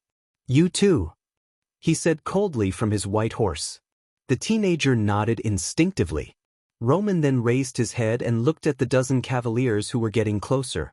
More than 10 seconds later, the dozen members of the Secret Intelligence Department finally arrived in front of Thales and got off their horses in a familiar manner. The person in the lead with the scroll in his hand looked slightly plump. From afar, he looked rather cheerful. He wore thin clothes and a headscarf commonly seen in Western Desert, and he panted. The second person who followed him had a burning gaze. His face was tough, and his movements on the horse were calm. But for some reason, Thales felt that his upper lip and the left side of his jaw were slightly red, as if he had been stained with some sort of lipstick. The cavaliers behind them all looked different, but they all wore different clothes. Merchants, mercenaries, farmers, and herdsmen. They were all different. "This is the Secret Intelligence Department?" Thales was on guard. The slightly plump man took the lead. He stepped on the sand laboriously, trying to lift the scroll in his hand higher. "This is Lord Hansen's warrant of appointment. It also has His Majesty's confirmation signature." His Western Desert accent was very strong. The calm and robust man behind him carefully sized up the teenager behind the legendary Wing. Thales stared at the warrant that was said to be from the Black Prophet with a headache. He hoped that the former royal guards could run faster. After all, be it them or Quick Rope, they were not existences who were suitable to appear in the eyes of the Secret Intelligence Department. As for this place, hopefully, the gigolo in him could drag it out a little longer. Roman snorted lightly. He nimbly and elegantly got off the saddle and casually took the scroll from the fat man's hand. "So, who the F***ck are you?" Compared to his handsome appearance, Roman's tone was cold and his words were crude. He had no intention of exchanging pleasantries. The robust man and the slightly plump man were stunned at the same time. The people from the Secret Intelligence Department behind them also had different expressions. Williams, the chubby man, seemed to be suppressing his impatience. After he said his name, he remembered something and added his title. "Baron, my lord." Roman squinted at him. "I am one of the people from the Secret Intelligence Department stationed in the Western Desert. You can call me Gomez." The slightly plump Gomez adjusted his breathing, gritted his teeth, and gestured to the robust man behind him. "We met a few times when we were arranging this operation. Perhaps you don't remember, and this is my superior." However, Roman's next move stunned everyone, including Thales. The legendary Wing calmly pulled open the warrant from the Secret Intelligence Department. He did not even look at it. Instead, he nonchalantly tore it in half. Gomez, his superior, and the dozen people from the Secret Intelligence Department frowned. Thales arched an eyebrow and lowered his head slightly. He had a bad feeling about this. I know who you are. The legendary Wing's gaze was as cold as ice. In front of all the people from the Secret Intelligence Department, he nonchalantly continued to tear the scroll into even smaller shreds. He said coldly, "What I mean is, who the F***ck do you think you are?" The expressions of the two leaders of the Secret Intelligence Department froze. The legendary Wing tore it 4 or 5 times in a row until the warrant from the Secret Intelligence Department was shredded into countless pieces. He sneered and threw it away. You came all the way here to order me around? The shredded warrant scattered all over the place and returned to the ground along with the gravel. What the F***? Thales stared at the shredded paper on the ground. His emotions were complicated. Are they so arrogant? The legendary Wing looked at the people from the Secret Intelligence Department in disdain. There was a dangerous look in his eyes. The people from the Secret Intelligence Department stared at the shredded paper on the ground. Their gazes at Roman were filled with hostility. There's His Majesty's signature on it. Gomez's breathing quickened when he saw the other party's disrespectful behavior. He clenched his fists, and his face trembled in anger. But just as Gomez was about to flare up, his superior pressed down on his shoulder from behind. I believe that this is Prince Thales? Thales' gaze flickered when his name was called. The man with a tough face was half a head taller than Gomez. He had a machete that was commonly seen in the desert hanging from his waist. He pulled Gomez back a step, stepped forward, and bowed. The people from the Secret Intelligence Department behind him, including Gomez, also bowed in unison. Your Highness, it's a pleasure to meet you. I am Norb, the highest-ranking person in charge of the kingdom's Secret Intelligence Department in Western Desert. Norb's voice was a little rough. Although it had a Western Desert accent, Thales could understand it very well. He could also tell from his words and habits that he seemed to be from Central Territory. Thales sucked in a deep breath. Damn it. The Secret Intelligence Department.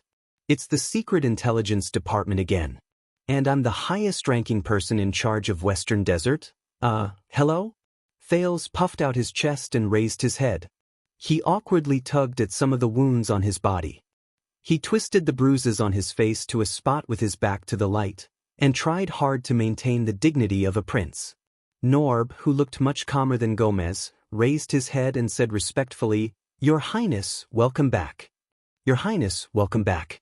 It seems that my colleagues in the north have been very successful in their rescue operation. His gaze was sharp. But for the sake of the kingdom, I still have a few small questions. Small questions? T. What will he ask? The group of escaped prisoners from the prison of bones behind the sand dune?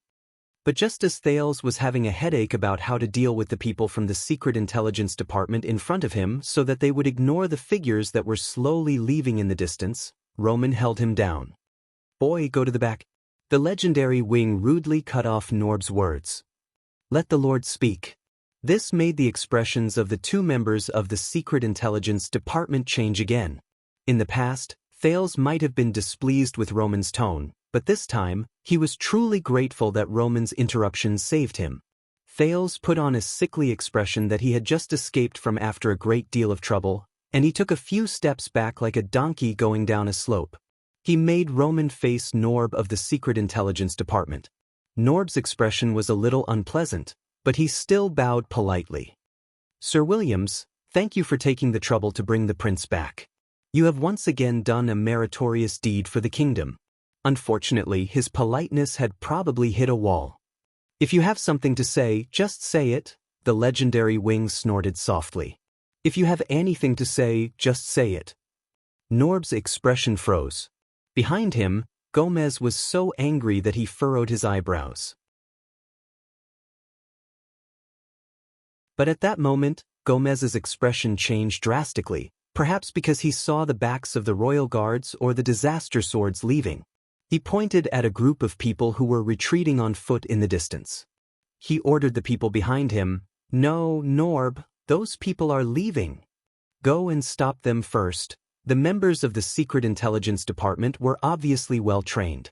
Without waiting for Gomez to finish speaking, they pulled the reins and mounted their horses, ready to stop the people who were leaving into the distance. Thales was shocked. Damn it. It doesn't matter if it's the royal guards or the disaster swords who are discovered. I have to stop them first. But just as he was about to step forward and use his identity to stall for time, the legendary Wing suddenly waved his hand. Asterisk thud, thud, asterisk. In the next second, the sound of countless horse hooves hitting the sand rose. Norb and Gomez's expressions changed, and they instinctively turned their heads. They saw Roman's hundreds of cavaliers galloping swiftly towards them like a tidal wave. Within a dozen seconds, the fierce-looking cavaliers formed a loose but not negligible circular formation that galloped back and forth. They surrounded the people from the Secret Intelligence Department from dozens of feet away. Their swords were unsheathed, and their bows were nocked. They were filled with murderous intent. Asterisk thud, thud, asterisk. Horse hooves thundered, and smoke rose. The people from the Secret Intelligence Department were shocked and bewildered. They instinctively tightened their grip on their weapons. Baron. Norb looked at Roman in disbelief. The latter snorted coldly. Here, the only person who has the right to command. The legendary Wing lowered his hand and stared coldly at the people in front of him. Only me. Do you understand? Gomez was stunned. He then gritted his teeth. No, you are, but Norb held Gomez down again. He bent down and lowered his head. Sir, we have no intention of offending you, nor do we intend to interfere with your right to command. It's just about tonight's joint operation. Norb seemed to have realized something. His tone was very polite.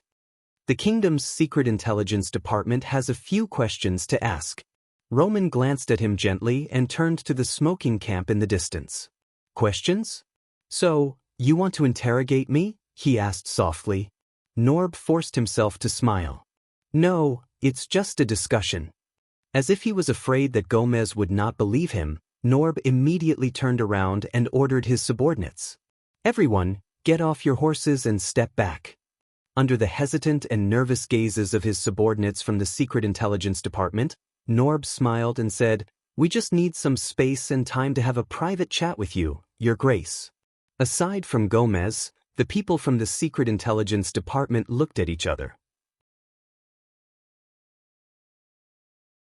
In the end, they got off their horses, held the reins, and retreated to a safe distance. The legendary Wing's cavaliers immediately changed their formation. Dozens of them split up and stuck close to them, almost as if they were monitoring them. They waited for them to lead their horses into the distance. Norb turned his head around to look at Roman. His gaze was serious. It was as if he was waiting for something. The legendary Wing snorted. He then raised his right arm and made a gesture. Asterisk thud, thud, asterisk. The sound of horse hooves changed again. The cavaliers who surrounded the group then sheathed their swords under their commander's orders, drew their bows, and slowly retreated. The clearing regained its calm, and the tense atmosphere relaxed. See, those people. The helpless Gomez stared at the mercenaries and royal guards who were moving further and further away. He slapped his thigh hard. Thales also breathed a sigh of relief subconsciously. When he saw that the conflict had subsided, the calm Norb nodded. Your Grace, according to the original plan, we will solidify the loyalty and obedience of the Western Desert nobles during the unfortunate incident in Blade Fang's camp. We will also use the false impression that the camp is empty and there is an opportunity for us to take advantage of it. We will lure and incite the bandits who are entrenched here, capture them all in one fell swoop, and clear the western front lines. Norb stared at Roman calmly. His eyes burned. Of course, you are the key person and commander of the operation. The Secret Intelligence Department will assist you from the side. As he listened to their conversation, Thales subconsciously tugged at his parcel. I knew it. But Roman only narrowed his eyes and answered nonchalantly with a nasal voice. Aha. His expression was calm, and his posture was stern. Obviously, the legendary Wing's arrogance displeased the slightly plump Gomez. But Norb was not affected at all. He continued, "But after lying in ambush for half a night, aside from a few unimportant pawns, we only caught a Northland noble who insisted that he had met King Kessel and obtained diplomatic immunity at the entrance of the Prison of Bones." He sounded indignant. Thales frowned. "That's LaSalle. He represents King Chapman. There is also a certain tavern owner and mercenary intermediary who have a deep relationship with us. Of course, Your Grace, we believe that after we beat up that Tampa, the mercenaries in the camp with a long history and complicated connections will know their place. Your rule will also be more stable and smooth." As Norb spoke, he observed the legendary Wing's expression. He was very careful with his words, as if he was afraid of disturbing something. The tavern owner. Thales was worried again. Tampa has a close relationship with Quickrope. If he reveals anything.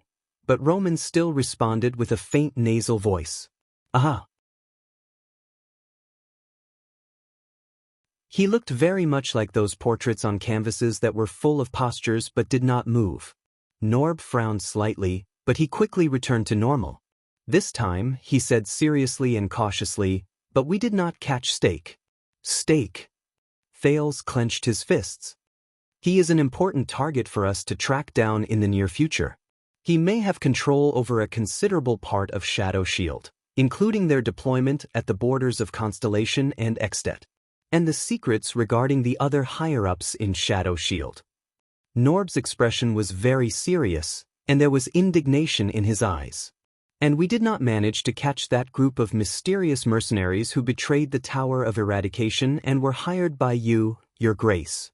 As Norb spoke, he looked suspiciously at the mercenaries in the distance, who were armed with swords and sabers, and were about to leave his sight. "According to the plan, since the disaster swords have a large number of people and astonishing combat power, we must capture them immediately after we close the net. And their value is not lower than shadow shields." Norb stared at Roman, as if he wanted him to react. But the legendary Wing only continued to stare at the smoking camp and did not reply. Gamus could not stand it anymore. He opened his mouth and continued his superior's words. "Listen, our two main targets did not appear. And you did not even carry out the plan that we agreed on, so it can only be," but he did not finish speaking. "I'm guessing." Once again, Norb interrupted Gamus. At the same time, he warned his subordinate with a stern gaze. "Your Grace, you must have encountered an unexpected emergency that you could not inform us of in time, so you had no choice but to change the deployment of the operation?" The legendary Wing still did not move. But Norb's eyes were bright. He cast a glance at Thales. "For some reason, such as to save the prince, you opened the secret exit that is only used during emergencies? And because of that, the target unexpectedly escaped from our net?" He seemed to be pressing for an answer. "Net." Thales remembered. Be it Ricky or Samuel, after the disaster swords entered the underground prison, regardless of whether they were facing Shadow Shield or Thales, their attitude was always, "Do not return to the surface." Thales understood something. This time, the legendary Wing finally reacted. "So, after you closed the net, you left the camp and chased us here." He turned his head around and glanced at the solemn Norb and the angry Gamus. "You're not too stupid." Norb exhaled through his nose, as if he was suppressing a wave of emotions. "All right, let's forget about the disaster swords, but Shadow Shield Stake, I believe that he is in your hands, right?" Roman suddenly snorted, like the sunlight that broke through an iceberg. "Don't worry. I've taken care of him." Norb's pupils shrank. "Taken care of?" The legendary Wing turned around and tapped the huge skull on his left shoulder. The exquisite earring on his left ear swayed along with his movements. "I coincidentally discovered that your stake was the mastermind behind the assassination of Prince Herman and the torment of Bladefang's camp during the Bloody Year. So, I gave him the punishment he deserved." Thales and Norb moved at the same time. "Punishment?" Norb frowned and exchanged glances with Gamus. The legendary Wing turned his body sideways and gestured at an empty space in the distance. If you want his corpse, or at least most of it, go ahead. Norb and Gamus looked in the direction he pointed and saw a headless male corpse half buried in the yellow sand. As for the other parts, I'm sorry, I want to keep them. Even though Thales had seen plenty of dead people, Stake's corpse, which was processed by Roman, was too imaginative. The area above the shoulder was a mess. It was covered in an unknown red and white liquid, and soft tissues that had been cut off, such as eyeballs. It did not look like a human, and it made Thales want to vomit. The moment they saw their target's corpse, Norb and Gamus' faces instantly turned pale. Norb even swayed. No, that's really... Gamus was in disbelief. He's dead? Norb gritted his teeth. His emotions were not any weaker than Gamus. The legendary Wing snorted coldly and turned around. When you go back, tell your father and Kessel that you have taken revenge. You don't have to thank me. Thales rubbed his nose and looked away. The two people from the Secret Intelligence Department breathed rapidly. They automatically ignored the fact that the other party had called the king by his name. They only stared at Stake's corpse in a daze. It took a few seconds. They looked as if they could not accept death. Even Thales could not help but feel sorry for them. The wind blew, and the morning sun shone on the ground. But the two people from the Secret Intelligence Department turned around with ghastly pale faces, as if their mother had died. I see. Thales could tell that Norb was suppressing the displeasure and anger in his heart. Then, Your Grace, as for those sword peddlers and the people you hired to do the dirty work, were they also dealt with? The legendary Wing cast Thales a mocking glance. They have the prince in their hands. So, yes, I can only let them go. Thales could only play along with Roman and put on a silly quick rope smile at the skeptical Norb. The prince, let them go. Norb clenched his fists tightly.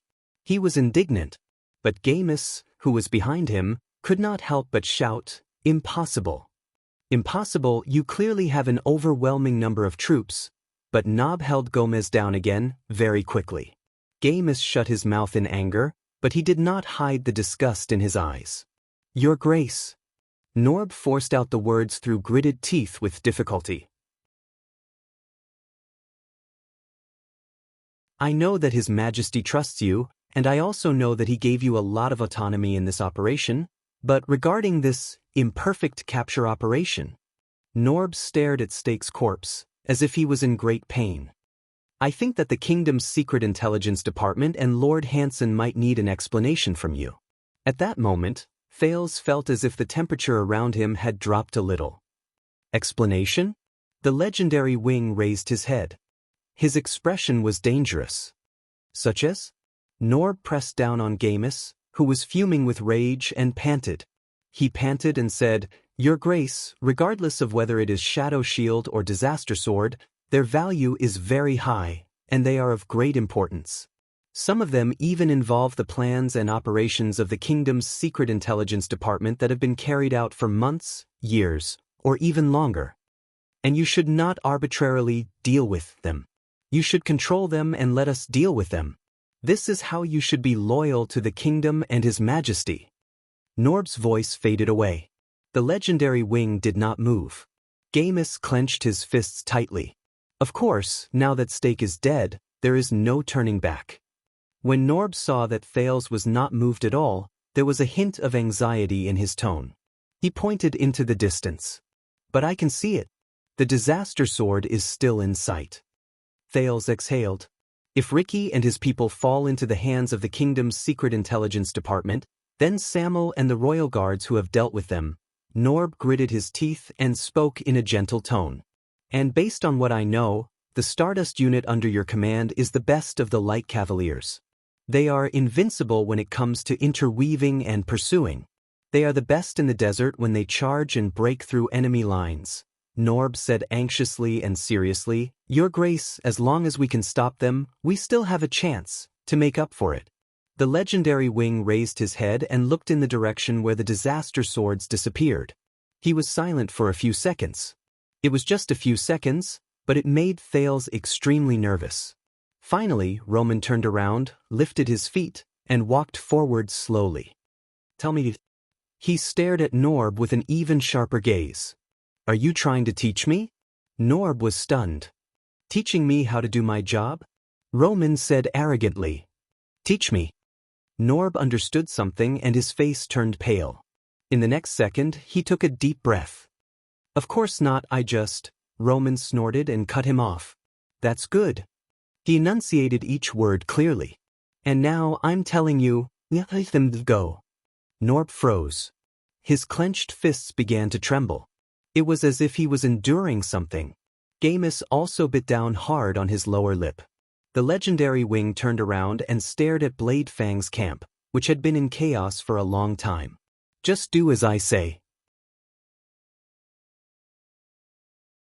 He turned around and left the two members of the kingdom's secret intelligence department behind him, who were trembling in anger. But in the next moment, just when Thales thought that everything was going to end, Roman Williams. Are you sure you want to do this? When he heard his full name, Roman froze for a moment. With his back straight, he slowly turned his head around. But unexpectedly, this time, the person who spoke was not the slightly plump Gamus, who had an indignant expression on his face. Instead, it was his superior, the calm, courteous Norb. Are you sure you want to let them go just like that? Norb glared at him and his face was dark. Even Gamus, who was behind him, was shocked. The legendary wing furrowed his eyebrows, as if he saw something strange. Are you deaf, or are you stupid? Norb closed his eyes and took 3 deep breaths. No, I'm just... Gamus, who was behind him, seemed to have realized something. He pressed down on Norb's shoulder. Norb, you... In the next second, Norb opened his eyes swiftly. I've just had enough. Thales noticed that the previously calm person in charge of the western desert of the kingdom's secret intelligence department, Norb, was gone. In his place was an angry man who was trembling and gritting his teeth. The legendary wing, one of the 3 marshals of Constellation? Are you really worthy of it? Just because you like to kill, like blood, and like to carve human skulls as accessories? Thales frowned when he heard this. The legendary wing seemed to be shocked by this sentence as well. He was silent for a second before he spoke slowly. The legendary wing seemed to be mulling over this sentence. What do you mean? Norb took a step forward and stared at Roman, who had an otherworldly appearance. He spoke in a resolute tone. He said firmly, what I mean is, ever since the Bloody Year, I've been in Western Desert for more than 10 years. Roman Williams, you're such a sissy. Aside from relying on His Majesty's leniency and negligence, you do whatever you want in Blade Fang's camp, act in a domineering manner, give up your territory, disregard orders, throw your weight around and abuse your power. Norb's eyes seemed to be burning with anger. Have you ever done anything good? When he said this, the others in the area were shocked. Do whatever you want, act in a domineering manner, give up your territory, disregard orders, throw your weight around, throw your weight around, throw your weight around, throw your weight around. This series of descriptions, or rather accusations, widened Thales' horizons. He suppressed the shock in his heart, frowned, and looked at the motionless legendary wing. He recalled his impression of him. It seems like there's nothing wrong with it. Gamus seemed to be terrified by his superior behind Norb. He wrapped his arms around Norb's chest and tried to drag him back. Norb, you're crazy, stop talking, but the legendary wing waved his hand to stop him. There was a rarely seen interest in his eyes. No, let him talk. Roman stared at Norb, whose face was filled with anger. He walked back slowly. I like to listen to different opinions. They are beneficial. It makes me more. The legendary wing licked his lips. Coupled with his handsome face, he looked even more mysterious and delicate. Excited. At that moment, Thales sensed that something bad was about to happen.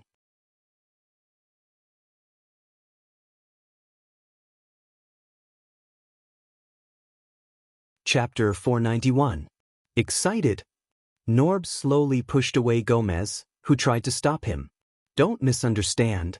If it isn't necessary, we don't want to deal with a cold, selfish, and cold-blooded sissy like you. The legendary Wing's lips curled up slightly. Norb, however, snorted coldly. Anyway, you made Blade Fang's camp a mess, and everyone felt insecure.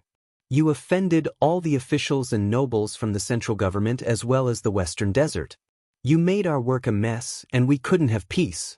You messed up the balance between the tribes in the desert, and this isn't the first day. The legendary Wing listened quietly and did not move. Thales's gaze kept moving back and forth between Norb and the legendary Wing. He felt that the conflict between them had been going on for a long time. Norb paused for a moment before he slowly pointed at the smoking Blade Fang's camp, and then at Stake's corpse. But this time?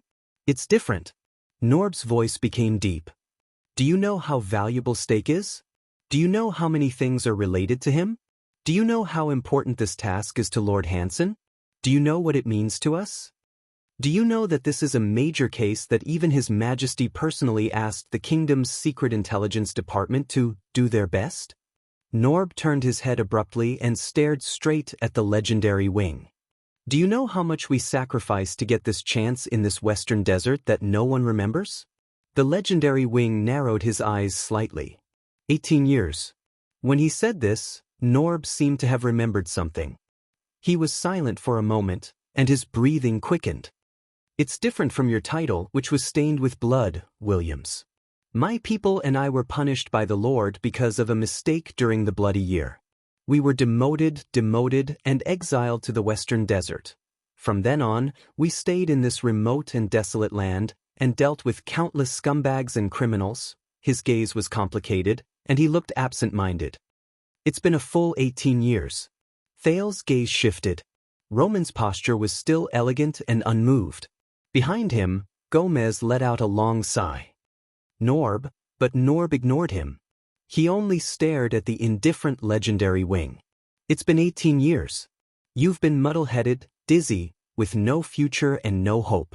You can only watch your subordinates, who are in the prime of their lives, grow old in frustration day after day. Do you understand what kind of torture it is? As Thales listened to his words, he was struck by a thought. He was muddle-headed and dizzy. There was no future, no hope. Dean, Duro, the Royal Guards, the Disaster Swords, and even the Orc War Chief. But now, it was Norb from the Secret Intelligence Department. It seemed that this piece of land had given everyone a reason to take risks out of desperation, unwilling to remain silent. Blade Fang's camp, Western Desert, Great Desert. What kind of place was this? Norb pointed at the smoking camp in the distance, then looked at Thales. Finally, after 18 years, the prince is going to return to the country. The West Wilderness is going to be reshuffled again. His Majesty is going to take this opportunity to get things done. He took a deep breath as if he was trying his best to suppress himself. We, the forgotten ones, are being remembered again. I once again have the conditions and reason to ask the Lord for a chance to turn things around. Dig out Stake, dig out Shadow Shield, dig out Teng and his lackeys. Norb looked at the headless corpse. Do you know how important this operation, which is our only hope for more than 10 years, is to us, who are far away from the center of the kingdom, far away from the Lord and His Majesty's line of sight, and how important it is for us, who are unknown and no one cares about us? Norb's face was livid. He pointed at Stake's corpse, as if he could not find any other suitable words. It's been 18 years and you dealt with him just like that? Dealt with our only chance to turn things around in 18 years? Norb gritted his teeth. This is unacceptable. Roman only glanced sideways at Norb. He seemed to be interested. So, Norb took a step forward.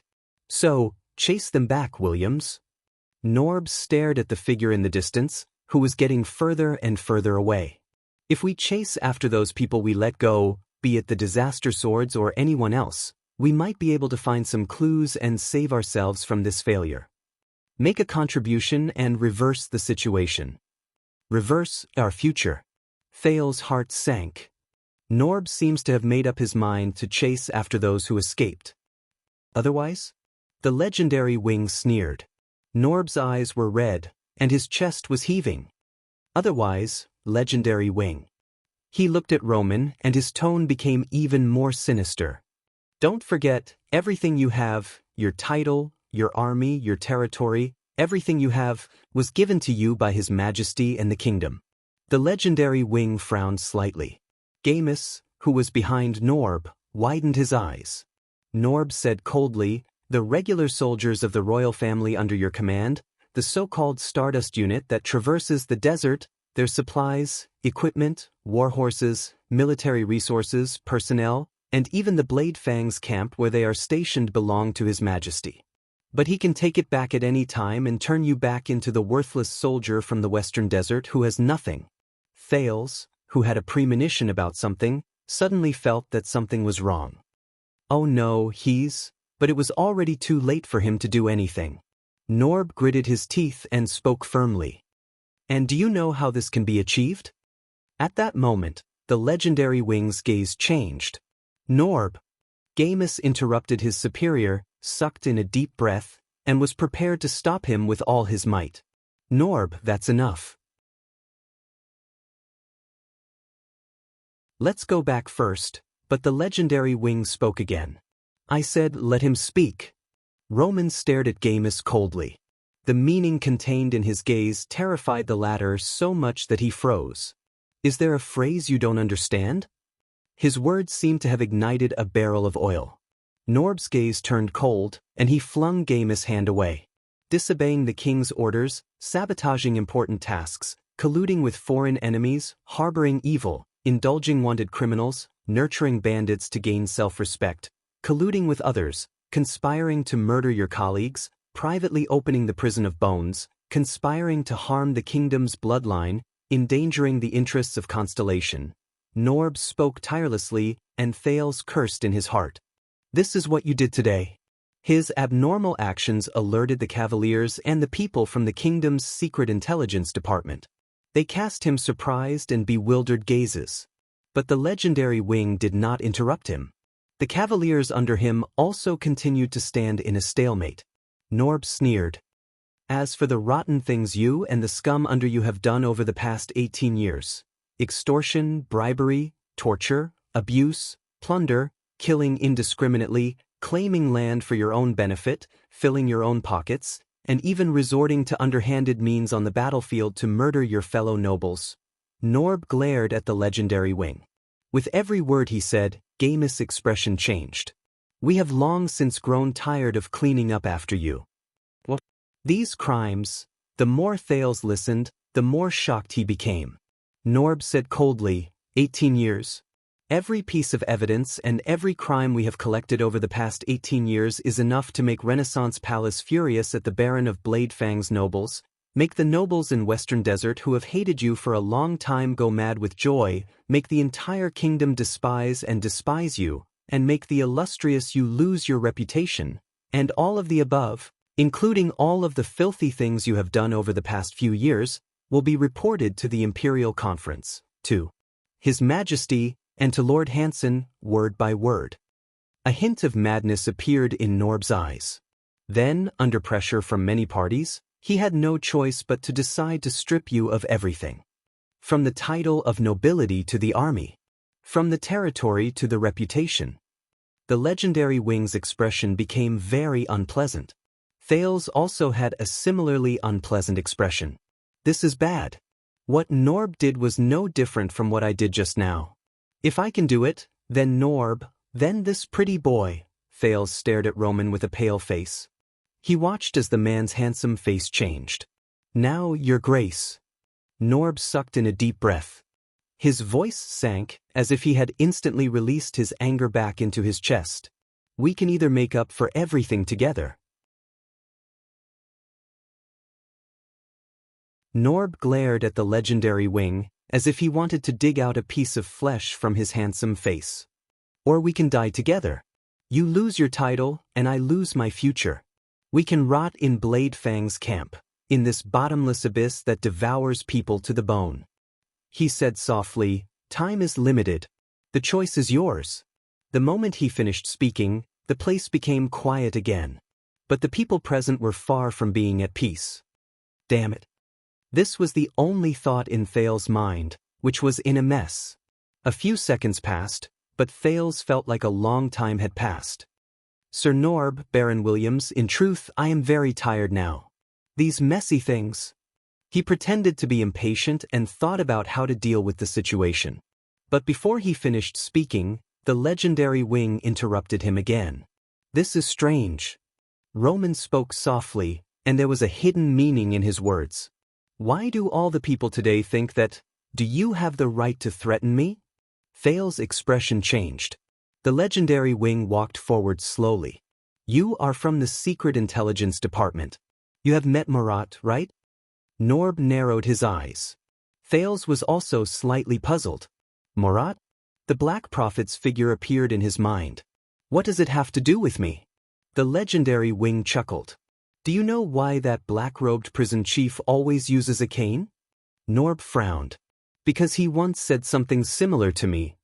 Something similar? The legendary Wing's voice was very weak and calm. It was not even louder than the wind. But before Thales and Norb could react, the legendary Wing's hand flashed with white light. In the next second, with a dull thud, Norb fell to the ground. Irk. What followed was his pained grunt. Gamus, who had reacted, instinctively wanted to draw his sword, but Roman, who had a spear in his hand at some point of time, flung a white shadow, and Gamus was sent flying. Thales was shocked. The legendary Wing's voice suddenly became loud. Back then, I was like this. His eyes were as cold as ice as he walked towards Norb, who was moaning on the ground. In the next moment, before everyone's eyes, the legendary Wing lifted his leg without hesitation. Roman ended his speech coldly. I broke his leg. A crisp sound rang out. Norb hugged his right leg and screamed. When the people around them saw this, the people from the Secret Intelligence Department instinctively wanted to rush over. Sir. But Roman's subordinates reacted quickly as well. They unsheathed their weapons, tightened their bowstrings, and forced the people from the Secret Intelligence Department to retreat. The stunned Thales watched this shocking scene. He could not understand it at all. Why?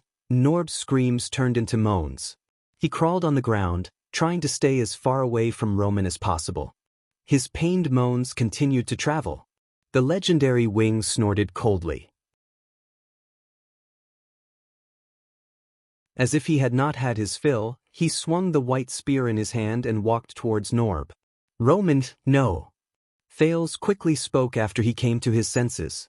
There are too many people watching. The legendary Wing's footsteps froze. He turned around abruptly. He stared straight at Thales. The cold warning in his voice caused the prince's remaining words to be stuck in his mouth. The legendary Wing snorted coldly. He turned around and walked towards Norb, who was on the ground. The white spear in his hand slowly shrank into a handgun. Now, from the Secret Intelligence Department. The legendary Wing extended his long arm and grabbed Norb's collar. I want all of you to report everything I said and did today, including your broken leg, to that old bastard Murat, that son of AB***, without missing a single word. Report everything to that son of AB** King whose surname is Jadestar and who wears a crown on the supreme throne. Thales was shocked when he heard this. Old bastard, son of AB***. Did he just say? Roman's tone was so cold that it could freeze the sand around him. That's right. Not only did I kill your target, I also let your suspect go. I've also jeopardized your interests and ruined your plans. The legendary Wing turned around abruptly and pointed his handgun at Thales. It made the prince jump in fright. I even injured the people you sent to monitor me and threatened to kill the heir of the kingdom. The legendary Wing's gaze was terrifying. And I don't care what all of you think. I don't care what all of you think. Thales was stunned. Norb gritted his teeth. He seemed to have understood the situation. The legendary Wing tightened his grip on Norb and enunciated his words clearly. Because this is my King, Blade, Fong camp. The legendary Wing let go of Norb, turned around, and whipped Gamus, who had climbed up, back to the ground. And as always, I find them an eyesore. Roman roared, as if he was burning with rage. The people from the Secret Intelligence Department around them burst into a commotion again. Then, a cavalier lashed out with his whip and whipped one of them back to the team. The legendary Wing stood up slowly and looked at Norb and Gamus, who were hissing and coughing up blood while enduring the pain. Next time, they send an idiot like you to threaten me with the king, the secret intelligence department, and my Blade Fang's camp, like an ignorant brat, threatening me with Blade Fang's camp. Thales felt a chill run down his spine. Next time, if they want to use my territory to play some political game to balance power, the legendary Wing's gaze turned cold. Just wait for me to go to Renaissance Palace to look for them. When he said this, Roman suddenly turned around and cast a glance at Thales. The teenager felt his heart palpitate again, and he could not help but take a step back. And if they are unhappy, if they have the guts? The legendary Wing's face was filled with murderous intent. They will come to take away my title, take back my army, and take away my territory. With that bullsh *T Jadestar's bullsh *T warrant. They will come and kill me. The legendary Wing roared. Jadestar, Thales subconsciously gulped. Damn it. He stared at the legendary Wing, who was brimming with murderous intent. He is really a vassal directly under the royal family? Roman turned around and stared at Norb, who was panting on the ground. Kessel and Murat, if they don't have the guts, if they don't dare. At that moment, Roman was filled with pressure. Every word he said seemed to have been cut through the air with a blade. Let them hold it in, tuck their tails between their legs, and keep their balls between their legs. Continue to hide behind the throne and the veil, obediently become cowards who are sons of B*cheese. Thales was incredibly shocked. He stared at the murderous Roman, and he could not believe his eyes. His attitude towards the Iron Hand King, just now, how did he successfully convince Roman? Norb panted.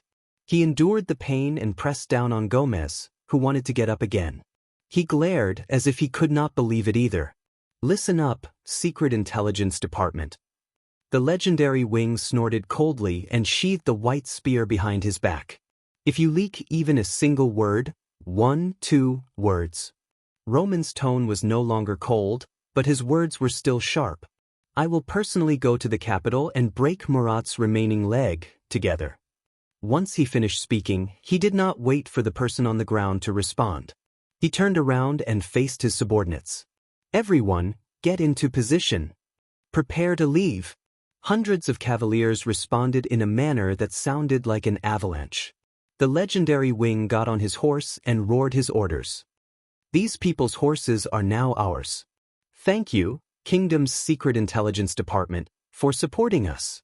Norb and Gomez, expressions changed again. Under the panicked expressions of the people from the Secret Intelligence Department, the cavaliers charged forward without hesitation and roughly snatched away their steeds. Along the way, they took down a few people who wanted to resist. Thales widened his eyes and watched with complicated emotions as Roman circled the area on his horse and gave orders to his subordinates. My apologies. The teenager approached him slowly and flashed a friendly smile at the disheveled Norb. The Baron is probably in a bad mood today. When he said this, Thales' heart sank again. Norb gasped painfully and leaned hard against Gomez's shoulder. Thank you for speaking up, Your Highness. I'm sorry that you had to see this. Norb endured the pain and stared at the legendary Wing from afar.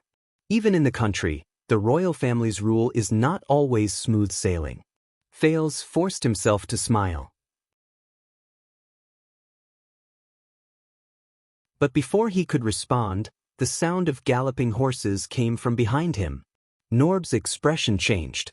Your Highness. Thales instinctively turned his head around and saw a flash of white light. In the next second, the prince's legs left the ground. He disappeared before Norb and Gomez. Norb watched the prince leave into the distance with a contemplative look on his face. At some point in time, all the cavaliers moved, and the sound of galloping horses could be heard. Gomez looked at the galloping horses in shock before he turned his head around. You know William's temper, Norb. The slightly plump man supported Norb. He was a little exasperated. Why did you have to do this in front of him? But Norb snorted softly while he frowned and inspected his leg injury. Because, Norb hissed in pain. Because I didn't do it in front of him. Gomez was stunned. What? Then who did you do it in front of? Norb did not answer him. He only narrowed his eyes and watched Thales gradually disappear from his sight. Can you feel it, Gomez? He raised his head and looked at the sky. The direction of the wind has changed. Gomez stared at the desert, which was as barren as ever. He was baffled. Wind direction? While Gomez was confused, Norb's eyes shone brightly. The chance for us to leave this place and return to the capital. It has truly arrived. In the distance, Thales felt the tremors under his but in a daze. Just now, he was so surprised that he almost summoned the sin of Hell's river, until he realized his line of sight had left the ground, and the scenery on both sides kept retreating. He's on a horse? And I'm hugging. This is... Thales raised his head. Don't move. Hold on tight. This time, when he heard his voice, Thales instinctively moved back. But he was jolted by the galloping white horse, and he almost let go. But another hand came from the side and steadied him. In the sound of the wind, the legendary Wing held the reins and said loudly above his head, "Why are you trembling? Don't you know how to ride a horse?" Thales froze. He suddenly realized that he was sitting sideways on the white horse in a very uncomfortable position. He was sitting on the legendary Wing's bosom, and he was still hugging his waist. Awkward. Thales remembered the legendary Wing's performance just now. He tried his best to stabilize himself and forced a smile. I can ride a horse myself. Roman did not wait for him to answer. I'll try to be steadier. In the next moment, Roman pulled the reins back a little. He patted the white horse's neck with his other hand and let out a few whistles that Thales did not understand. The white horse magically slowed down and became steadier. Thales could only laugh dryly and lower his head, pretending to be very interested in the legendary Wing's clothes. Oh my God. He's with a man who just threatened to attack Renaissance Palace. Ride on the same horse? So, Thales saw countless cavaliers galloping in front of them and on both sides of them. They surrounded the two of them in the middle, and they stirred up clouds of dust as they galloped. This made him feel even more awkward. He could only think of other things. It was very strange. Although the legendary Wing looked murderous, his body was a little thin under his robe and light armor. And the smell in his bosom was nice? The team suddenly changed direction. Thales felt the endless jolts and soreness that he could not stop. As he faced the dust that came charging at him, Thales had to cover his mouth and nose with his hands. At this moment, a hand stretched out in front of him. Face cloth, Roman said loudly as the horses galloped. Dust-proof. Thales was stunned for a moment before he took the face cloth from Roman's hands. He realized that Roman had also covered his face. However, his amber eyes were still full of vigor. Thales sighed and tied the face cloth around his face. Behind the face cloth, Thales took a deep breath. He felt much better. You're not afraid of threats. You're not afraid of the Secret Intelligence Department, and you're not afraid of the king. The legendary Wing behind him moved slightly. The white horse jolted. Thales could not care less about the awkwardness. He held Roman's waist tightly to maintain his balance. But he still asked, "Then just now, why did you agree to my conditions?" Roman did not answer. Just when Thales thought that the conversation had failed, "Maybe it's because," Roman snorted coldly on the horse. He lowered his head and looked straight at Thales. There was a complicated look in his amber eyes. Roman extended his hand and straightened the face cloth on Thales' face a little. "You're better looking?" Thales was stunned. A second later, Thales, who felt very awkward, tilted his head in an unnatural manner and tried to hide his face in Roman's bosom. Thank goodness. The face cloth hid his face very well. The steed under his but jolted again, and Thales was so frightened that he hugged Roman even tighter. "Where are we going?" This time, Roman did not answer him. Instead, the legendary Wing straightened his back, drew the white spear behind him, and let it slowly grow longer. Send the signal to Felicia and Frank. Roman's voice suddenly rose as he roared angrily. That's right. He roared furiously. Everyone, get ready to speed up. Before Thales could react, the horses around him responded like a tidal wave. The legendary Wang's roar rose to the sky. We're going back to the camp. His voice seemed to have a power that could make people's hearts tremble. It passed through the rumbling horse hooves and reached everyone's ears. Even Thales could not help but feel his blood surge. Whoosh! The cavaliers responded in unison again. They were eager and eager. Soon, the cavaliers began to increase their speed. The increasingly fierce sandstorm forced Thales to close his eyes and lean against Roman's bosom. Damn it! The dull sounds of the horses' hooves hitting the sand became louder and clearer. But the legendary Wang's voice was still clear and shocking. Our camp! As their speed increased, the cavaliers drew their weapons and responded in a frenzy. Whoosh! Horse hooves, sandstorm, furious roars, jolts, and countless other sounds were mixed together, and it made Thales' heart race. Is he crazy? He's bringing me along with him to war? The legendary Wang spun the white spear in his hand and thrust it forward. No matter who we run into on the way, whether they are humans, mixed breeds, barren breeds, or King bloody thorn lizards. As long as they see the Stardust war flag and refuse to surrender and kneel, the legendary Wang's voice grew colder by Thales' ears. There was an unprecedented sharpness and anger in his voice. In the next second, the legendary Wang swung the white spear. He shouted a sentence in the orc language that had once made Thales tremble in fear. Ser, Rikui. The white horse leaped, and Thales nearly let go of him. He closed his eyes and held Roman's waist with all his might. He heard the soldiers' zealous and excited roars. Ser, Sar Lika. Thales listened to the roars that rose and fell against each other, and his heartbeat and blood flow gradually calmed down. A wave of fatigue that he had never felt before attacked him. So tired. Amid the endless jolts and roars that sounded like a tsunami, Thales felt his eyelids grow heavier and his body grow lighter. Everything beside his ears seemed to have been separated by a layer of water, and it no longer stimulated his nerves. In the next second, Thales closed his eyes and his arms relaxed. He felt as if he had fallen into water. But a powerful arm holding the reins came from the front ring. Before the teenager fell off the saddle, it held him tightly. In the midst of the roars, the dazed Thales seemed to have realized something.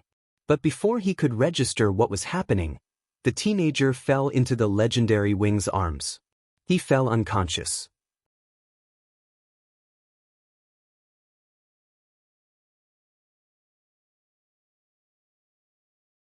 Chapter 492. Everything seemed to be shrouded in fog. What? Hazy. Confused. He had nothing to rely on. There was only that gentle voice in his ears, as if it was very close to him. Chirin, I beg you, don't be afraid. How could this be? His heart was filled with inexplicable resentment and grief, but he had nowhere to vent it. It was as if he was losing something. I'm just. That voice was so helpless. It was so miserable. It was as if it was leaving him. I'm just living in a different world from you. When the voice faded away, he suddenly felt very empty, and his heart ached. He extended his hand in the direction of the voice. He wanted to touch her, hug her tightly, comfort her, make her stay. Just when he thought that he was about to get close to her and make her stay, a ray of red light suddenly pierced through the fog. The white fog dissipated, and the haze disappeared. At that moment, it was as if blood had fallen from the sky and dyed the walls red. Everything around him became sticky, bright, crimson, and gloomy. Everything had changed. For some reason, he became nervous. It's been a long time. In the crimson blood, an unfamiliar and cold voice that was tinged with a heavy and excited tone rang in the air. It's been a long time. A suffocating feeling of heaviness came without warning, and it pressed down on him so much that he could not breathe. No, it's been a long time. It's been a long time. It's been a long time, The echo was heavy, and it echoed endlessly. It was as if a heavy war drum was beating against his heart. No, mine, that voice was excited. But he was terrified. No, mine. The blood around him became redder, darker, and deeper. It was getting closer and closer. Unavoidably, the boundless color of blood climbed up his body and climbed up his senses. He could not break free, and he could not escape. No, it violently attacked his thoughts and occupied his will. Filled him with everything. Finally, when the boundless color of blood completely filled him from the inside out, the unfamiliar voice that came from afar was incomparably clear, as if it was right beside his ears, ringing out from within his body. Mine. It seemed to have shed away all the chaos and barriers. Like a volcano eruption and a tsunami, it roared out from its mouth. Blood brothers. Ah, he screamed in terror and struggled to his feet. Panic, helplessness, panic. He gasped, trying to hold on to something. At this moment, a heavy black shadow suddenly appeared above his head. It was like a ghost, black and heavy as it pressed down. It seemed to want to cover and swallow him up. The next moment, a familiar feeling appeared in his right hand. He was so nervous that he didn't even think before he pushed out his right hand towards the shadow. Pa! With a soft sound, his right hand was firmly grasped, unable to advance or retreat. Fails. A familiar hoarse voice emerged from the shadow, calling his name. Thales shuddered. Yodel? The teenager panted and tried his best to separate the blood in his dream from the black shadow in front of him. He could barely make out a pair of lenses that reflected cold light. In the dim light, the strength of the shadow's grip on his arm lessened slightly. It's me. I'm here, the shadow said hoarsely. It comforted Thales, who was still in a state of shock. I'm here. A gloved hand let go of Thales' wrist and patted the teenager's arm in a stiff and rusty manner to encourage him to relax. And in his dream, the blood that dyed him and the entire world was not here. The tense Thales relaxed in a daze. The JC dagger in his hand slipped, and Yodel caught it. I'm here. The shadow repeated it clumsily. A few seconds later, it found the next word. It's okay. Thales exhaled and fell backwards. But the masked protector quickly supported his back and placed him gently on the pillow. He stared at the JC dagger in Yodel's hand, feeling rather flustered and guilty. The dagger. I'm very sorry. Thales' eyelids were half open. He felt weak all over, and his breathing was uneven. That was just a nightmare. But Yodel interrupted him. I know. It's okay now. The masked protector helped Thales pull up the pillow and let him lean on it. He did not forget to tuck the teenager in. Thales, who lay back on the bed, realized that he was drenched in cold sweat. It soaked his undershirt, which had been changed at some point in time. Thales pressed on the bandage under his undershirt. His nose was filled with the smell of medicine. He sucked in a deep breath amidst the pain. Only then did he realize that they were in an unfamiliar room. It was dark, gloomy, and narrow. The room was not big. It was only a dozen steps from the head of his bed to the door. There was a small study table beside the bed. The wooden window beside the study table was tightly shut, and a few rays of light from the day peeked through the cracks of the window.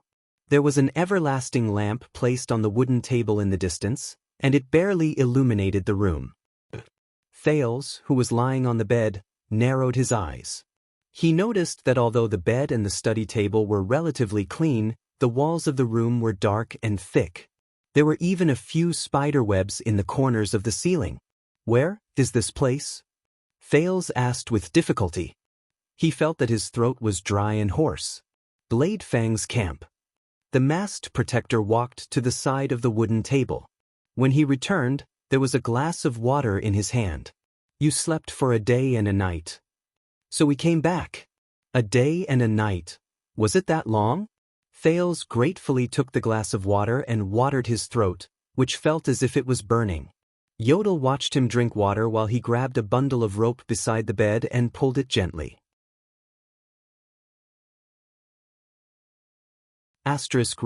***, Ring. Asterisk, the faint sound of a bell came from outside the door.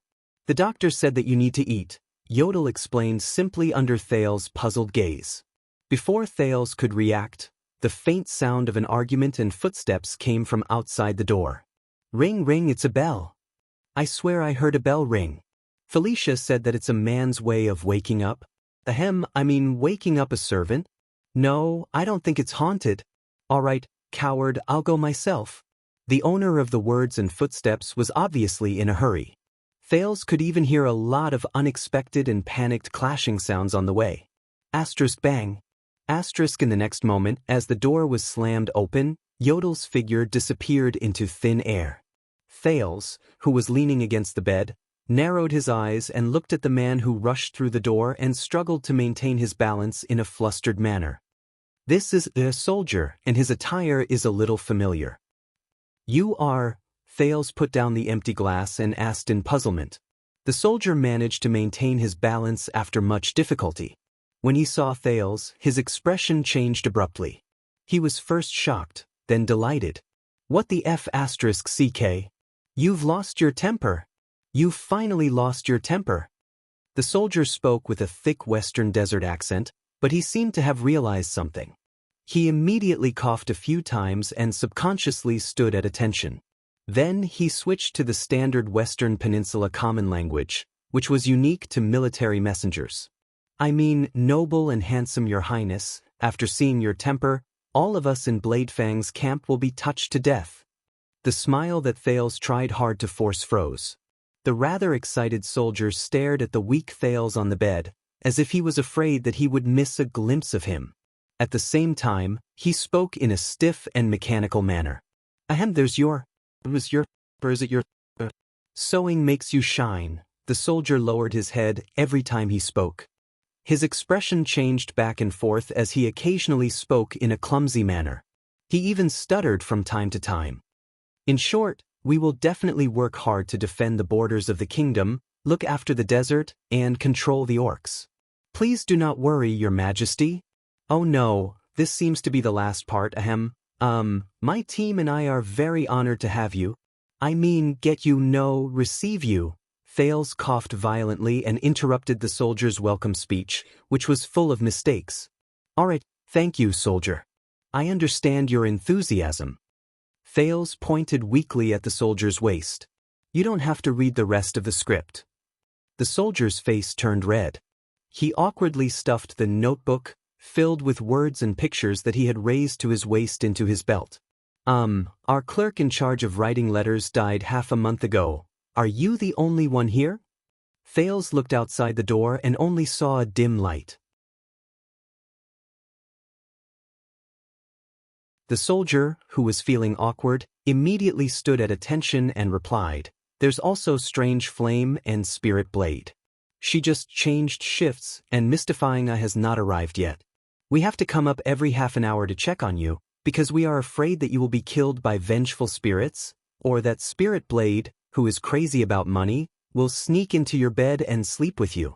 Thales raised an eyebrow. The soldier felt that something was wrong the moment he said those words.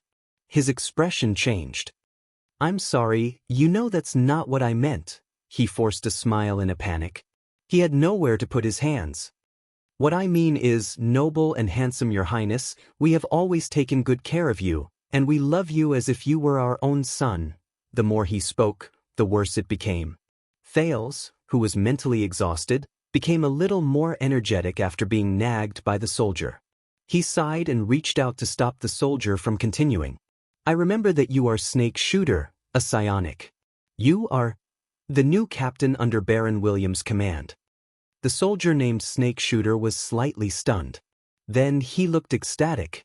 Ah, you remember my name. As expected of the noble and handsome Your Highness. Yes, Your Highness, please remember me. I am Snake Shooter under Sir Williams. I am loyal, and I have absolutely no criminal record of smuggling, tax evasion, or organized crime. Ever since I was recruited by the Sir, I have shed blood, sweat, and tears for the kingdom every day. Snake Shooter, who was immersed in another round of showing his loyalty, saw Thales' expression darken. He quickly coughed and returned to the topic at hand. The Baron originally wanted to capture a few beautiful prostitutes or a man's maidservants to make you happy. Ahem, I mean to serve you and warm your bed. But you know, the camp has just calmed down, so he asked the little freak, we, the glorious 3rd Commando Unit of the Stardust Unit, to take good care of you, to love you, and to make you feel comfortable. Once you come, you don't want to leave. Thales extended his hand with a headache and interrupted the long-winded speech that Snake Shooter had clearly been brewing for an entire day. Thank you. Please convey my gratitude to the Baron, and then... The prince forced himself to smile. I am a little hungry. Snake Shooter was stunned for a few seconds before he slapped his forehead. Oh yes, food. Yes, the Baron snatched quite a lot of food from those men. Ahem, I mean the nobles have generously donated a lot to you and the Baron.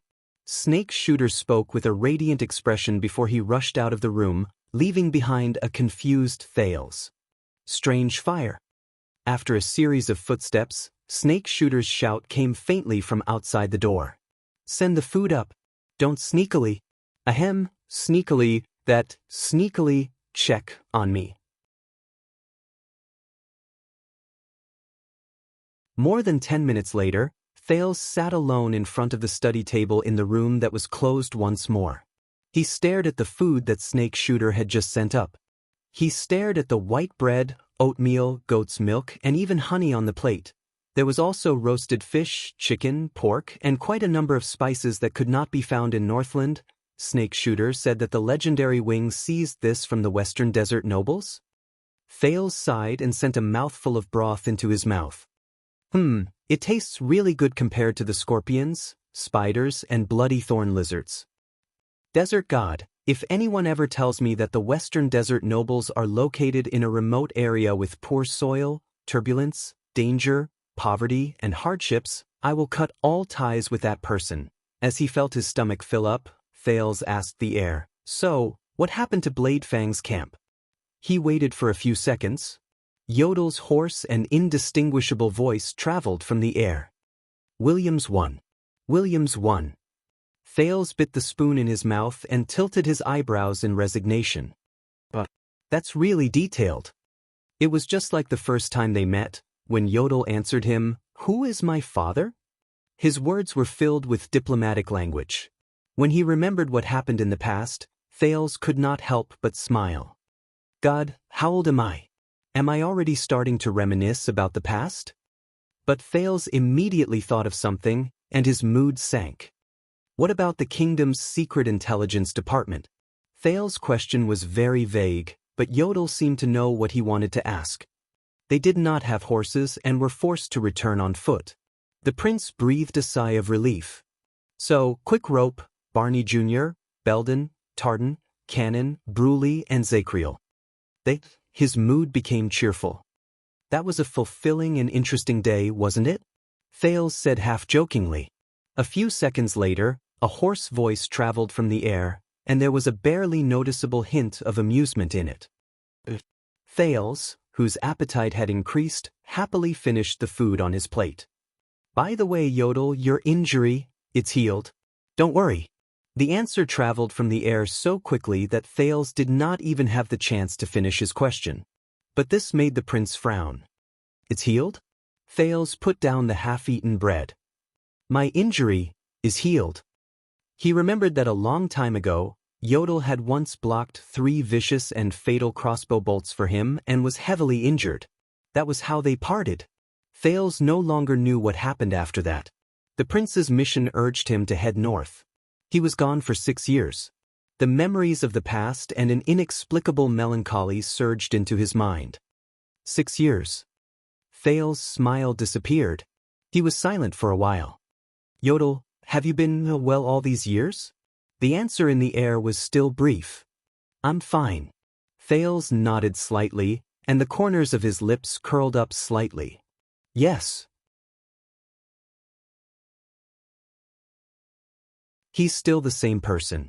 Silent, and a man of few words. The former masked protector. Isn't he? When he thought of this, Thales suddenly changed the topic. You know Zacriel, don't you? This time, The answer in the air only appeared after a few seconds. It was filled with an inexplicable emotion. A long time ago. Thales frowned. His tone was filled with worry. He said that your mask is one of the secret treasures of the royal family. The room was very quiet. There was no answer. Thales took a deep breath. He turned his head around and looked at the dark and narrow room. He still did not see any signs of a living person. When Yodel did not reply, Thales could only sigh and ask. He also said that there's a price to pay for using that amazing mask? There was another few seconds of silence. When Thales could not help but want to speak again, the masked protector's voice traveled into his ears. It's fine. Everyone has a price to pay. His voice was still hoarse, but it was filled with an unknown, profound meaning. There was also his determination to end the conversation. He's not going to say anything. The teenager could read the meaning behind his words. But Thales was not satisfied. So, what is it? He looked at the air behind him worriedly. He felt that he looked a little silly when he shouted from a distance. There was no answer. Yodel. This time, there was a hint of urgency in Thales' tone. I'm really worried about that. But there was still only silence that answered him. Thales exhaled in resignation. I saw it. The teenager frowned and stared at the air. He was displeased and worried. When Ricky tried to take it off, you reacted as if he wanted to skin you alive.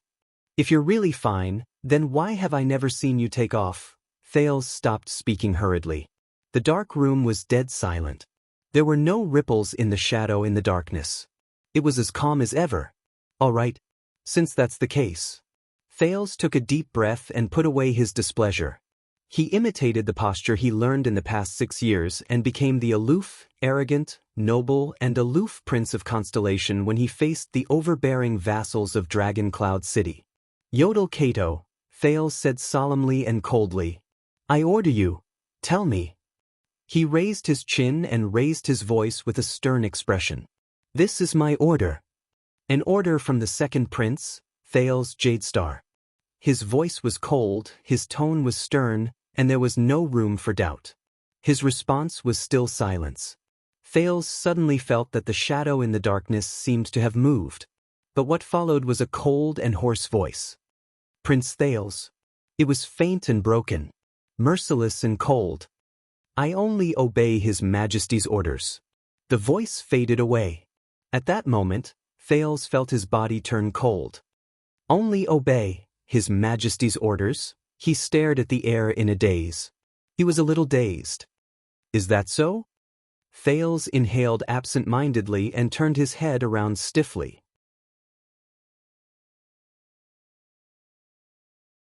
He no longer looked behind him. A few seconds later, Thales heard himself speak unnaturally. He felt that his tongue was stiff and rusty. It was even worse than Snake Shooter just now. Of course, His Majesty's orders, he said laboriously. Of course. Thales took a few deep breaths. He picked up his cutlery and started eating again.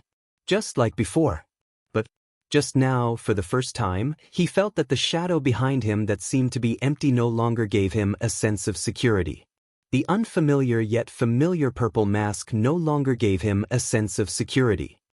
His Majesty's orders. I forgot. From the first day he saw me, he carried out His Majesty's orders. Thales suddenly thought of Saroma in Dragon Cloud City. He thought of Nicholas and Lisban, who surrounded her and seemed to serve the Archduchess and obey her orders. At that moment, he only felt gloomy and cold.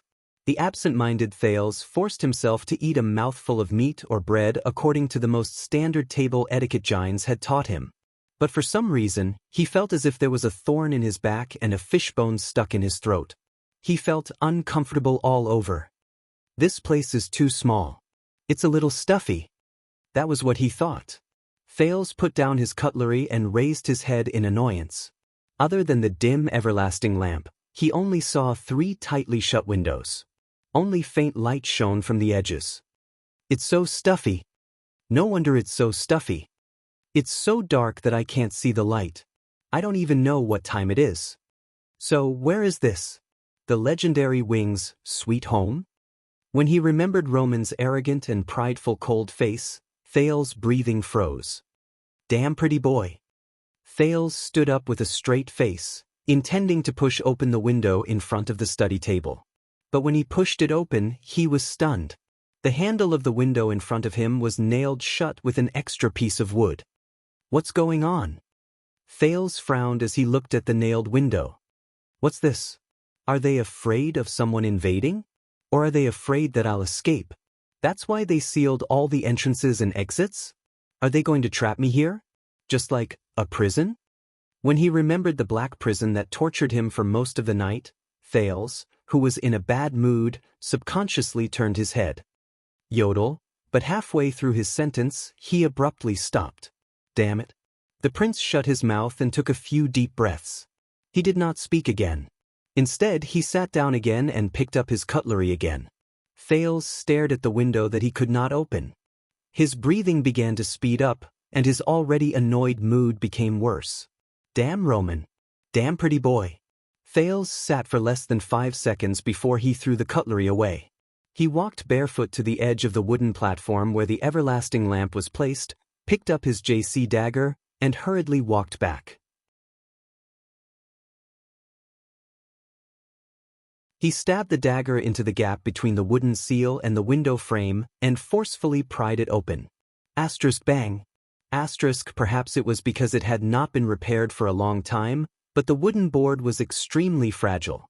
Without even using his power of eradication, he pried off a corner of the seal. Even the tip of the nail was exposed. But Thales did not stop. With a cold expression, he stood up on the chair and pried off the other corners of the seal. "Does he think he can trap me like this?" Thales forced himself to ignore the hunger in his stomach and pried off every corner of the seal in frustration. Damn it, dream on. But at this moment, a gray blade appeared out of thin air. It drew a beautiful arc and went straight into the wooden board. Then, it changed its direction and quickly sliced through a few of the upper corners. With a few crisp sounds, the wooden board fell into a gloved hand and was removed steadily. Thales frowned as he watched the black figure beside him quickly and efficiently remove the seal, revealing quite a bit of light from the outside world. "You can let me do it." The masked figure gently put down the wooden board. Thales snorted softly. He stepped down from the chair, threw away the dagger, and patted the dust off his palms. "Is that so?" the prince said sarcastically. "I thought, you only obey His Majesty's orders." The masked protector did not answer. His figure rippled and disappeared into the air. The prince snorted softly. Suddenly, he used all his strength and pushed the window open with a bang. Dust flew into the air. It made Thales cough violently. "Damn it, I should have put on a scarf first." Thales narrowed his eyes and tried to fan away the dust while he adapted to the sudden strong light and cold wind. Sunlight. Cold wind. The long-lost sunlight was like a tide that had found a vent. It surged through the window and filled the entire room. Illuminate everything. The bone-chilling wind was like a pack of wolves that had smelled blood. It pounced into the window hungrily and filled the entire room, blowing on everything. But the moment Thales raised his head and looked at the scenery outside the window, he was stunned. This place. This is... Thump, thump, thump. At this moment, there was a sudden sound of hurried footsteps outside the door. Alarmed, Thales turned around and grabbed his dagger. Snake Shooter's voice rose from outside the door, and he sounded terrified and uneasy. "No, no, no, my lord. This is the Baron's order. Even someone as honorable as you cannot." With a muffled sound, Snake Shooter's words came to an abrupt halt. Thales tensed up. "What? Someone attacked?" "Yodel." The young man couldn't care less about the little awkwardness he felt just now and called out softly. "Don't panic." A familiar voice echoed in the air. "I'm here." The long-lost sense of security and solidity instantly returned to his heart. Déjà vu. The prince breathed a sigh of relief. But before Thales could lament about how cheap and fickle he was, bang. The door to the room was violently opened. All the muscles in Thales' body tensed up. A strong figure lowered his head and stepped into the narrow room. The uninvited guest was a fully armored warrior. He gave off an aura that was not to be trifled with. He turned around and glanced at Thales. The vague sense of danger shocked the prince so much that he subconsciously raised his dagger. Who is he? The man's skin was darker, and his face was different from ordinary people. He had crisscrossed braids on his head, black tattoos on his face, and strange serrated tattoos on his neck. But Thales, who had seen both Raphael and Mickey, quickly recognized him. This is a Baron Bone Man. Thales looked at him in shock. What's going on? Baron Bone Man, here? But Yodel remained calm in the dark. Calm down. Thales could only bite the bullet and tell himself to wait. However, the seemingly dangerous Baron Bone Man only glanced at the room indifferently. His gaze did not even linger on Thales for more than a second. Then, another sharp, abrupt, and extremely unpleasant middle-aged man's voice rang out. It was accompanied by an unpleasant and gloomy smile. Don't be frightened by Gotham. The tattoo on his neck is just a tradition of the Sherilyn tribe. He has won 36 duels, that's all. Thales frowned. 36 duels in the Sherilyn tribe? The Baron Bone Man named Gotham turned around, nodded, and retreated. Asterisk thud, thud, thud, asterisk. This sound. Thales, who had heard the old crow walking with a cane and the black prophet walking, immediately realized that this was the sound of wood hitting the ground. But this time, the sound was more rhythmic than the old crows, and lighter than the black prophets. Ah, hee, it's been a long time since I last came here. The sharp voice rang out again with a slight western desert accent. But Thales swore that this was the most standard, complete, and articulate common language of the Western Peninsula he had ever heard since he entered the Great Desert. It even had the habit of speaking in Eternal Star City. There was a time when I thought that I would never come to this tiring and ominous place again. Finally, a figure limping with a cane appeared at the door of the room. The moment he stepped into the room, Thales' nervousness and attention towards Gotham was completely taken away by this newcomer. The person's cane was supported by his obviously crippled left leg. He leaned against the ground, but strangely enough, there was a long sword with a unique hilt attached to it, as if he was hoping that its owner could wield the weapon while leaning on the cane. The owner of the sharp voice held onto the door frame, tugged at his armor, and laughed sinisterly. Phew, this is really a test for my legs.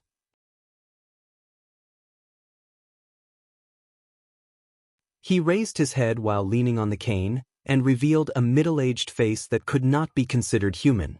Withered, pale, and crooked. Coupled with his cold and sharp voice, as well as his sharp and intelligent eyes, it was enough to make people shudder. The moment he saw the man, Thales was shocked. The terrifying middle-aged man panted softly while he sized up Thales. In the past 6 years, the man chuckled in an unpleasant manner. His laughter was like a poisonous thorn that pierced into Thales' heart. You've really grown a lot taller. I guess the Northland barbarians have fed you well? There were a few seconds of silence.